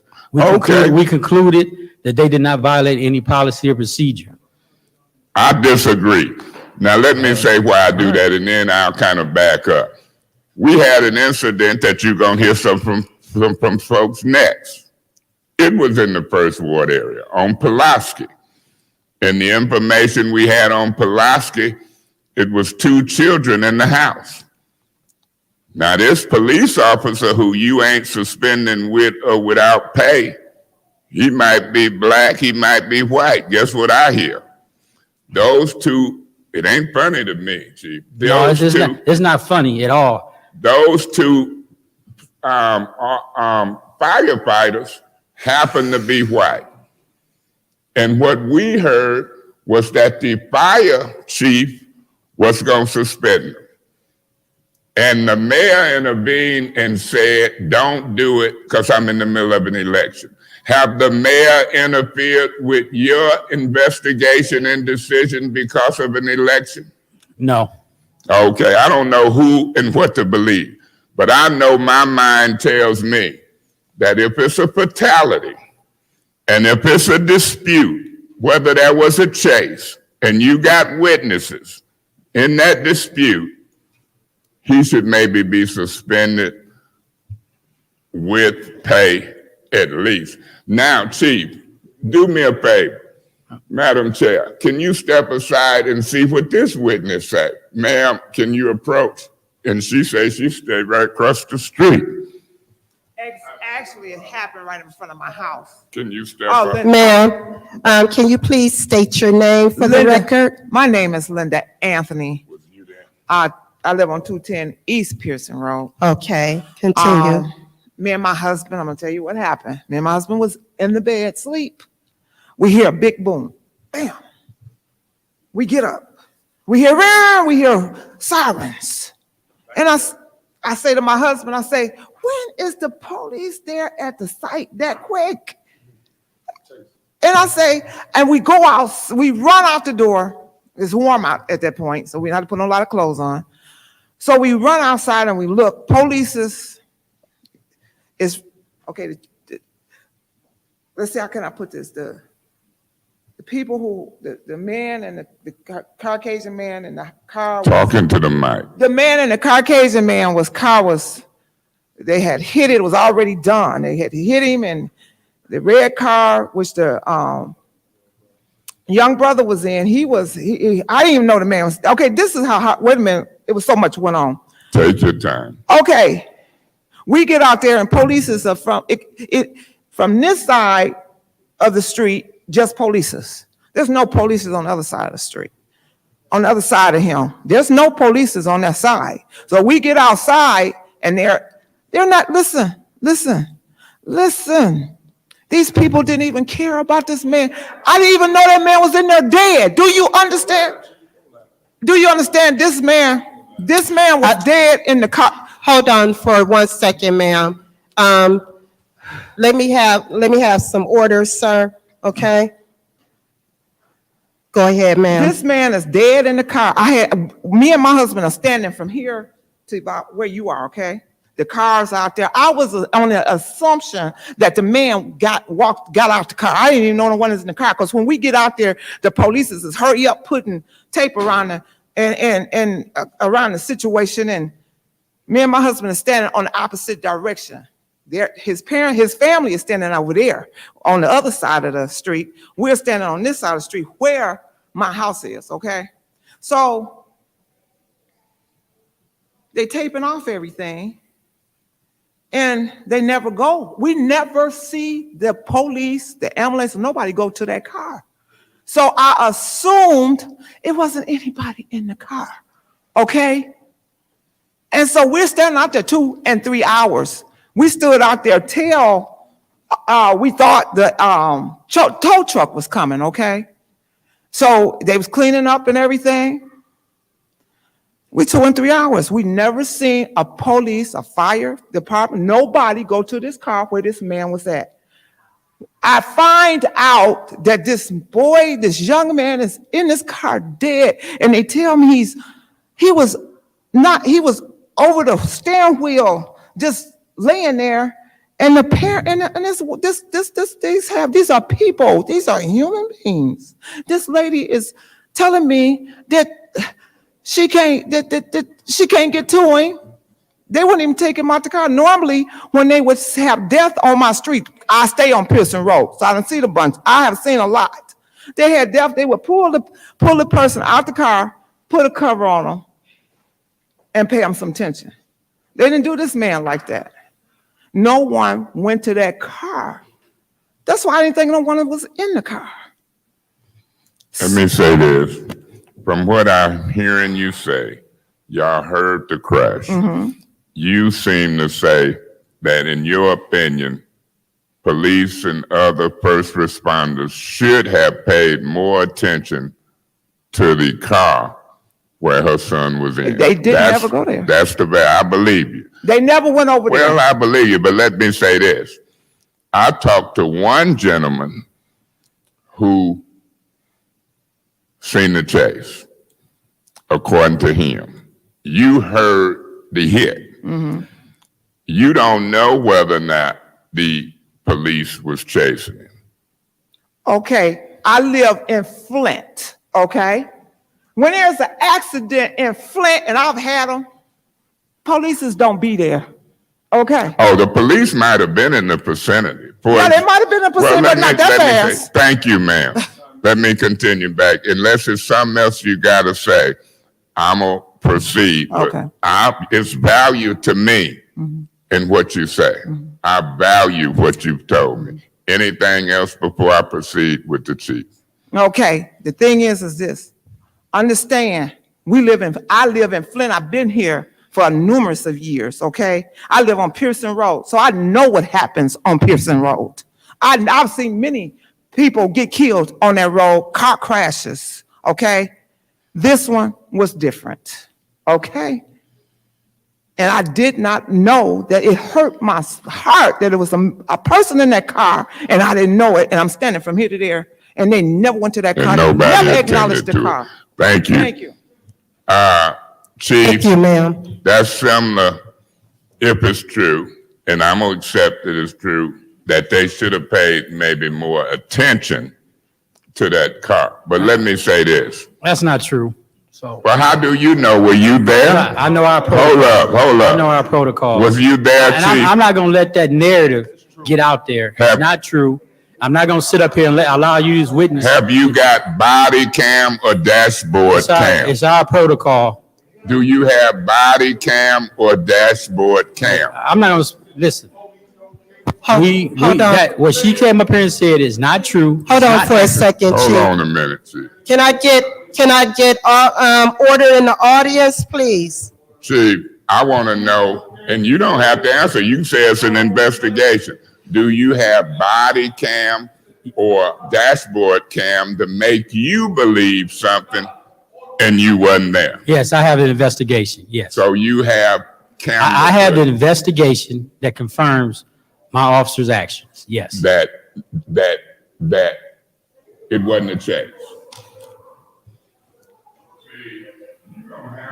Bill, to me, your investigation. If she go get Pfizer or anybody else, they gonna subpoena stuff. Absolutely. And that's what she gonna do. And I know that you have an opportunity to try to protect officers and the city. But I've got a duty and a responsibility to pay attention to what I'm calling eyewitnesses. And I would hate to God, to find out that you and anybody in the police department is covering up a fatality and now done finished an investigation and concluded that nobody should have been. I'm not going to allow you to get that narrative out there that me as the chief of police is involved in a cover-up. You know why? I'm not going to allow you to do that. You know why? Well, you might not allow. Order. You know, One at a time. I'm gonna be the one first at a time. I'm gonna tell you, Chief, it ain't a narrative. I know that if an investigation is going on, like you said earlier in this meeting, and it's a fatality, it seems normal, and I check with other police agencies, to suspend somebody with or without pay while the investigation is going on. So that ain't a narrative. I'm actually telling you I disagree with you that a person or officer involved in these allegations of a fatality is working like normal with no suspension, with or without pay, and you can get mad, you can arrest me, you can do whatever, but I'm sticking with what I'm saying. I disagree with you that in the middle of an investigation that's of a fatality, you letting them work like normal. So it ain't that I'm putting it out there, it's just the way I think and feel. And if we got policy on a fatality that allows an officer to continue to work, I'm gonna introduce an ordinance. Because during an investigation, I'm a lawmaker, through you, Madam Chair, to the city attorney. I'm asking that you draft up an ordinance or your department that when there's a fatality and an officer involved in allegations, that they're gonna be suspended with or without pay during the investigation. So Chief, you got the wrong one, and I'm requesting that ordinance. You got the wrong one, because for you to holler back at me in this meeting, trying to defend somebody who I got witnesses telling me was involved allegedly in a chase, and you say on this mic, this day, the investigation is going on, I just disagree with you. And I believe that Mr. Neely, just like I'm hearing in that Pulaski Street thing, is telling y'all chiefs, I don't need this in the middle of an election. Now, I'll take a breath. You tell me if the investigation is complete. You tell me, was anybody suspended with or without pay? And we'll go from here. Maybe you want to correct something I've heard. Madam Chair. So Chief, I understand that if there is video footage and you're doing an investigation that you may not release that yet, but is there a reason why you can't confirm or deny that there's video footage? I stated there was video. There is video footage. But not of the entire incident.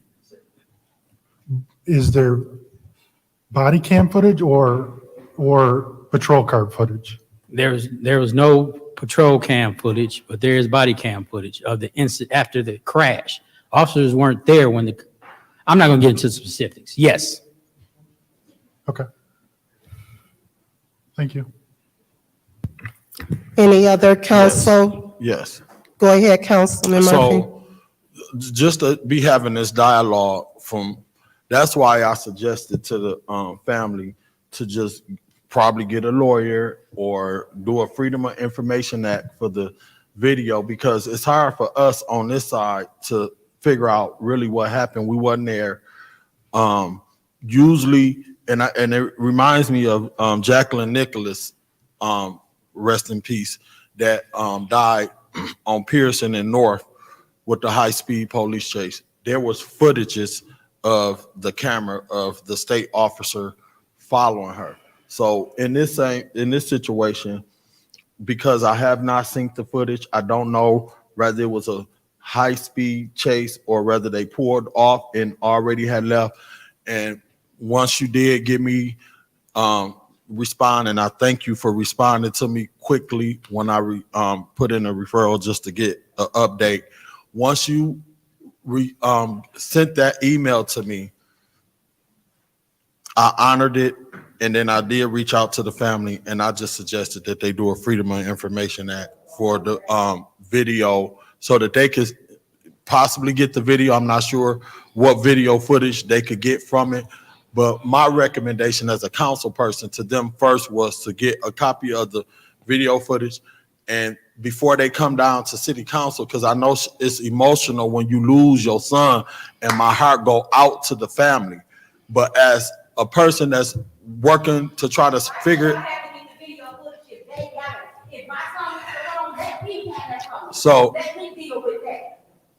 so my suggestion to the family was to do a Freedom of Information Act, get a copy of the video, and then possibly get a lawyer, because I'm not sure whether they right or wrong, you know, but I don't, if it's some things that's going on wrong, it's gonna have to go to litigation. So my first suggestion was them to get a lawyer and do a Freedom of Information Act to get a copy of the footage, because I know you limited in what you can give as far as information if something is up under investigation.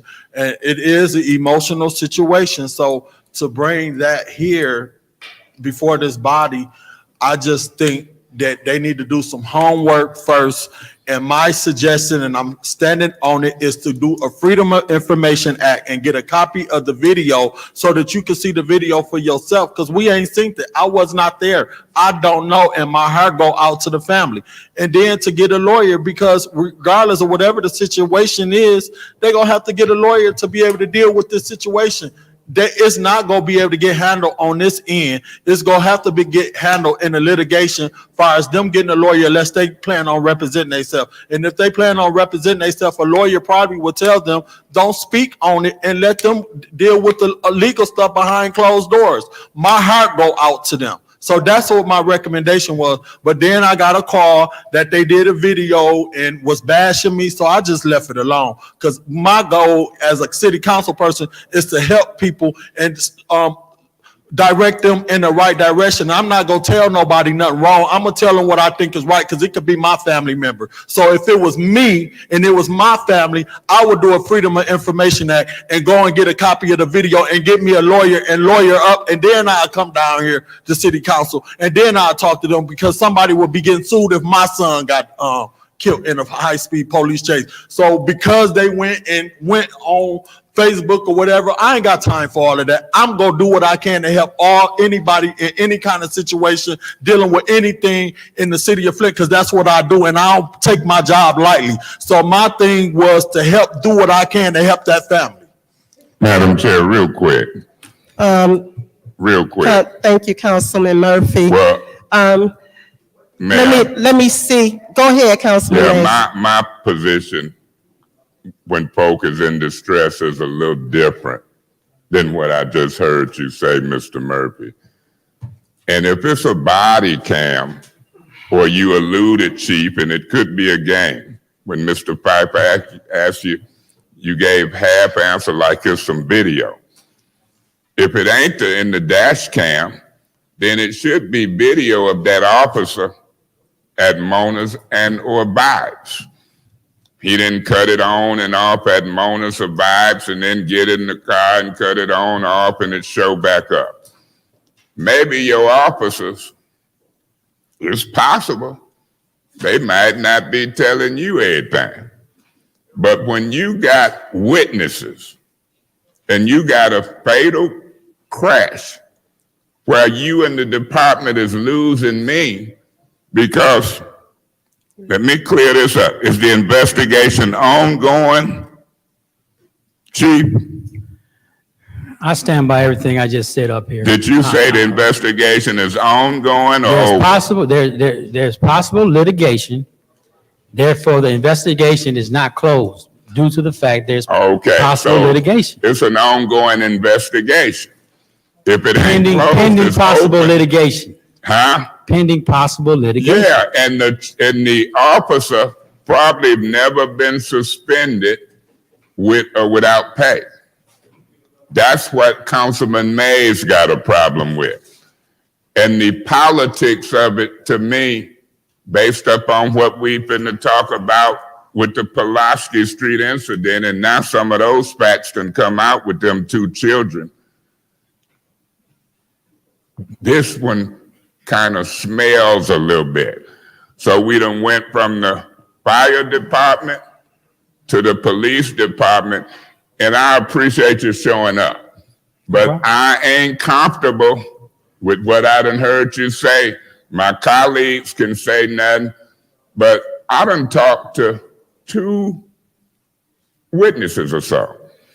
And I don't know if you've interviewed them, but you're talking to officers or somebody who disputes what folks are saying.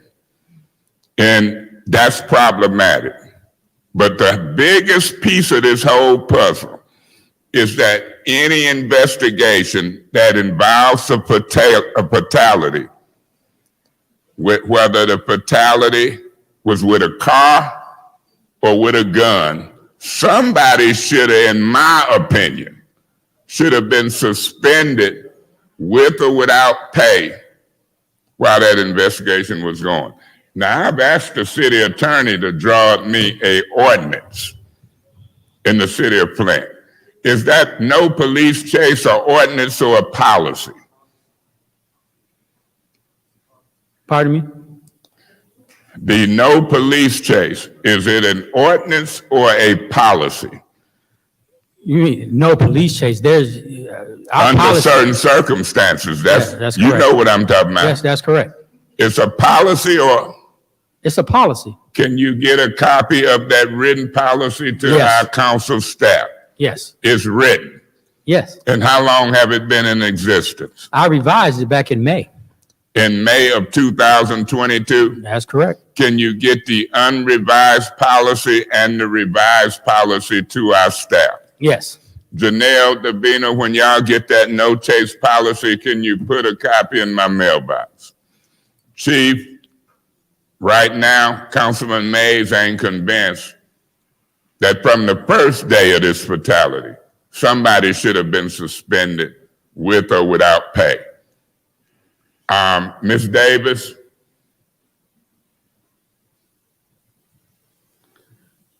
I'm believing some of the witnesses that I'm hearing. And that's fine. And I don't believe that Quincy Murphy is right talking about freedom of information and how he feels. Chief, unless somebody else got something, Okay. thank you, Madam. Thank you, Councilman Mays. Councilwoman Burns, you got the floor. Chief Green, Yes. the internal affairs, it's on. I'm speaking clear.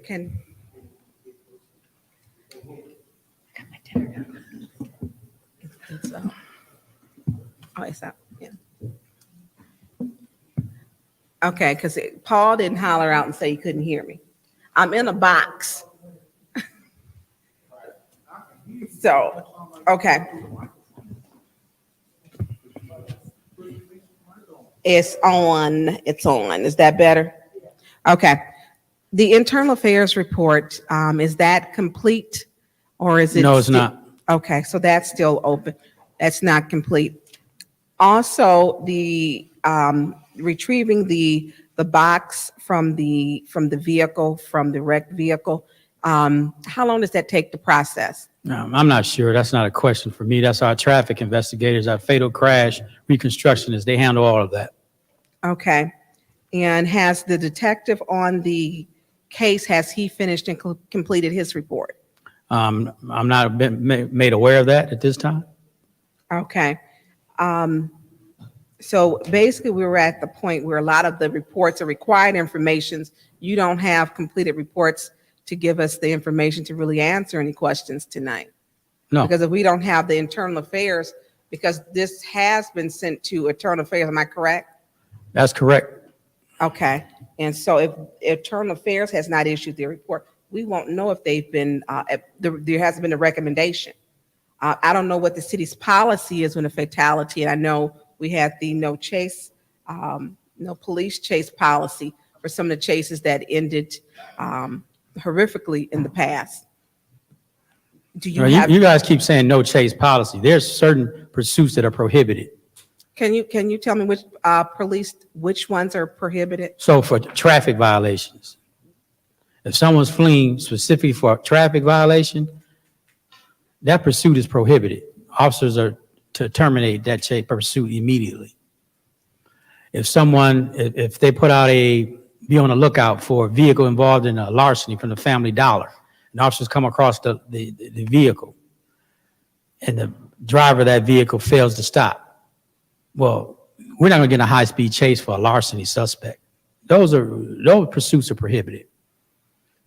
And so pursuits, because we're looking at, so if a person is pulled over in an allowable pursuit, they would pose a danger to the community? What was that? I mean, would they pose a danger to, what is allowable for a pursuit?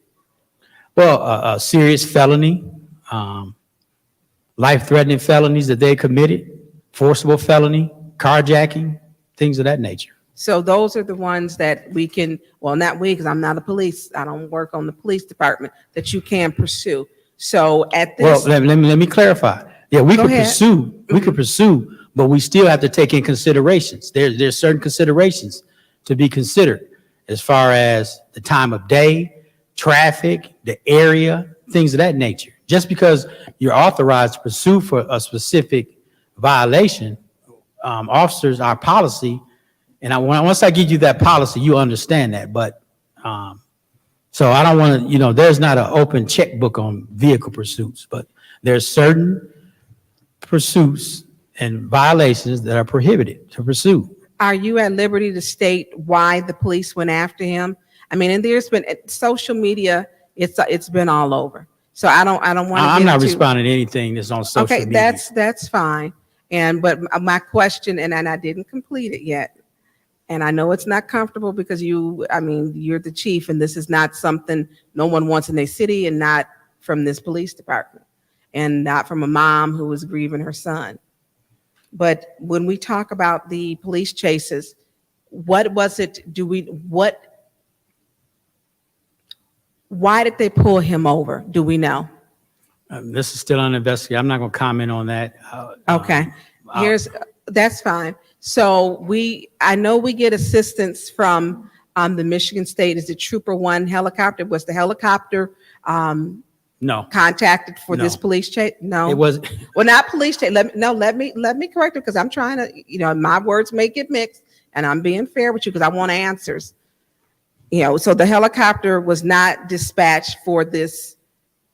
Well, we don't know. I can't say it's a traffic infraction because incident because you don't have any answers. You can't speak to anything. So no helicopter. I have answers. I've answered. So how do we get them from you to share? I provided out of respect because she lost her son, Miss Davis. I gave her a detailed description of what occurred, her and her family members, and also emailed Councilman Murphy. Okay, so beyond that, I'm not in this public forum. I'm not going to provide that information due to litigation. Okay, so But because of possible litigation, you want to keep it, well, you don't have all the reports to provide it yet. Do we have an anticipated, what is the date that these reports will be I'm not going to complete? give you a solid date because I'm not sure. Can you give me a time scope, 2 weeks, 3 No, weeks, I a can't. month? I can't. At this time, no, I cannot. So do I have to FOIA this? Because I really hate to have to do that. FOIA Because it. when we, okay, Chief, we're talking about being transparent. And Wait, I'm wait, not this- trying this- to go, this- I'm not. this incident Chief, is I didn't- very I transparent. I didn't interrupt you, sir. I didn't. I just have some very straightforward questions. And I know this may be uncomfortable for you because this is your department, but that's her child. And she's gonna keep coming to this council if we don't get some answers. And so if you're stating to me, I'll get back with you, what you have on some things, then I will take you for your word and that you will share those things privately, but you keep cutting me off. And so when we talk about the reports, I would like to read them. It goes the same thing when we talk about the fire report. It took forever for me to get them. It shouldn't have taken that. I'm gonna speak up for, because I would hope somebody would stand in the gap for my child if they had questions. So in the reports, I don't know when they're going to be done, but I will speak to you. I hope you will call me. I don't hope I have to email you so you and I can have a one-on-one conversation, because I'm concerned. I know those reports are very detailed. They're very detailed. And at someone, if she's going to get litigation and she's stating, I do understand the legal process, but we also have to be conscious too that we are all public servants. Thank you, Madam Chair. Thank you, Councilwoman Burns. Any other comments from council? Councilwoman Priestley, Councilwoman Lewis? Okay. So if there's no Madam more Chair? questions, yes. One last quick, Chief, real quick, because are all the officers, do they now have body cams? Yes, So did we get I think it was 100 that was ordered in? yes. And the battery was it a battery issue before? Is that resolved? We never had a battery issue. Oh, I thought it was a battery issue. No. Okay, and so we don't have, none of the patrol vehicles have dash cam. That's not true. Oh, no, well, that's why I'm at, it's a question. Some don't. Okay, Some are being equipped with them. okay. So that was, I was asking, I don't know. I know you've got two set old and then you got new, and I know you're trying to get them equipped. That's correct. Thank you. Okay, Madam Chair. thank you. So, thank you, Chief Green. So what I want to do, I want to keep 220445 on the Governmental Operations Committee agenda as a discussion. And we can always come back to it if we need to do another special order. And to the family, to the mom, my heart goes out to you.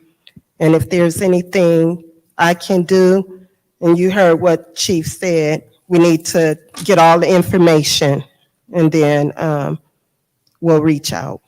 Thank you. So we're going to move on.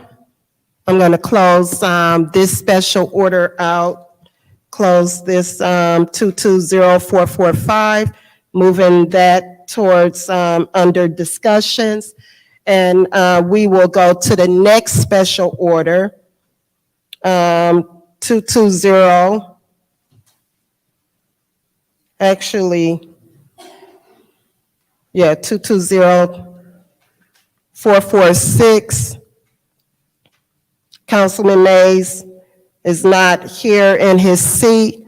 So what we'll do, we'll move on to the next. Pardon me? Okay, I'll keep 220446 on the agenda without objection. Now we'll move on to the special order 220457. This is the special order, Pulaski Street Fire. And this is a special order requested by Councilperson Burns. She will lead the discussion in this. You have the floor, Councilperson. Thank you, Madam Chair. First to the family, and you had to sit through patiently through our council meeting, and I apologize for that. I read your reports, and some of them I could not. I could not. And I don't know when I'll be able to. What I'm concerned about is what happened, and are you getting the questions that you need? And the reports may have some conflicting information as opposed to the recommendation. Through you, Madam Chair, to Attorney Cups, because I know Attorney Cups, you were working on some things for me. I never got the recommendation from the fire chief's recommend, not the fire chief, but Attorney Kim's from the legal department recommendation to the mayor in regards to the fire, regarding the firefighters. And I don't have all the details about that, but I believe City Attorney Mr. Kim indicated that it was privileged information. Okay, thank you, Attorney Cups. I appreciate that. Through you, Madam Chair, to Mrs. Cooper, I know you wanted to share some things, and I want you to know that You want to step to the mic so you can address?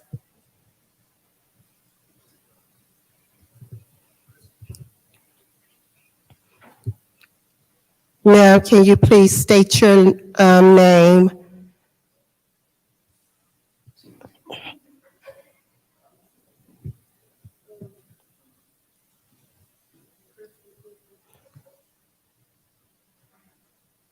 Go ahead, you have the floor. Is the mic on? Crystal Cooper. Go ahead, you have the floor, ma'am, All right. if you'd like to speak. Memorial Day weekend, my sons, Zaire and Lamar, were killed in a house fire. 2 of the firefighters that responded to the call issued an all clear, leaving the rest of the firefighters to believe that they had searched the entire house and that there was no one inside the house. As a result of the firefighters issuing an all clear, my sons were left in the fire for additional 6 minutes. Both of my sons died due to that fire. Firefighters are trained to save lives. They are trained to look for people who may have passed out from smoke inhalation or are trapped in the fire. This didn't happen with my sons. The firefighters didn't follow protocol and they lied about it. To this date, my sons have not received justice. It's been 4 months, 16 days since I last seen my children. Thursday, May 27th of 2022 was the last time I was physically able to kiss my boys and tell them good night. Friday, May 28th, my boy said to me, "Bye, Mom, love you. Our dad is here. He's taking us to school." They had a half day this day. I talked to them as they were at McDonald's getting food after school. I told them I took Memorial Day off so we could go to Michigan Adventures for the holiday and said they may as well stay home so we could leave early Monday.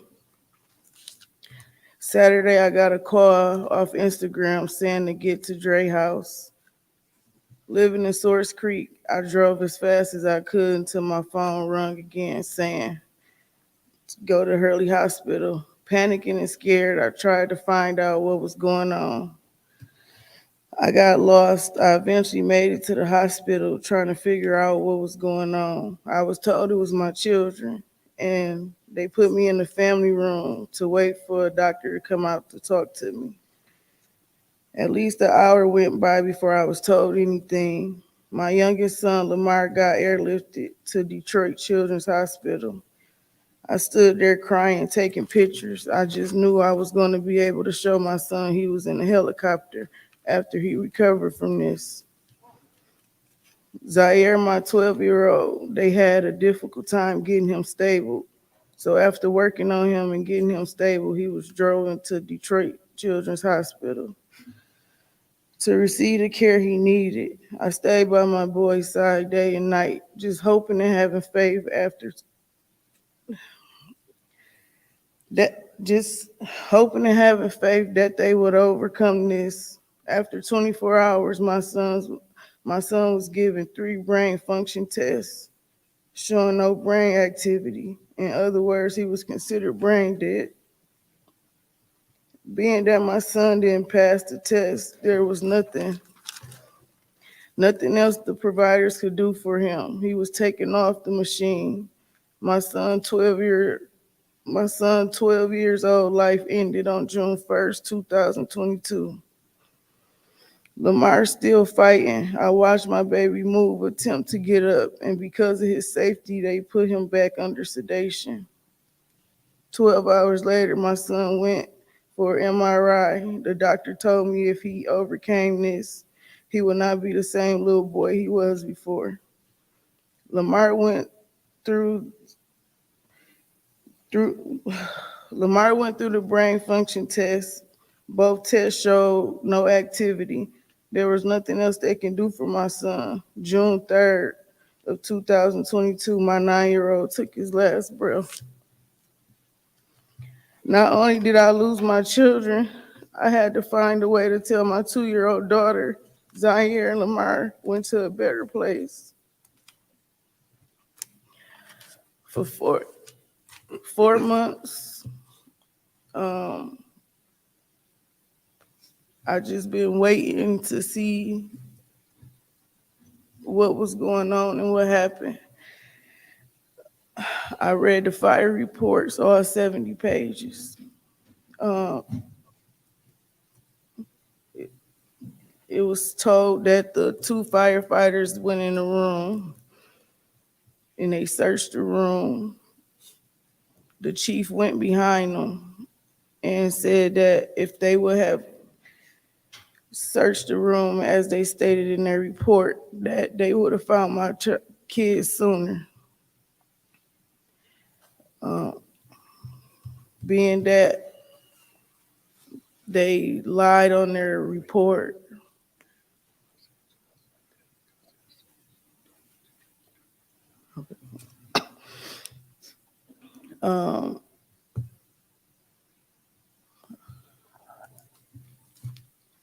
my kids lost their lives. I'm still looking for answers. The firefighters, I feel like they committed a crime. For them to say they searched a house and they really didn't search a house. For them to be able to be suspended with pay. They wasn't dealt with properly. They essential worker, I'm an essential worker. And I feel like they didn't hold their end of what they signed up to do as far as being a firefighter. I can't get my kids back. Nothing to bring them back.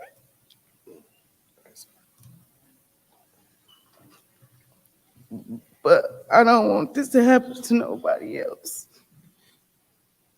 And the fact that they didn't do their job and they thought about, they lied several times. They need to be held accountable for their actions.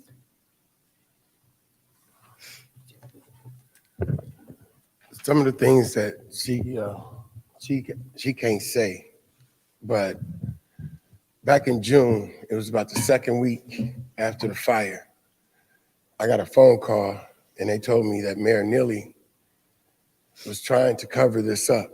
So I reached out to Ms. Cooper, told Ms. Cooper back in June that they was trying to cover up, and the investigation showed that the firefighters had lied on their report. 2 weeks ago, Ms. Cooper calls me and she asked me, could I help her? And I said, okay, no problem. She said all she wanted, she said she don't care about the money. All she wanted was justice for her sons. I hadn't spoken to her since that first time. I said, do you have the investigative report? Because couldn't nobody get this report. It was hard for us to get the 911 tapes. When she went to get the report from her attorney, he tried to snatch it from her. He didn't want her to have this report.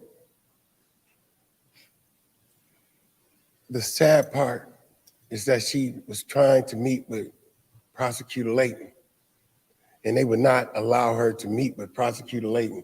If you're going to sue the city, you're supposed to have intent to sue in within 6 months. Ask your attorney. It's been over 4 months, and her previous attorney had not put in or not submitted intent to sue. While we met with Attorney Layton, they said that it was a detective here in the city of Flint that was investigating. So it just so happened I happened to see him at Golden Gate. I happened to see him there. And I asked him, could Ms. Cooper, could he reach out to Ms. Cooper? Because when we was with Attorney Layton, when he said the detective's name over 4 months, not one time has he reached out to Ms. Cooper to tell Ms. Cooper what the investigation is about. So when he did call Ms. Cooper, they're not investigating the firefighters, but it's an investigation going on. But they're not investigating the firefighters. While I spoke to Attorney Layton, I said it's 2 crimes that was committed by the firefighters. Negligence and conspiring on a fraudulent report. If nothing else, those are misdemeanor charges. And they could have been charged with that, but they are not even being investigated. One was able to resign, and the other one only had 2 weeks suspension without pay. That's like vacation. How is it that Mayor Neely, and matter of fact, Mr. Smith is here now, in the investigative report, it stated from Chief Barton that they should be terminated because of their action could have contributed to a loss of 2 young boys' lives. If he recommended that, how is it that one is still on the job and the other one was able to resign and go work somewhere else? Why is it that these 2 firefighters was not investigated, not charged? How is that? Ms. Cooper just wants justice. But Mayor Neely said that it's a political suicide if he let out that 2 young black boys was in his house and it was 2 white firefighters that gave an all clear, and those young boys was in that house for 6 minutes. 6 minutes. It would be political suicide. They tried to keep this incident. Mayor Neely and that former lawyer, previous lawyer, tried to keep it under hush until after the election. These are facts. These are facts. Documentation, recordings, all that. These are facts. What is it that y'all can do? Hey, listen, you don't even have to interview for or hold a hearing for factual what happened in the house or whatever. But what you can hold a hearing for and subpoena and put them under oath is who conspired to cover this up, which was the mayor, vice president of the union, the sergeant, and the other firefighter. And then you can ask Mr. Smith, who overrode Chief Barton's recommendation. Matter of fact, you can ask him that tonight, because on that memo that was sent from Chief Barton, it was Clyde Edwards, Eddie Smith, and the 2 firefighters. And at the end, it said recommendation, termination. So if Chief Barton recommended that, who made the decision not to? Who made the decision not to? And the mayor can't say that he didn't know anything about it. He knew everything about this incident right here. The mayor is hiding the truth, and it needs to be brought out. It needs to be known. Ms. Cooper needs justice. That's what she wants. She wants justice. And people, please don't get upset. Don't think that this is political, because if they would have took care of it back in June, it wouldn't be happening right now where she's asking questions. She just found out 2 weeks ago. And she wants justice. Do she supposed to hold back and not say anything because somebody's running for office? No, she doesn't. She wants justice. This is her sister right here. Hello, I'm Crystal Cooper's older sister, Chantel Clemens, and I've been by my sister's side since the moment she got that phone call, May 28 at 8:39 o'clock in that morning. And our whole family has been right there, and we had to witness. We had to witness. Can you imagine witnessing? 2 kids that I watched be born have to take their last breath, have to hear her cry. So I wanted to say something. Gross negligence is an act or omission which is more than ordinary negligence, but less than willful or intention misconduct. Gross negligence refers to a person's conduct where an act or failure to act creates an unreasonable risk of harm to another person because of the person's failure to exercise slight care or diligence. That is the definition of gross negligence. Now, my heart goes out to every civil servant, everybody that serves the public, the doctors, the nurses, the police, definitely the police, the firefighters, and everybody that comes together to serve the public to help them. So let's get that clear. We're a family full of nurses, all right? Family full of nurses, from the mother all the way down. So first, I would like to thank all civil servants that put their life on the line, that took an oath and uphold the oath to do their job completely. Now, imagine you go to the hospital and a doctor or a nurse decides to cut corners based on your zip code or the way you're dressed. And then when they realize they messed up, the whole hospital uphold their mistake. Everybody in on it, on their mistake, on their failure. They completely disregard how you are affected and do whatever to protect their reputation. That's what's happening to us.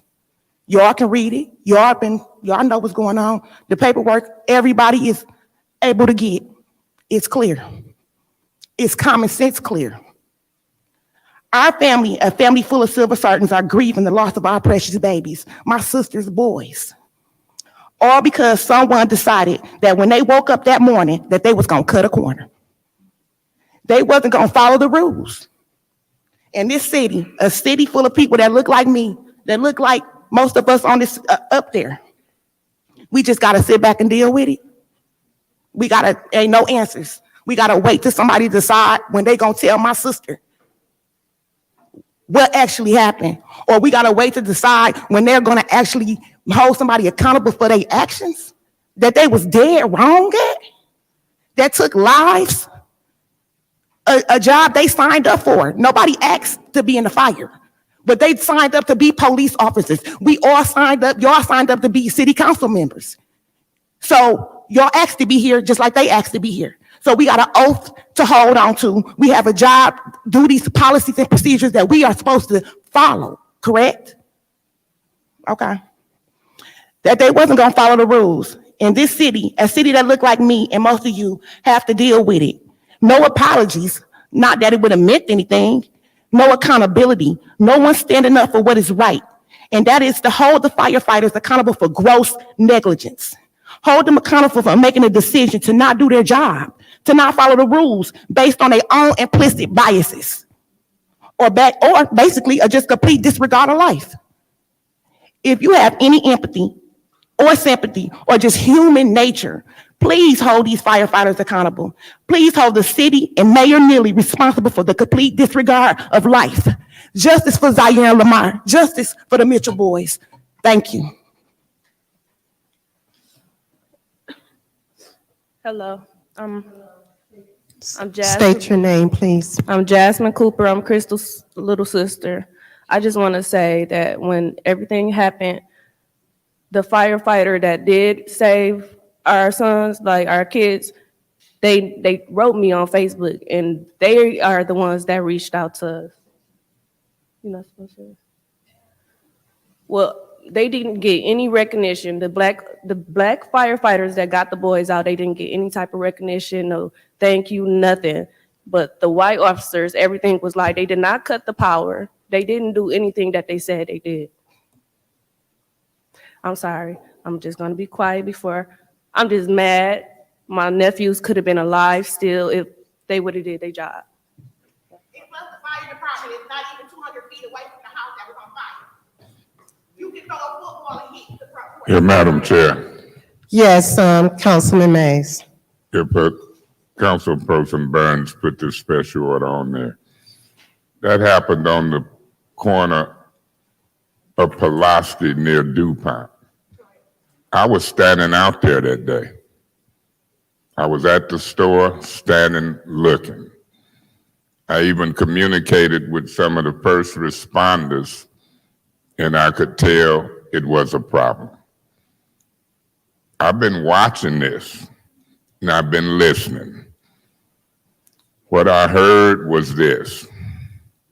I heard that a couple firefighters or so had went in.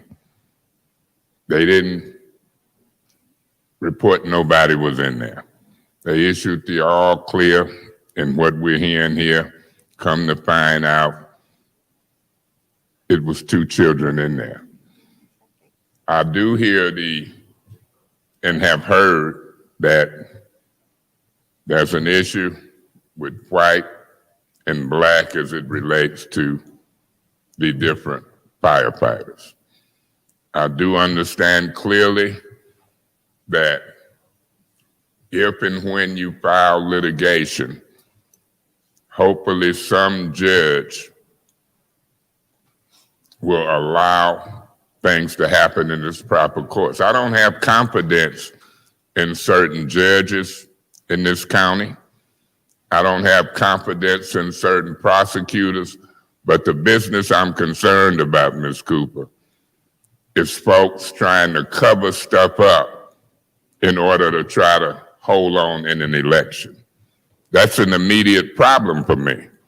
And I don't want to have to deal with those type of alleged cover-ups for 4 more years.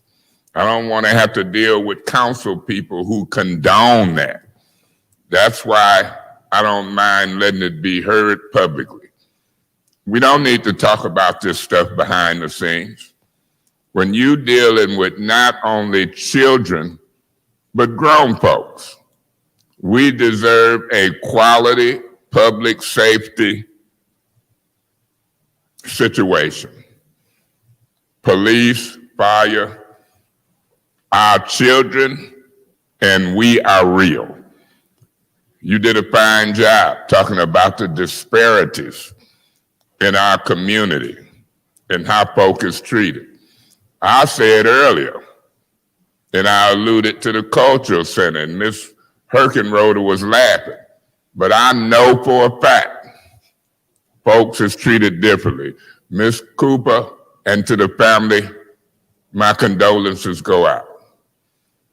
And I'm gonna try to do everything I can in conjunction with lawyers, courts, prosecutors. If you look all across this nation, all across the nation, from George Floyd to similar cases, police, I don't want people to think that ain't happening in Flint. It's happening as far as I'm concerned with your case. It's happening with Ms. Davis' son in that case. And folks, in my opinion, is covering it up because of politics. Politics can be a dangerous game, and it ain't nothing to play with when you're dealing with lives. Let me say this. Anybody who listening and looking, we took time to deal with this because it's important. We need to fix stuff, not just in the police department, not just in the fire department, but in the political department. I can't stand somebody telling half-truths and lies. I can't stand a mayor who would issue to chiefs of fire and chiefs of police to cover up and not get to the bottom of it because he trying to win an election. Ms. Cooper, the family, y'all cannot one way or another Have the mayor of this city of Flint paid attention to y'all? So I see some no's. That's problematic. Well, you didn't come to a co-equal branch of government, and I'm sure you'll take care of business. I know the lawyer's name, if I'm mistaken, and can call it, who told or maybe asked you to wait till after the election. Want me to say some initials, LF? Believe me, I'll be knowing what's happening in the city. I stood out there that day, Pulaski and my ward, sad, talked to some first responders and figured out what was going on. Y'all didn't know it, but I was there. When you hear me say them initials in the politics, I know all the players in the city of Flint, and it's not to be tolerated that folks is trying to help somebody get elected along with council people, and we're gonna tell it and we're gonna shout it out from the rooftops. Madam Chair, let's fix Flint. Let's tell the story. Ma'am, you ought to be a lawyer because you did an excellent job on some of those terms, and it is what it is. I wish I was the judge, the prosecutor, Madam Chair. and the chief. God bless y'all. Ms. Cooper, call me, family, anytime I can help. I can't do it all, but I sure can do what I can to help. God bless you. Thank you, Councilman Mays. Once again, my heartfelt condolences. Madam Chair, Thank you. Councilman Pfeiffer, you have the floor. my question is to Mr. Smith. Mr. Smith, can you come up? Mr. Smith? Yes.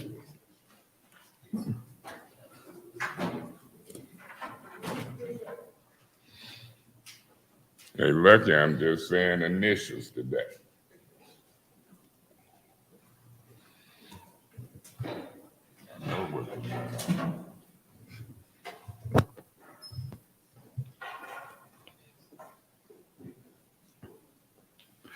Mr. Smith, are any of the two firefighters that are topic of conversation still employees with the city of Flint? Just one. And if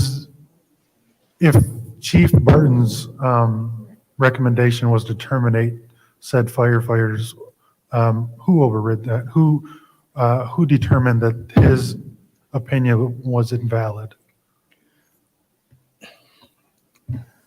Are you able to I'm not answer sure. that? Well, it's a kind of difficult one. First of all, the chief incidentally is on his way back here, so maybe we have a moment to, ask him that question. But after the investigation, the process is we review it and we take the recommendation of whomever's doing the investigation and the chief. So why didn't we do that at this point, if he's still working for us? If we didn't take the recommendation after the investigation, why did that not? Well, I think that's a question for the chief. It truly is. Point of information. Sure. You know, Mr. Piper, it's only one person higher than the chief. That was Mr. Neely. He was involved in it. So the chief recanted and changed his position? Is that what you're saying? No, that's not what I'm saying. Okay. I'm saying I'm not aware of a decision being made. When HR got involved, a decision was made. And so So the decision was already made before it came back to HR, or for intents and purposes, you had no opinion on that? No, it came back for review. And being not an expert in the science of firefighting and all of the things that went on site, we had to take the word and the advice of the chief and the people he selected to do the investigation. So HR's at that point a review to make sure that the process was followed and that information was received. And that's the role of HR at that point. Okay. Thank you so much. Madam Chair. Yes, Councilwoman Burns. Okay, so, Mr. Smith, and this has probably put you in a horrible predicament, but when the chief and I read the majority of those reports, stated his record because they didn't follow their training. They're trained to do a job. He was very specific with his recommendation to terminate both of them. It didn't say send them on holiday. He said to terminate them. That was he's a department head. You're a department head.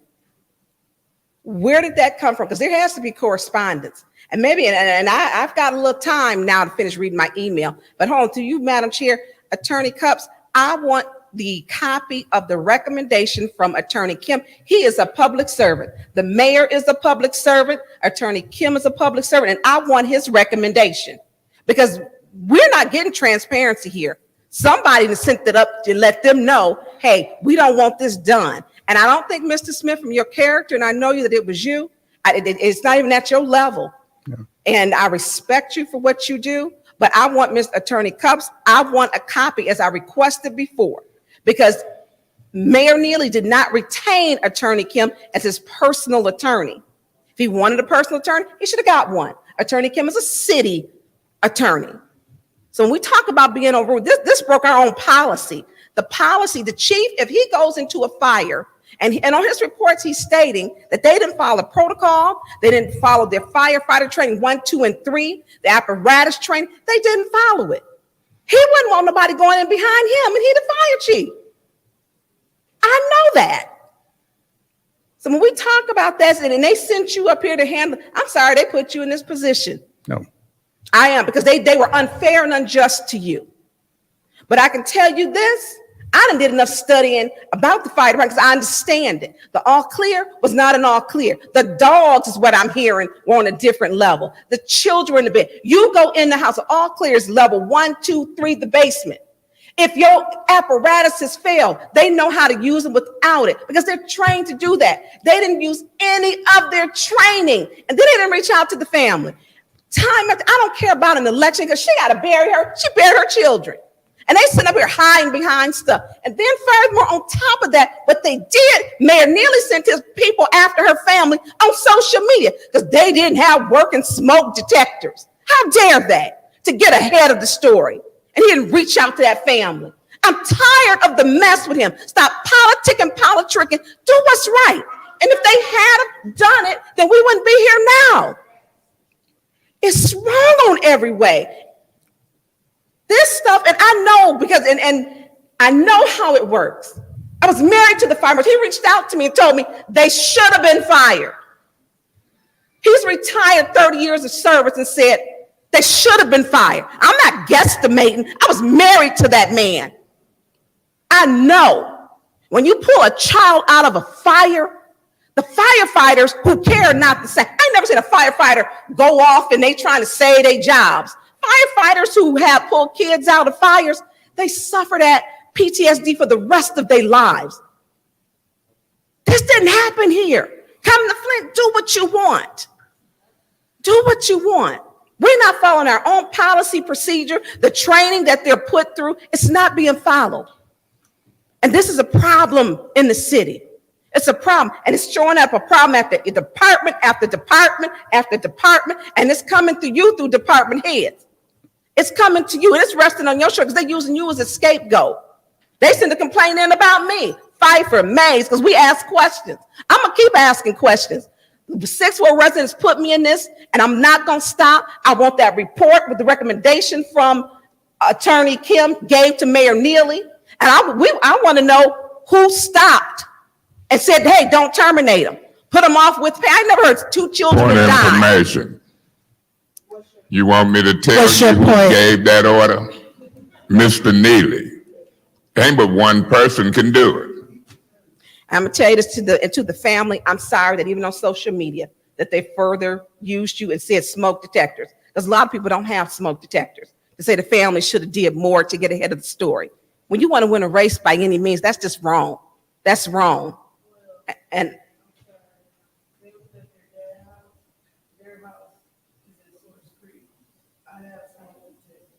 at your home.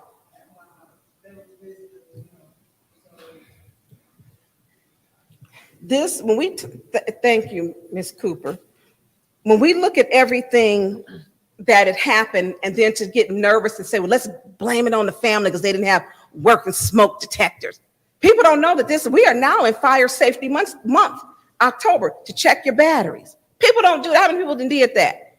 They don't know that. So when people don't have a smoke detector or working smoke detectors, we don't blame the families when they lost children. We reach out to them, we give them our condolences and say, hey, as a public official, I'm gonna do my very best to find out what's wrong so that you can have a closure to it. This family deserves closure. She hasn't received it. We're still hiding. The mayor and Attorney Kim working together talking about, well, he has attorney privilege client or whatever. I ain't never heard of an attorney, city attorney having attorney privilege, whatever. No, you're a public official. And I'm not angry at you because you have always been fair. You are getting all this fall on you and HR decisions that you know in your time and your experience. You have not seen it. It is, you don't have to speak to, but I'm sorry that you had to, but I'm sorry to this family more than anything else, because those firefighters who were trained did not even follow their own training, nor did we follow the recommendation by our valued Fire Chief Ray Barton. We didn't even follow that. Thank you, Madam Chair. Madam Chair, before I move to adjourn, Mayor. Let me see if there's any other council Well, I persons. know what they might do. Mayor, real quick. I think she wants to I speak. won't adjourn if she, but real quick, Mayor. Go ahead, Councilman Mays. Mr. Smith, and to the public, is 2 incidents that we know of. We spent valuable council time in order to try to talk about these 2 incidents. We know, and you know, ain't but one person overriding these department heads, whether it's Attorney Kim, Chief Barton, the Chief of Police, and they giving orders in the middle of an election. This community deserves to know.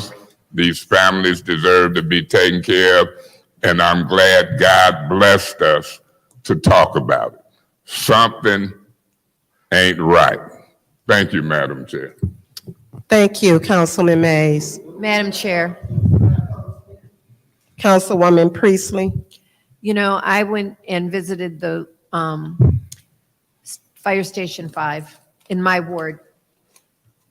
And this tragedy came up in our discussion.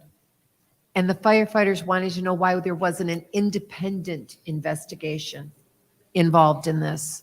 It was an internal one. And they felt in every other instance it should have been an external, independent examination and investigation.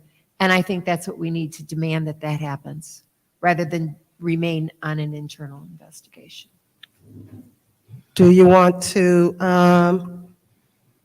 make that referral? I'd like to make and- that referral, that we have an independent investigation over this instance, because I can't, never having been a mother, I can't imagine the pain that that woman is going through. It breaks my heart just watching her read it. And I know she had to read it because she couldn't say it otherwise. Point of information. Who do you suggest the independent investigation is? The state police, the attorney general's office, or what? There are agencies who are independent, who do this kind of fire investigation all the time, and I suggest that I don't know which one would be best. It was not said to me. It was just said an independent investigation by the firefighters in the station that I spoke, when I spoke to them. So anyways, as I was saying, the pain that this woman is going through and her family is just, I'm very lucky I haven't lost a sister yet. I've lost my parents. I haven't lost any sisters. I haven't lost any great nieces. I've not lost any cousins. I am very lucky. I can't imagine. Thank you. Thank you, Madam Councilwoman Chair. Priestley. Councilman Mays. Yeah, see, the fire investigation is one thing, but the cover-up, if it is a cover-up in the Flint Police Department or Hold the on, fire Councilman Mays. department. Mr. Smith, I think you can be seated. Anyone? Yeah, You I'm can, concerned about thank you, Mr. Smith. the orders that's being given from the mayor's office to these department heads. We're seeing orders given, in my opinion, from finance to legal, Attorney Kim trying to keep his job, Whittick and them trying to keep their job, and they doing it by not talking. When she asked for an independent investigation, when they covered up the deputy chief of staff attacking me, and the state police did an independent investigation and asked Mr. Layton to issue a warrant, it's still laying there. So it concerns me when the politics stretch from the mayor's office to the prosecutor's office and police department. That's why I asked, are you talking about an independent investigation different from Flint Police and Fire? Are you talking about state police investigation? Are you talking about Attorney General?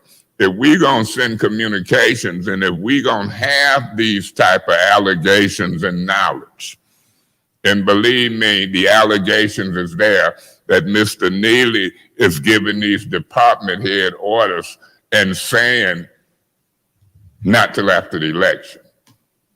That's problematic for me because I don't want city attorneys, police departments, and fire folks covering up for the next 2-3 weeks.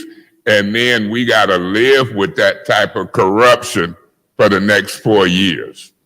So I'm all in favor of Ms. Priestley's recommendation for independent investigations.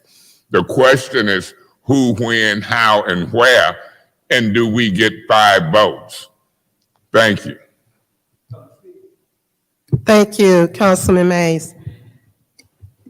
Any other discussion on this special order?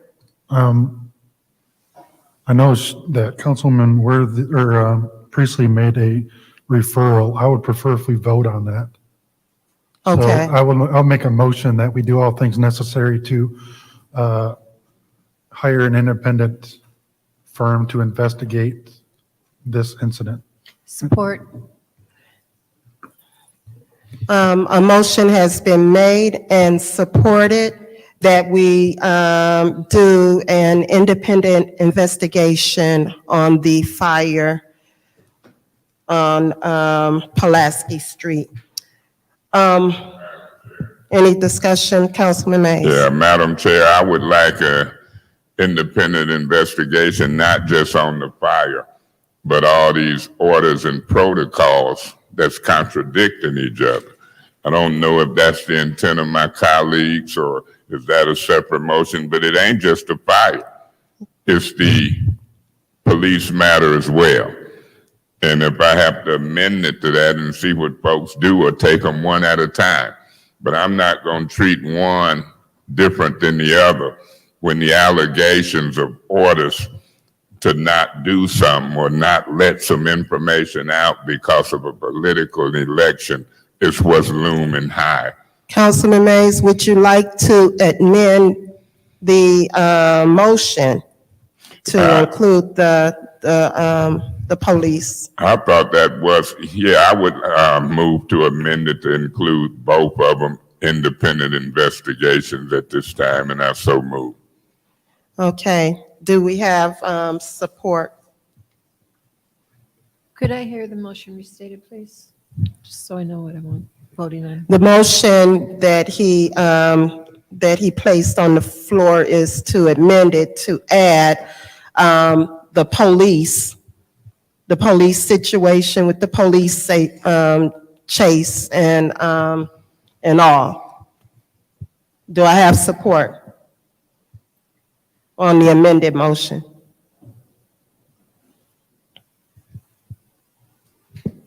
The amended motion failed. Madam Chair. Yes. And that's fine. We'll take it one step at a time, but this ain't an investigation of the fire. if their intent is that, my intent is the investigation of all the protocols and all of that type of thing. Because I don't think we'll get the votes to put folk up under order, 5 folks from here. I mean, put them up under oath and subpoena. I don't even know if investigations would allow it. But in most cases, when it's problems, they ship it out to an independent investigator. And that ain't happening here so far, what I'm hearing, in either the fire or the police matter. And I'm also hearing that the mayor is overriding department heads, clearly saying, it'll make me lose an election, don't let it get out. That's what I'm concerned about. The fire has been investigated, in my opinion, so I'll vote if it includes that. And so I'm gonna vote anyway to see if we got 5 members here and 5 members. I'm ready to vote. Madam Okay. Chair. Yes, Councilman Pfeiffer. So, Mr. Mays, I didn't second your amendment because I believe that the fire investigation has concluded, and with the other stuff not being out and available, I think we have to wait for that before we can make an independent decision on the police matter. I will say, however, that the intent of my motion is to investigate the workings of the fire department and the processes, and more importantly, the processes after the fire, to get to the bottom of that and who made decisions, when, where, and how. That's the intent of my motion that I made. So it's obviously the fire investigation was concluded that it was an electrical fire. I think that that's not in dispute. It's the actions that happened by our internal staff, and whatever happened afterwards is what I want an investigation. Okay, Thank you, Madam Chair. okay. Janelle, did you get that?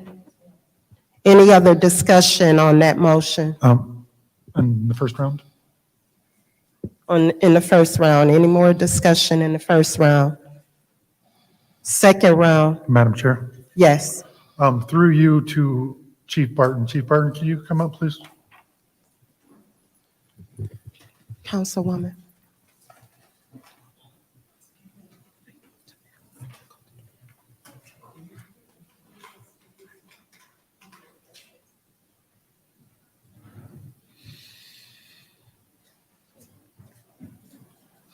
Chief Burton, I know that, I appreciate you coming back up. I'm sure Right. you Yeah, it's no heard, problem. you heard all the discussions and what's going on tonight. Can you provide any clarity? I know this is a sensitive topic. Can you provide any clarity on what changed after your recommendation to terminate the 2 firefighters, to why one of them, or one was given the opportunity to resign and the other one is still employed? Can you kind of enlighten on the transparency on what happened to why one of them is still employed?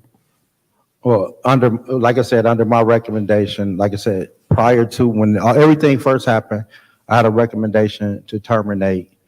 Well, in the beginning, before that, my recommendation was to terminate, and then through advisement, they say was suspend pending investigation. Advisement from who? It was a group of myself, the attorney, Kim, who's not here, and maybe Balzer and Clyde and Eddie. We sit in a room because it was information, and it was that you would, prior to the investigation, that suspend them without pay. At that point, I actually went to Arkansas for a funeral. And I was in Arkansas for a funeral. I received a call from Director HR Eddie Smith and said the situation, the suspension without pay had been changed to suspension with pay. And like I said, I'm at a funeral, so I'm like, man, I'm down here. Basically, it was my father remarried, and his mother-in-law, that the lady was like a grandmother to me. She had passed, so I went to that funeral. So it was basically like I'm burying my grandmother. And so when they called and said it was going to be changed to suspension with pay. I'm like, okay. You know, I'm at a funeral that was in Arkansas. So do you know who made that? I don't know. I just was informed by the director of HR that the suspension was changed to suspension with pay, pending the investigation. Point of information. Through you to Mr. the, Mays, what's your point? through you to the speaker, do you know whether or not anybody else was being talked to and advised with other than Attorney Kim, yourself, and Mr. Smith? Do you know if any executives or any mayor, you don't know? No, I don't know. It could have Again, been. when it got changed, I don't say it could have been. I don't know. But it could have been. I was in Arkansas. I was in Okay. Arkansas, All right. and I got a call, and that's what I was told. And then when we got back and we did in further in the investigation, we did an investigation, and the one guy, as you said, resigned. The other guy, given in light of anybody that's read the report, information has been FOIA. When they entered the room where the two kids were found, the one guy went to the right, the other guy went to the left. Where the kids was actually located was on the left. So the guy that went to the left was a sergeant. So basically, he was an officer on the scene. The other guy was a firefighter, which is up under the ranking officer. They met somewhere in this room, and the officer, the one that resigned, stated that side was clear.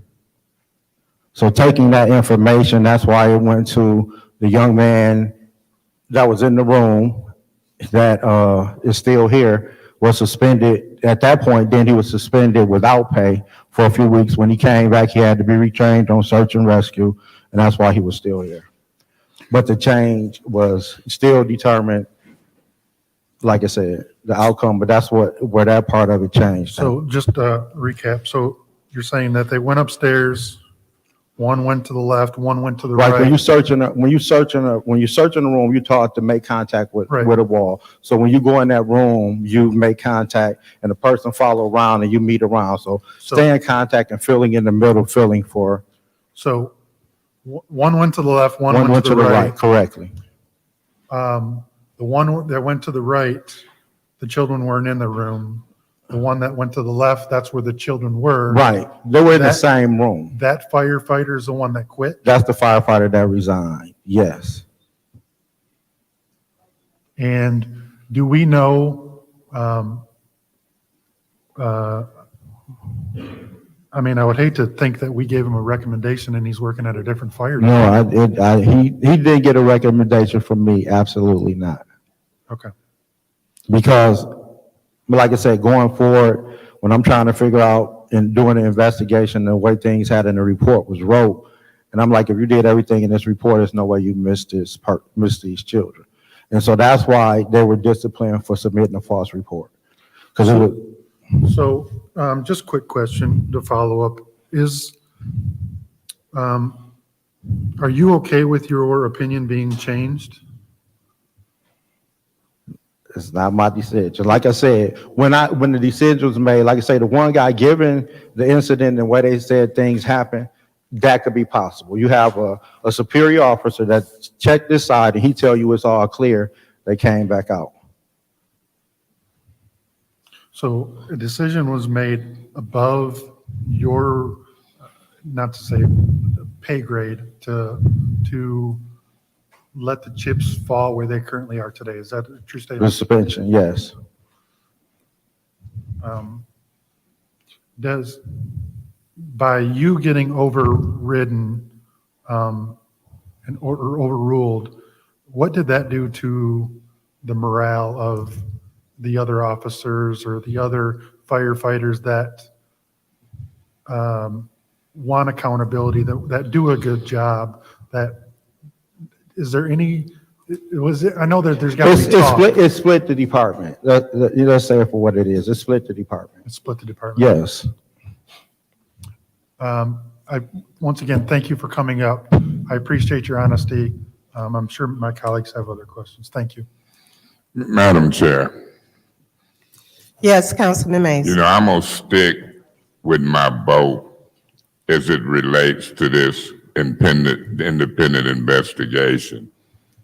Whether it's Mr. Smith, whether it's Chief Barton, whether it's Attorney Kim, in my opinion, particularly with Attorney Kim. I've seen it during the proceedings of his appointment when Angela Wheeler left. He was given a higher salary than her. He gave this council, in my opinion, wrong information on how to remove a president for his own benefit. That's in the Court of Appeals as we speak.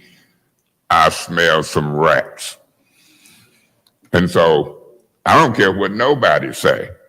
I know in this arena who can change and do orders over chiefs of police and chiefs and fire. I know who can change and do orders as it relates to department heads, human resources. I know. And I know the allegations that I've heard, and I've heard the person named. It's Neely. And if everybody in the city of Flint is scared to say it, I'm alleging it's Neely. That's what my investigation reveals. And that's bad. That a person can be so self-centered trying to win a political election that we have to ask for independent investigations, put folk under oath, the penalty of perjury to get to the truth. But I'm up for it. I'm finna vote yes. I want to see who the independent investigator's gonna be. I want to see if people are going to get put under oath, and I'm going to see if it leads to where I'm hearing, Neely. People just don't change these orders of department heads. Before the chief walked in here tonight, these stories and the allegations match up. You don't have to keep beating a dead horse. I'm ready to vote. Any other Madam Chair. discussion? Yes, Councilwoman Burns. Chief, don't go anywhere, please. Mr. Smith, could you come to the podium, please? Maybe, can you hear me, Mr. Smith? Madam Chair. Thank you. Be excused that you're ready to vote. Yeah, everybody know what's going on.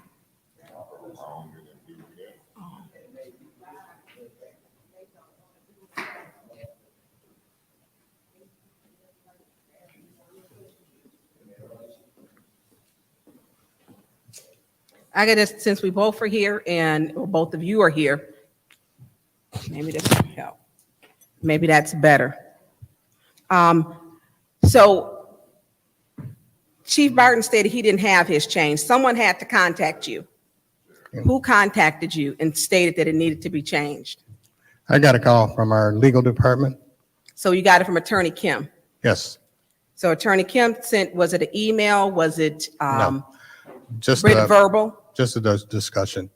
So is it normal in this type of situation to have a verbal discussion and not have it written? It is. It is, It is. to override the chief's recommendation. Well, I mean, to override the chief's recommendation, but to say we're going in a different direction, so it's not unusual. So in these talks of a different direction, this is really not this is terrible. This is terrible. So we're taking a person who, the chief who, and we're not taught, his job requires a skill set, constant training, making sure that these firefighters, as long as himself, that they're certified. And someone who made a decision to keep 2 firefighters on, who is not a firefighter, to keep them on, who has not been through any training, that shouldn't have been done. We're breaking our own policies here. Okay. I mean, when the chief gives a that's his job. That's just like the police chief.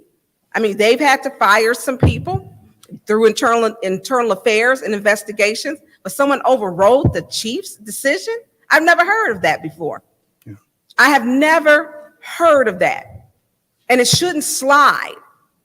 It definitely shouldn't slide in a verbal conversation, and Attorney Kim telling me, and I had some words with him at the elevator where he tried to tell me he had, what he tells the mayor and decisions, he has basically attorney-client privilege. And I told him, you absolutely do not have that. Get a personal attorney. You work for the city. That I got a problem with that. So who found the children, Chief Barton? It was a firefighter at the time. He's currently a provisional sergeant, Lawrence Edward, and Lieutenant Fred Presswood. So two firefighters found the children. Yes. So when they found the children, was the first rig still on site All that did rig- not find the All children? rigs were still on site. So all of the rig, how many rigs did you have at the site? 4. Because So once you it have- came in, well, it was 3. They initially dispatched 3.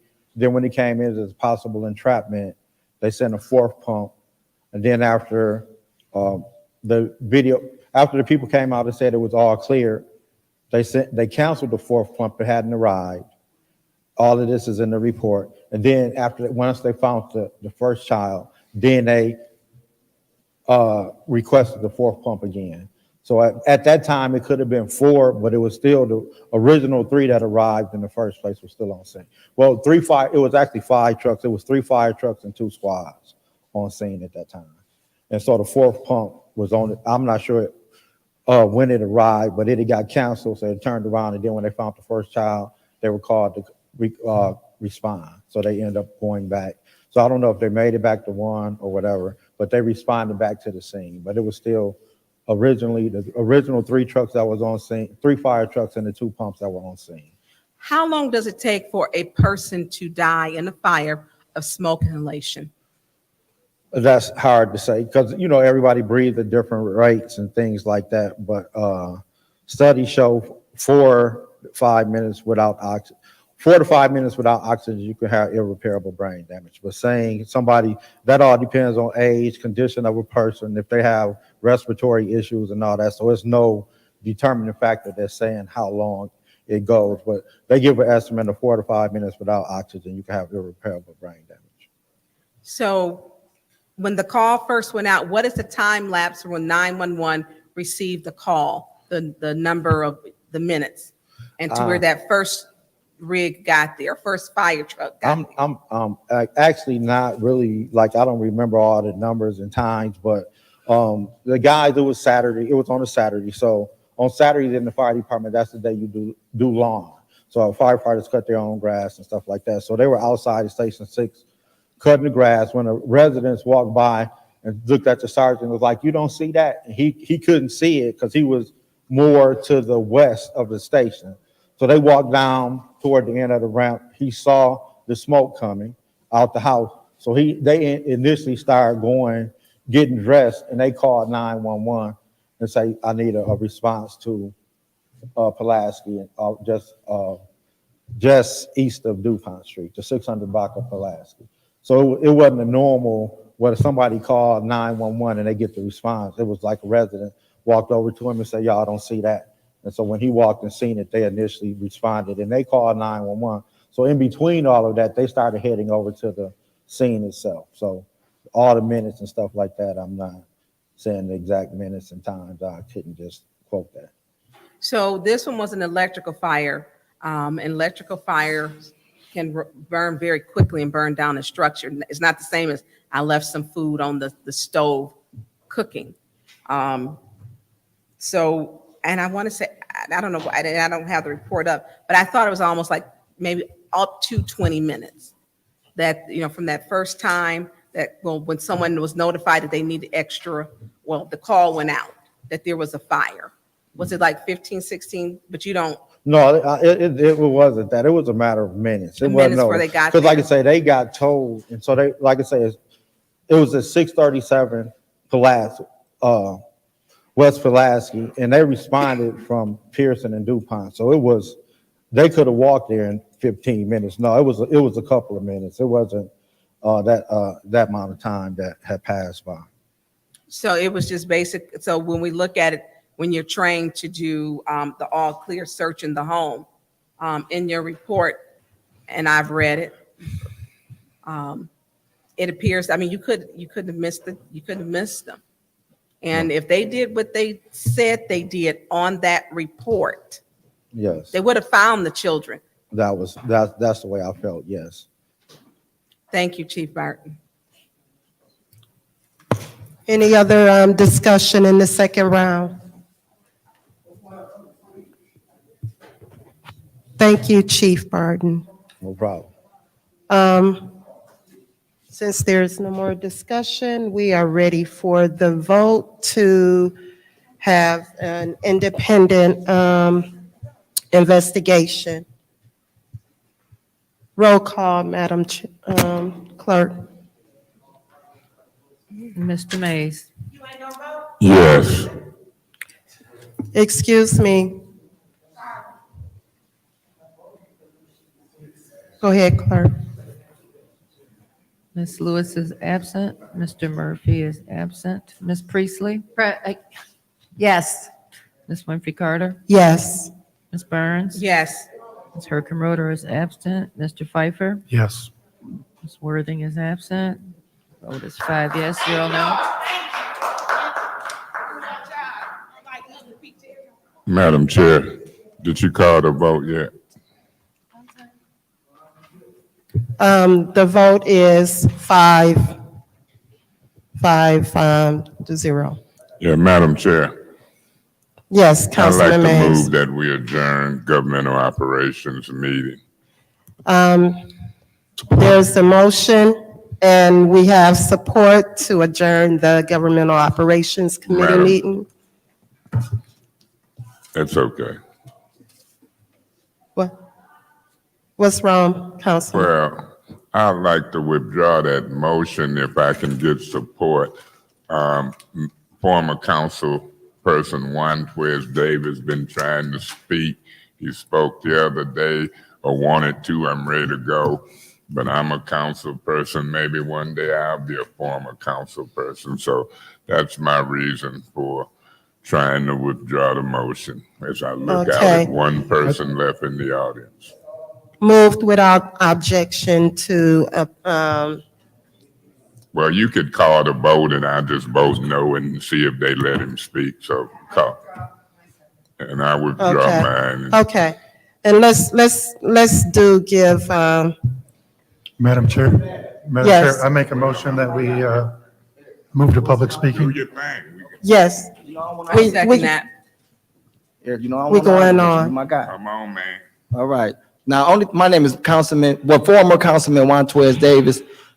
I'm going to make two speeches real quick. One, if it was my family fighting against the city, because really the fire department and the police department is really fighting against the city, because public safety actually works for you guys, especially this city attorney right here. So they're probably going to be using one of your colleagues to fight. I wouldn't allow my family to come down here, to be really honest with you. If I had any issue with public safety, the fire department, I wouldn't allow them to come down here, because anything that they say at this mic can incriminate them. So I wouldn't have never did that. One, I wouldn't have never allowed my family members, no matter what fight we got going on, I would have let my attorney do this, and I would let my attorney find out everything I'm asking you to do through the discovery. FOIA, whatever the FOIA, all of that, my attorney would have did that. But I understand when people get in their emotions, they want to lay it out right here in front of you guys. But overall, I would have never sent my family down here and asked you to do nothing for me. Because anything I would have realized me doing up here would be self-incriminating towards me. You ask the fire department, you ask the police department, did they get rid of some people? Did they suspend them? Was they working for this and working? Why did they get suspended? Well, now they're going to go back. Now they're going to suspend them. Yeah, they're going to go back and suspend them and fire them, because now they wasn't on, because if I was the chief, I would fire them. So by the time my attorney asked them, are they fired? Yeah, I fired them. When I talked to city council. I would have just waited till my attorney talked to them, and then I would have fired them. Or it would have gave them more of a stronger case. Attorney knows that. He knows that. Because everything I would have said at this thing right now, because ain't none of y'all attorneys. If anything, they work for you. They work for him, his friends, or whoever they're going to be. But that's nevertheless. What I want to speak about now at this particular time is the $30 million budget or proposal that nearly submitted to you guys for you guys to approve. Flint right now is over 70% of ex-convicts, felons, and underprivileged people. There was nothing in that budget that Neely submitted to you guys had anything to do with underprivileged people, ex-convicts, and felons. It had nothing to do with that. The crime is going on out here today is predicated upon low, moderate people that goes to bed financially distressed. They wake up financially distressed. I can own the company right now. What's your point? You're gonna have to wrap it up. I'm gonna wrap it up, Yes. Eric. I'm gonna wrap it up. In about 30 seconds. Okay, well, I'll wrap Mr. it up. Davis, I wrap it I done hired over 100 people in this city that ate off my plate. And I started my company on $50. I made my company a real lucrative company. But there's nothing that's coming out of the city that actually speaks about low, moderate people, underprivileged people, and ex-convicts. There's nothing in there. Street lights, I'm about to leave. I promise you, I'm about to leave. Street lights, $5 million. People commit crime in the daylight. $5 million on police, public safety. That's a reactionary process. They react off the person committed the crime. Okay, Mr. Davis. I get that. I'm going to leave, and one day I'll be back in my seat up here. But I would have never sent my family up here to talk to you guys about nothing. And that budget you guys got. Come on now. Have a good day, Let's Mr. roll. Davis. Everybody is different. Different families and bereavement do different Councilman things. Mays, you want to, Yeah.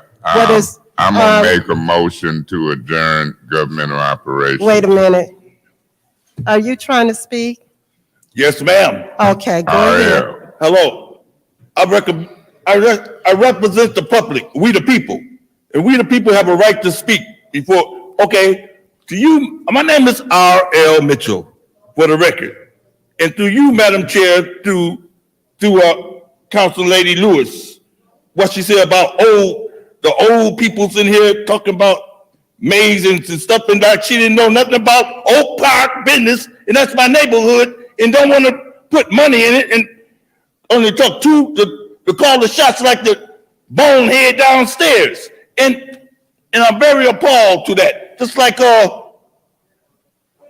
and Miss Burns says she used to live down the street, walk up to Chevrolet up there with her 4 years old, and that's the only business we got over there. And look at her now. Ain't breaking up, trying to break up the phone, walk on out and have the people and all that stuff.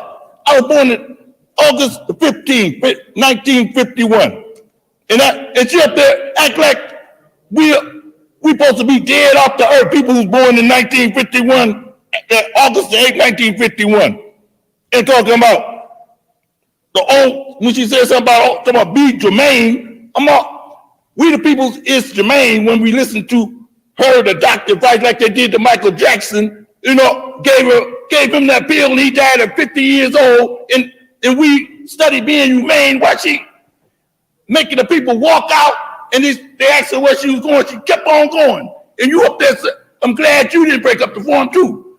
About time you spoke up. You see, look at that. School teacher walked out too, and all them, you see what them Fantastic Six, they vote and stuff and all that in America, listening at us right now and all over the world, poisonous, some of you darkies, you Negro raggedy ass, get out of, and you up there, and look at that.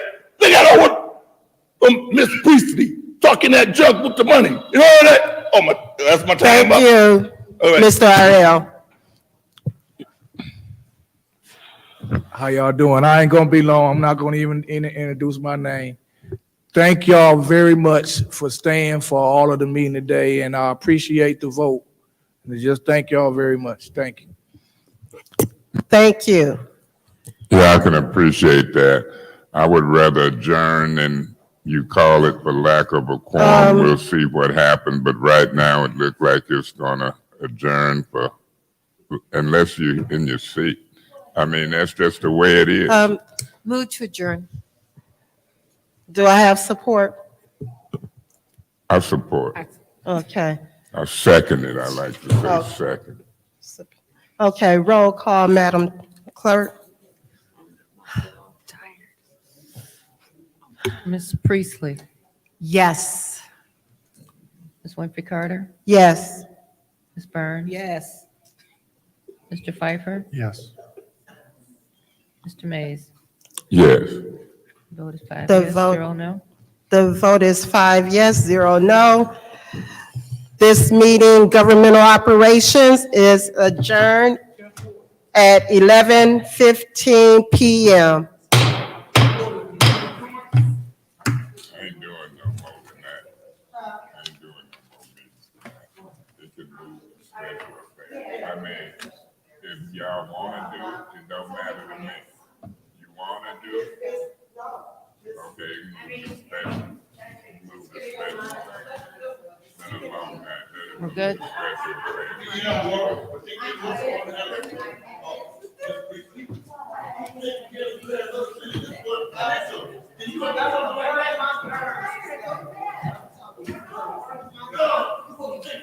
Shitty week.